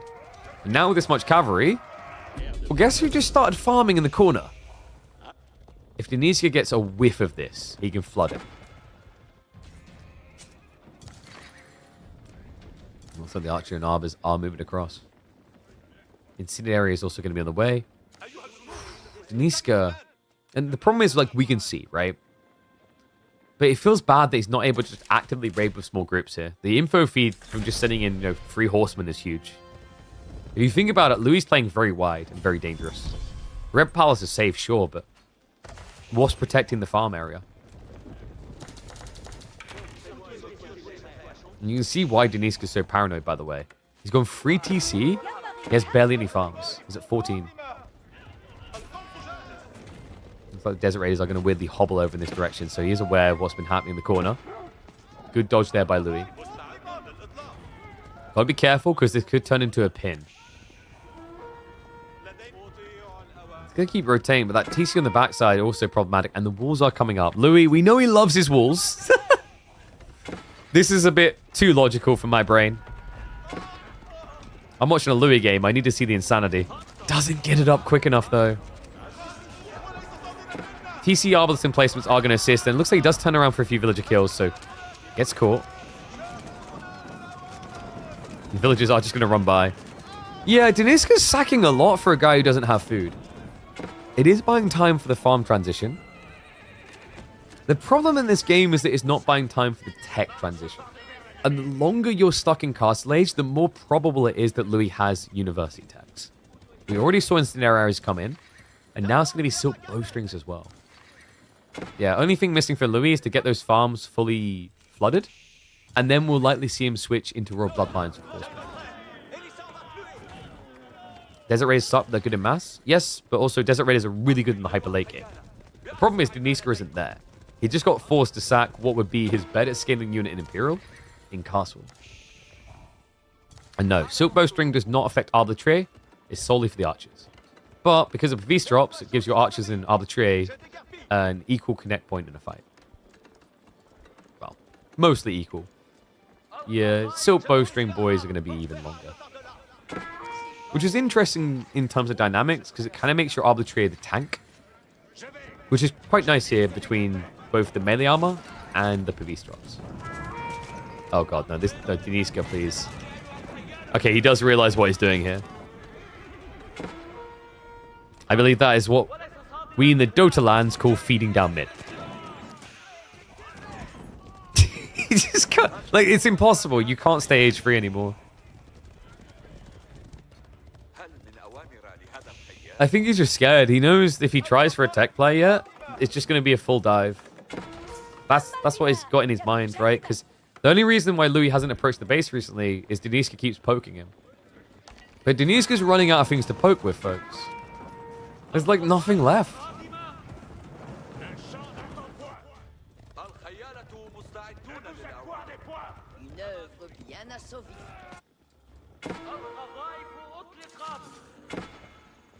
Yeah, at this point, it's looking a little bit futile. Deniska, the problem is he needs so long to age up now. It's 2 minutes wait. I don't see how you invest 3,600 resources into anything but units and survive for 2 minutes. Louis would have to be negligent in his approach to this game. And we're approaching late game. We're technically there for Louis. Negligent doesn't fit into this man's vocabulary. He knows late game like the back of his hand.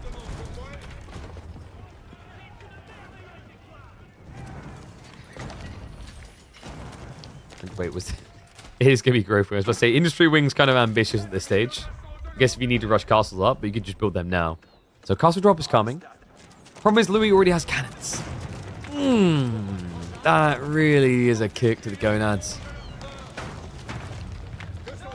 Top of that, Royal Bloodlines just 45 away. Sacred Site's now locked in. I mean, there's nothing left on the other part of the map for Louis to focus on.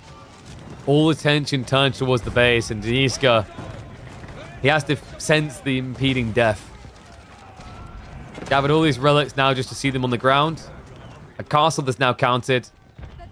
He played a good early mid-game. He, at points, made us believe, but I got to give it to Louis. He instinctively just knew where this was going.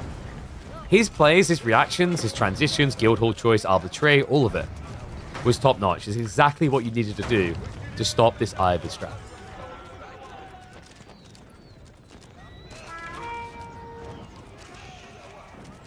Once that castle hits the floor, I think you'll know. Because the problem is now, what does the age up give you? 10 more villages. Woo-wee, wow, Batman.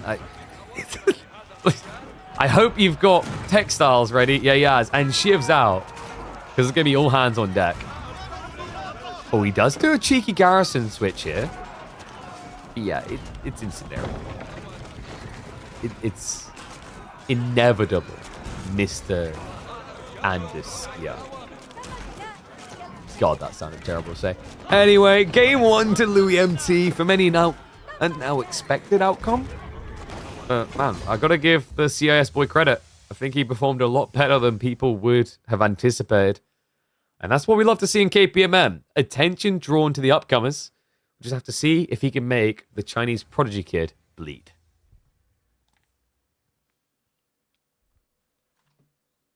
Yet Gege. So point on the board for Louis. With his Sacre Bleu French.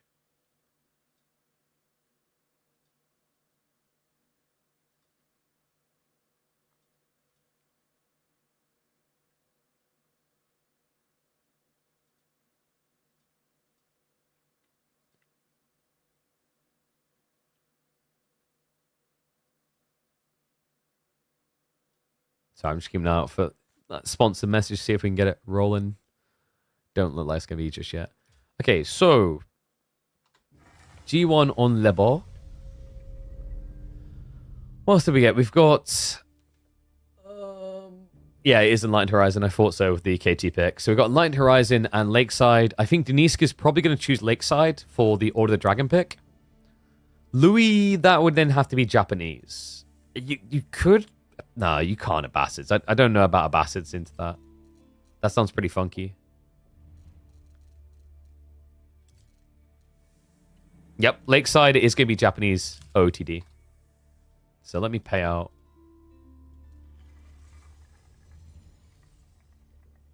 I believe we got like 2 minutes. What's the dice? The dice means he randomed. Yes, you did just hear me correctly. Like, oh yeah, I don't really care about this pick. Instagram. Random. All right, I'm going to 2 minutes ads, which is long enough for you guys to pull out your credit cards, enter your details, and make sure you subscribe to this channel so you don't have to worry about those ads in the future and instead can natter and chat with us.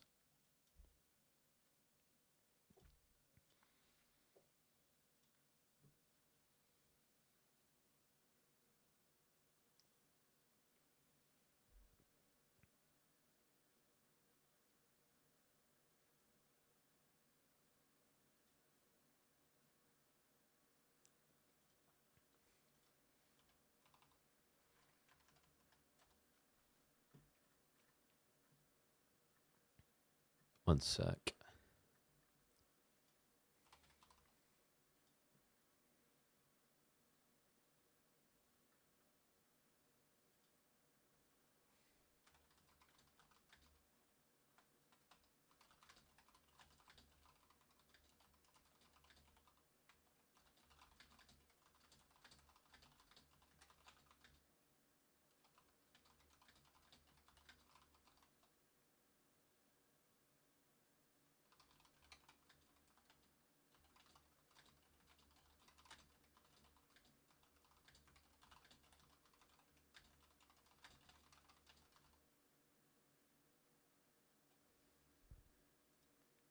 Gonna be a Dark Age Fest.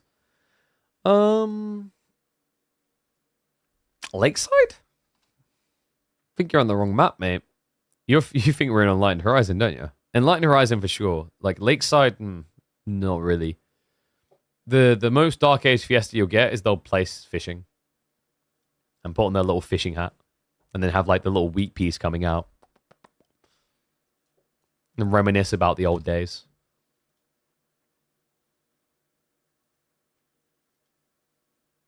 All the Dragons such a weird civ.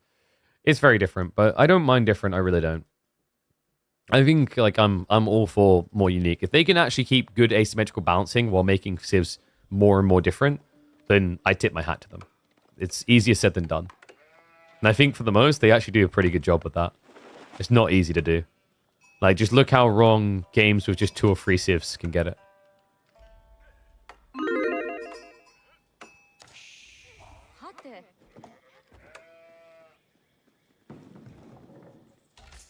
Oh, I just realized I flipped the score only for me to need to flip the in-game. I love it when that happens.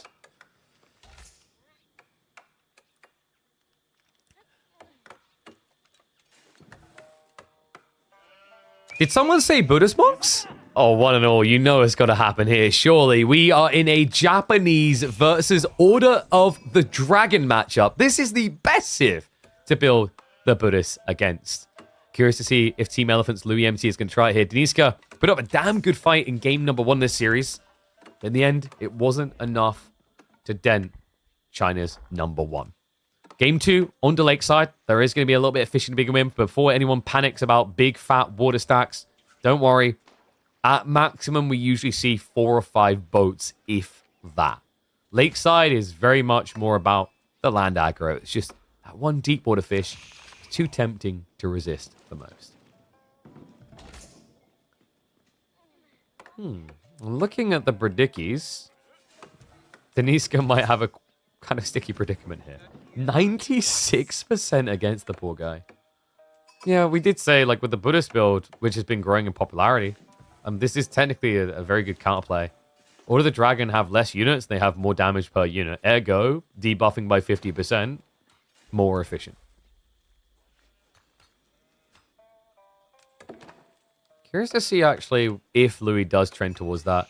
We used to see Coca Township a lot, but people have moved away from it. In particular, on this map, it just doesn't make much sense unless you want a transport ship to sabotage. That could be a pretty sick play, but your opponent's always going to get a boat out first.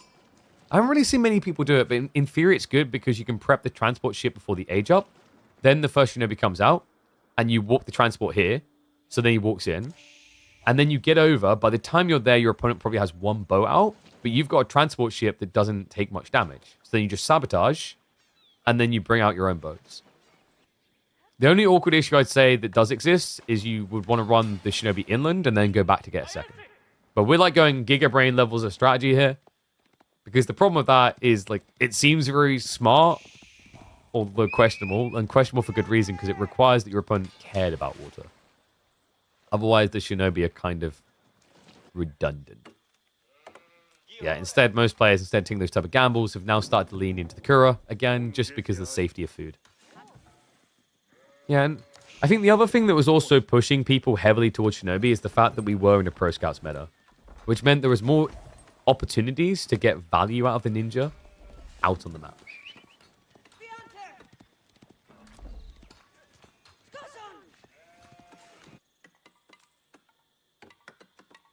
Arkin is going to be coming in, so nothing too weird out of Deniska. We're not going to get the mind work all-in type approach. I wonder if there's actually a timing for OTD to hit Gilded Archers here. Probably not because of how fast Japan accelerates, but like in theory, because it's forward spawning gold, Gilded Archers could be pretty effective. The problem is, the moment you get seen doing it, an outpost will be dropped here, and the whole plan fails. Because remember, by the time you're looking at Gilded Archers, your opponent should have enough for arrow slits, courtesy of the gold gathering giving stuff. There we go. Yeah, Louis. Just going to play for the eco-scaling. Shows you the confidence as well. Like, this is the thing I think I'd still like to see changed about Lakeside. I just feel like this needs to be thinner. The fact that he's able to walk out into the open side of his TC and place it like this tells you how threatened he feels. That's why you don't play water so much stuff to learn. What, like, Shinobi transport ship and then return, which no one does. So, like, I'm talking about edge upon edge upon edge strats that no pro players are doing, right? Like, I don't think you have to be that worried about it. That's the equivalent of me going, yo, have you tried, like, the 5 villager Order of the Dragon pull into outpost on the Golden Tree line, you know? There's a lot of, I don't know, I think people, there is a lot you can do on land, and I think some people don't realize just how much there is you can do on land. So I get the fear of adding in water, but I'd also highlight that while there's more strategies, so you could argue like you're even more disadvantaged if you don't want to pay attention to it, there's just as much diversity on land. That makes, like, I don't know. I don't know if that's more daunting or more reassuring. Like, it's almost like you just have to learn as you go and stick to your lanes. And no matter how much you think that, like, taking water out of the equation makes the game easy to learn, while it's true to a certain extent, the game is always evolving and so complex that, like, there's always something to learn. So, yeah, like that. I think that's my diplomatic way of saying I get people's concerns about water, but also at the same time, and I hate saying the statement, it is what it is. It's like playing a modern RTS and hating that air exists, but then you realize it's part of the balance.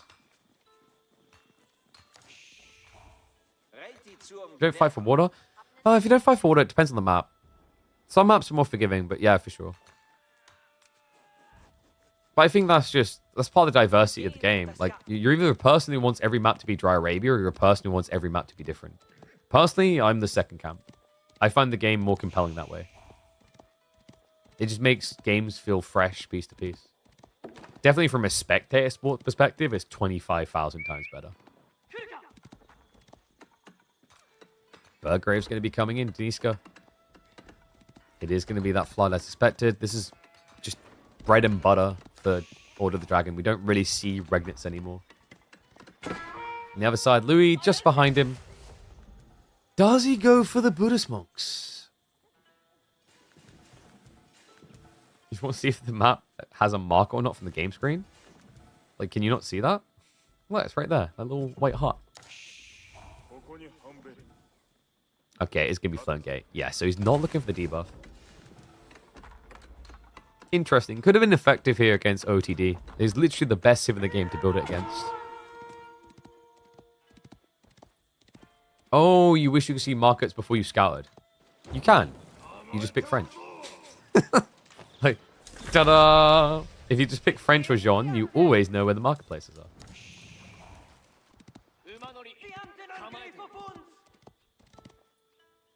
I'm fine with him not going Buddhist monks, by the way. Although I think it can work. Floating Gate gives you tempo. And you're on a map where you've got triple relic in the center. So you need tempo. You can't just boldly walk Buddhist monks out on this type of map design and expect to get them all freely. Right? Like, that's dangerous. Against all the Dragon, in theory, they have less guards. But still dangerous. This gives you a way of putting your opponent on the defensive. And I love that. He just soul read him. I mean, it makes sense, Burgrave. He could technically build men-at-arms. Here's the funny thing about Burgrave versus Japan. Everything you need to answer Burgrave is in this building here. He'll open Yumi to counter the spears, and then if you switch men-at-arms, he goes Onimusha. Either way, he ends up with a unit that you cannot catch.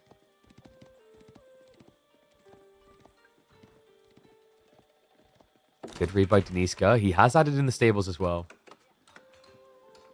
Food could become a little bit problematic. He only has 6 sheep. And the archer ship can keep poking at the fishing here. He'd go for the arrow slits to make that harder, though. You short no prelates from Order of the Dragon? Why? You can't really rush it here. Even though Burgrave gives you a discount, it's still expensive to use. You have to get control before you go monks. It doesn't make sense to go monks without control. And yes, Yumis are faster than OOTD spears. It's 1.25 versus 1.38. Which is why I get so vexed when someone's like, Yeoman are Yumi speed. They're not. They're actually slower. Yumi and HRE archers are faster. The Zuma boys. Yeah, and when you charge, you will go quicker with spears, but the problem is the charge distance when it initiates, you're already so far away. I feel on the horseman, though. Actually, could just use the Bannerman to absorb more shots here on the retreat. Onimusha coming out is going to be awkward. He's like, oh, well then.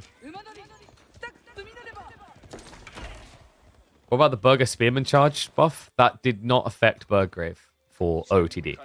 What you're talking about is HRE Burgrave, where they get 50% charge damage. That was a specific HRE change. They have the same model, but remember, do different things. For a start, this gives discounts and doesn't produce as quick as like an HRE Burgrave. So it makes sense there'd be extra things different as well. Just like the fact that Order of the Dragon doesn't have much.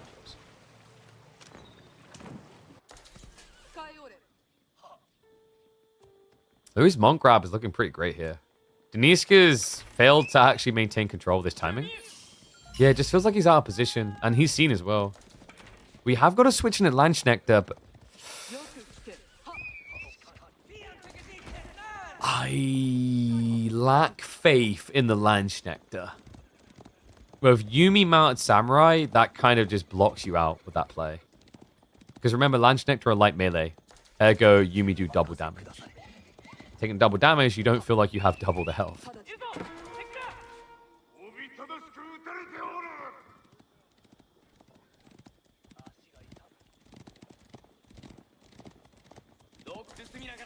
Atreus, Burgrave's a unit printer? Yes, but it's kind of different. Like, you can't afford the ink all the time. Whereas, All the Dragons is like an economical printer. You always seem to have the resources. A little attempt there's going to fail, but the Landschnechter draws attention, is removed straight away. We'll go for the Spinner next now. That means the Mounted Samurai can access the fight. Yuumi going to tickle away at them as well. Really just want to pull the Horseman to the back of the formation. He's trying for it now, but that click, a little bit weird from Deniska. Wrapped around. More Mounted Samurai are coming in. Louis is standing his ground in a very reluctant way here. Onimusha now being targeted. This is the thing that Louis should be able to kite with, but he's so fixated on getting rid of the men-at-arms. Yeah, this didn't feel like a good trade for Deniska. Has he at least got relics behind? Yeah, he has, but the Mountain Samurai, I think, saw him. Uh-oh. Yeah, so that's not going to be relic home.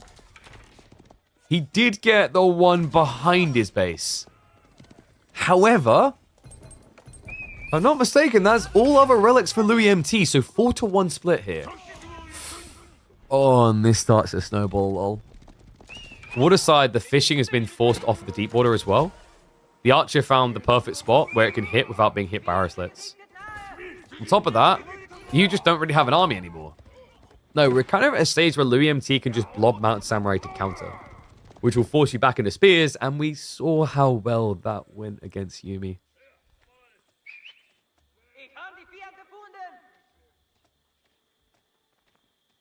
Yeah, unfortunately for Deniska, this still, to me, remains a really tricky matchup for Dragon. If it was a different map, maybe there's a feudal timing, you can kind of punish Japan. But I think this map in particular is just so defensively oriented. There's a reason why we saw most matchups always trended towards castle. Like, if you guys remember when this featured in the last EGC tournament, even when you had a French pick, they didn't really spam knights. Most of the time, they just start building arbitrier. They just aimed for that castle and beyond. Castle and Beyond just sounds like territory that's too good for Japan. Maybe Ottomans can kind of make it work, but like even then, you know, even people like B and Lou, when they pick Ottomans in this map, they were traditionally just going for FC. Deniska in desperation mode. He's ran out of food. That raid on the berry slowed him down. The fishing boats now just have to grab anything they can. That's 2 down. Sacred Site's now getting locked in, and remember, Louis MT doesn't have the same food concerns. Courtesy of the Kura, it still hasn't even min-maxed yet. It's still got one more farm to add here. Deniska, the cool idea here of going good across Berman, maybe if it was earlier, I could kind of see it. But I just don't think he actually has the food income to get the numbers now.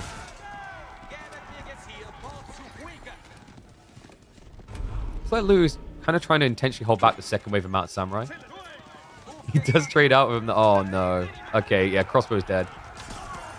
Mount Samurai just going to flood in. There is no Bannerman here, so at least you don't have to worry about that extra bonus damage. However, the Yuumi Bannerman there is going to allow him to start sniping the villages. Deniska's not even pulling away. I mean, at this stage, if he has to pull away, he's already dead. And to be honest, he is already dead. Exciting game 1, but a surgical, clean, straightforward G2 to put Louis straight through to the quarterfinals. Yeah, GG's. An effort made, but Deniska, commiserations to him. Louis is a tricky target to run into this early.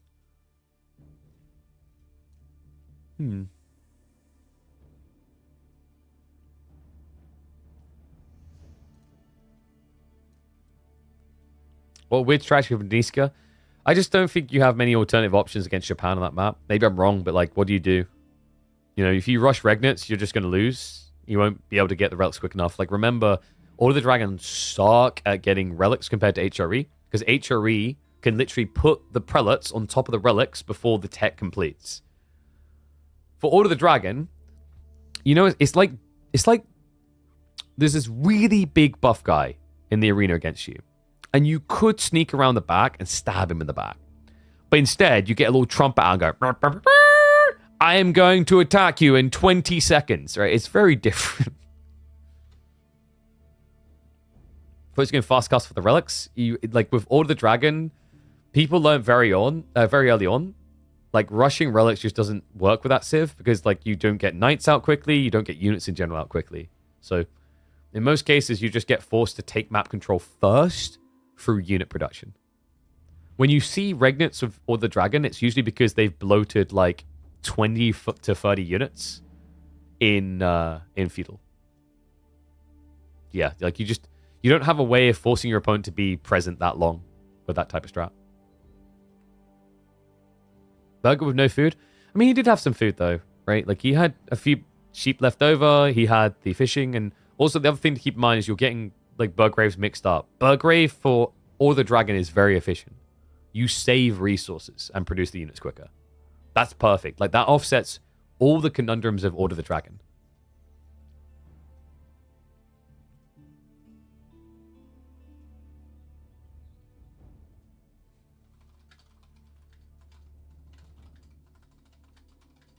Sorry, I just sent a message.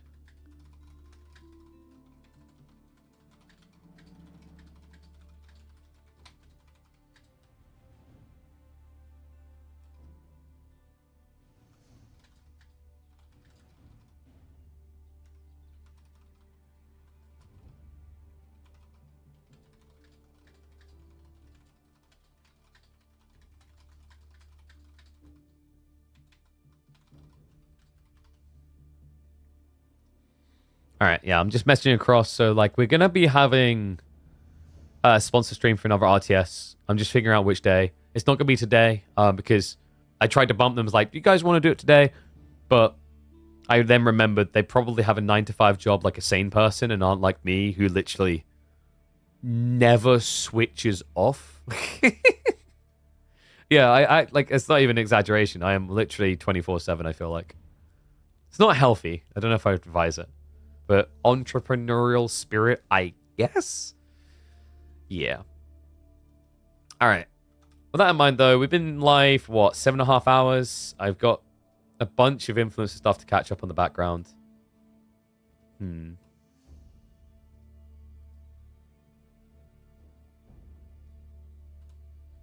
I think we'll call it. Like, we've done a, like, what did we've done a good amount here, right? What did we not catch? So I think Anatan Navali just resolved. We may be open to tomorrow with that, depending on when the quarterfinals are available. So, like, in terms of what hasn't been cast so far, guys. Oh, I forgot to add in CSO Lash, didn't I? Yeah, so we did cast that as well. I'll update it so you guys have the full picture painted. Have to do adult duties? Bro. You guys think I make enough money to just go live? Whew. I wish. No, I have so many jobs. It's weird because I'm also technically a full-time content creator. Like, the hours I put in would register as that, right? Busy bee. Anyway, speaking of B, he did make it through in that series. It became insanely sweaty. If you guys didn't see it, I think it actually might be like series of the day to check out. It was a 2-1 victory in the end for B, so he makes it through to quarterfinals. I'm just gonna hit save and update in a second, and you'll see the full pick as we are starting to see the candidates appearing in the quarterfinals. So in terms of series, depending on when the quarterfinals are available tomorrow, we could kick off with, and that's great, I love when it does that. We could kick off with, where's my brother, please? Why? I hit save, and now the whole thing's disappeared. There we go. So yes, In terms of what's happening tomorrow, B versus Sass, I imagine, is going to be in the evening because Sass never seems to be available. Oh, maybe they'll play like hyper early, possibly. I mentioned Dumu Starflight's going to be happening tomorrow, so maybe catch that live to start the day off with. Or we'll be into Dumu versus CSO if he wins that, or Starflight versus CSO, usually when we're live. Anovaku versus Myriad and Antam versus Avali has happened, but like I said, we'll use them as fillers where necessary because we can't always guarantee our quarterfinals will be back to back to back to back. So we'll mix it in where appropriate. But yeah, pretty good day. We done how many series? 1, 2, 3, 4? Was that only 4? I felt like it was more. I mean, we've been live 7 hours with live content for 6.5 at least. Whatevs. Epic day, if you ask me. Oh, that's right. We done earlier rounds. So yeah, we done Anovaku versus MeomaikA, and then I think we also done another one, but I've forgotten which. Yeah, commiserations to those that fall. Looking forward to seeing what they can do. 23rd week, man. It's crazy to think we're actually like almost at the end. I mean, if you can call almost 2 months almost at the end. But yeah, it has been a lot of fun. And the fun will continue. So reminder, guys, I will be back tomorrow. We should be live by, at the latest, 1 p.m. UK time, which I think is when we went live today. It might be an hour earlier, so just check in. If you haven't already, !Discord, or if you're on YouTube, check for the Discord link. Make sure you join there because we do @HereOut. We do bump people. We're also looking to renovate the Discord a bit. Shout out to Grims, who's helping with that. But outside that, one final reminder, !OperaGX. Go sign up. Try it out. It is a free way to support the channel, and it allows me to get them back as a sponsor so that we have extra surplus money to do other cool things on the channel. So that is free to download. It's a new browser. Really recommend checking it out. I think you guys will like it. If you create a free account, then it lets them know that I sent you, and then it actually incentivizes and rewards me for that. But outside that, other things coming this week. Remember, we've got Tuesday for quarterfinals. Thursday is going to be final showdown for KPMM, where we should hope to have at least one semifinals in the grand finals. And then on Friday, we have been buffing that day. I think tentatively I was looking at maybe Lucifer. We'll see if he's like available for what we got figured. But we did have an epic show match on a brand new map between Louis, MT, and B. I'm seeing if we can get another new map made in short notice. But if not, we will have different players involving the map proceeding there, as we have got the Hims Cup returning on Friday. But guys, if you're watching on YouTube, I'm going to end now. If you're watching on Twitch, we're going to find someone to raid. Thank you very much, and I hope to see you every single day of the week that we're live. Because you cuties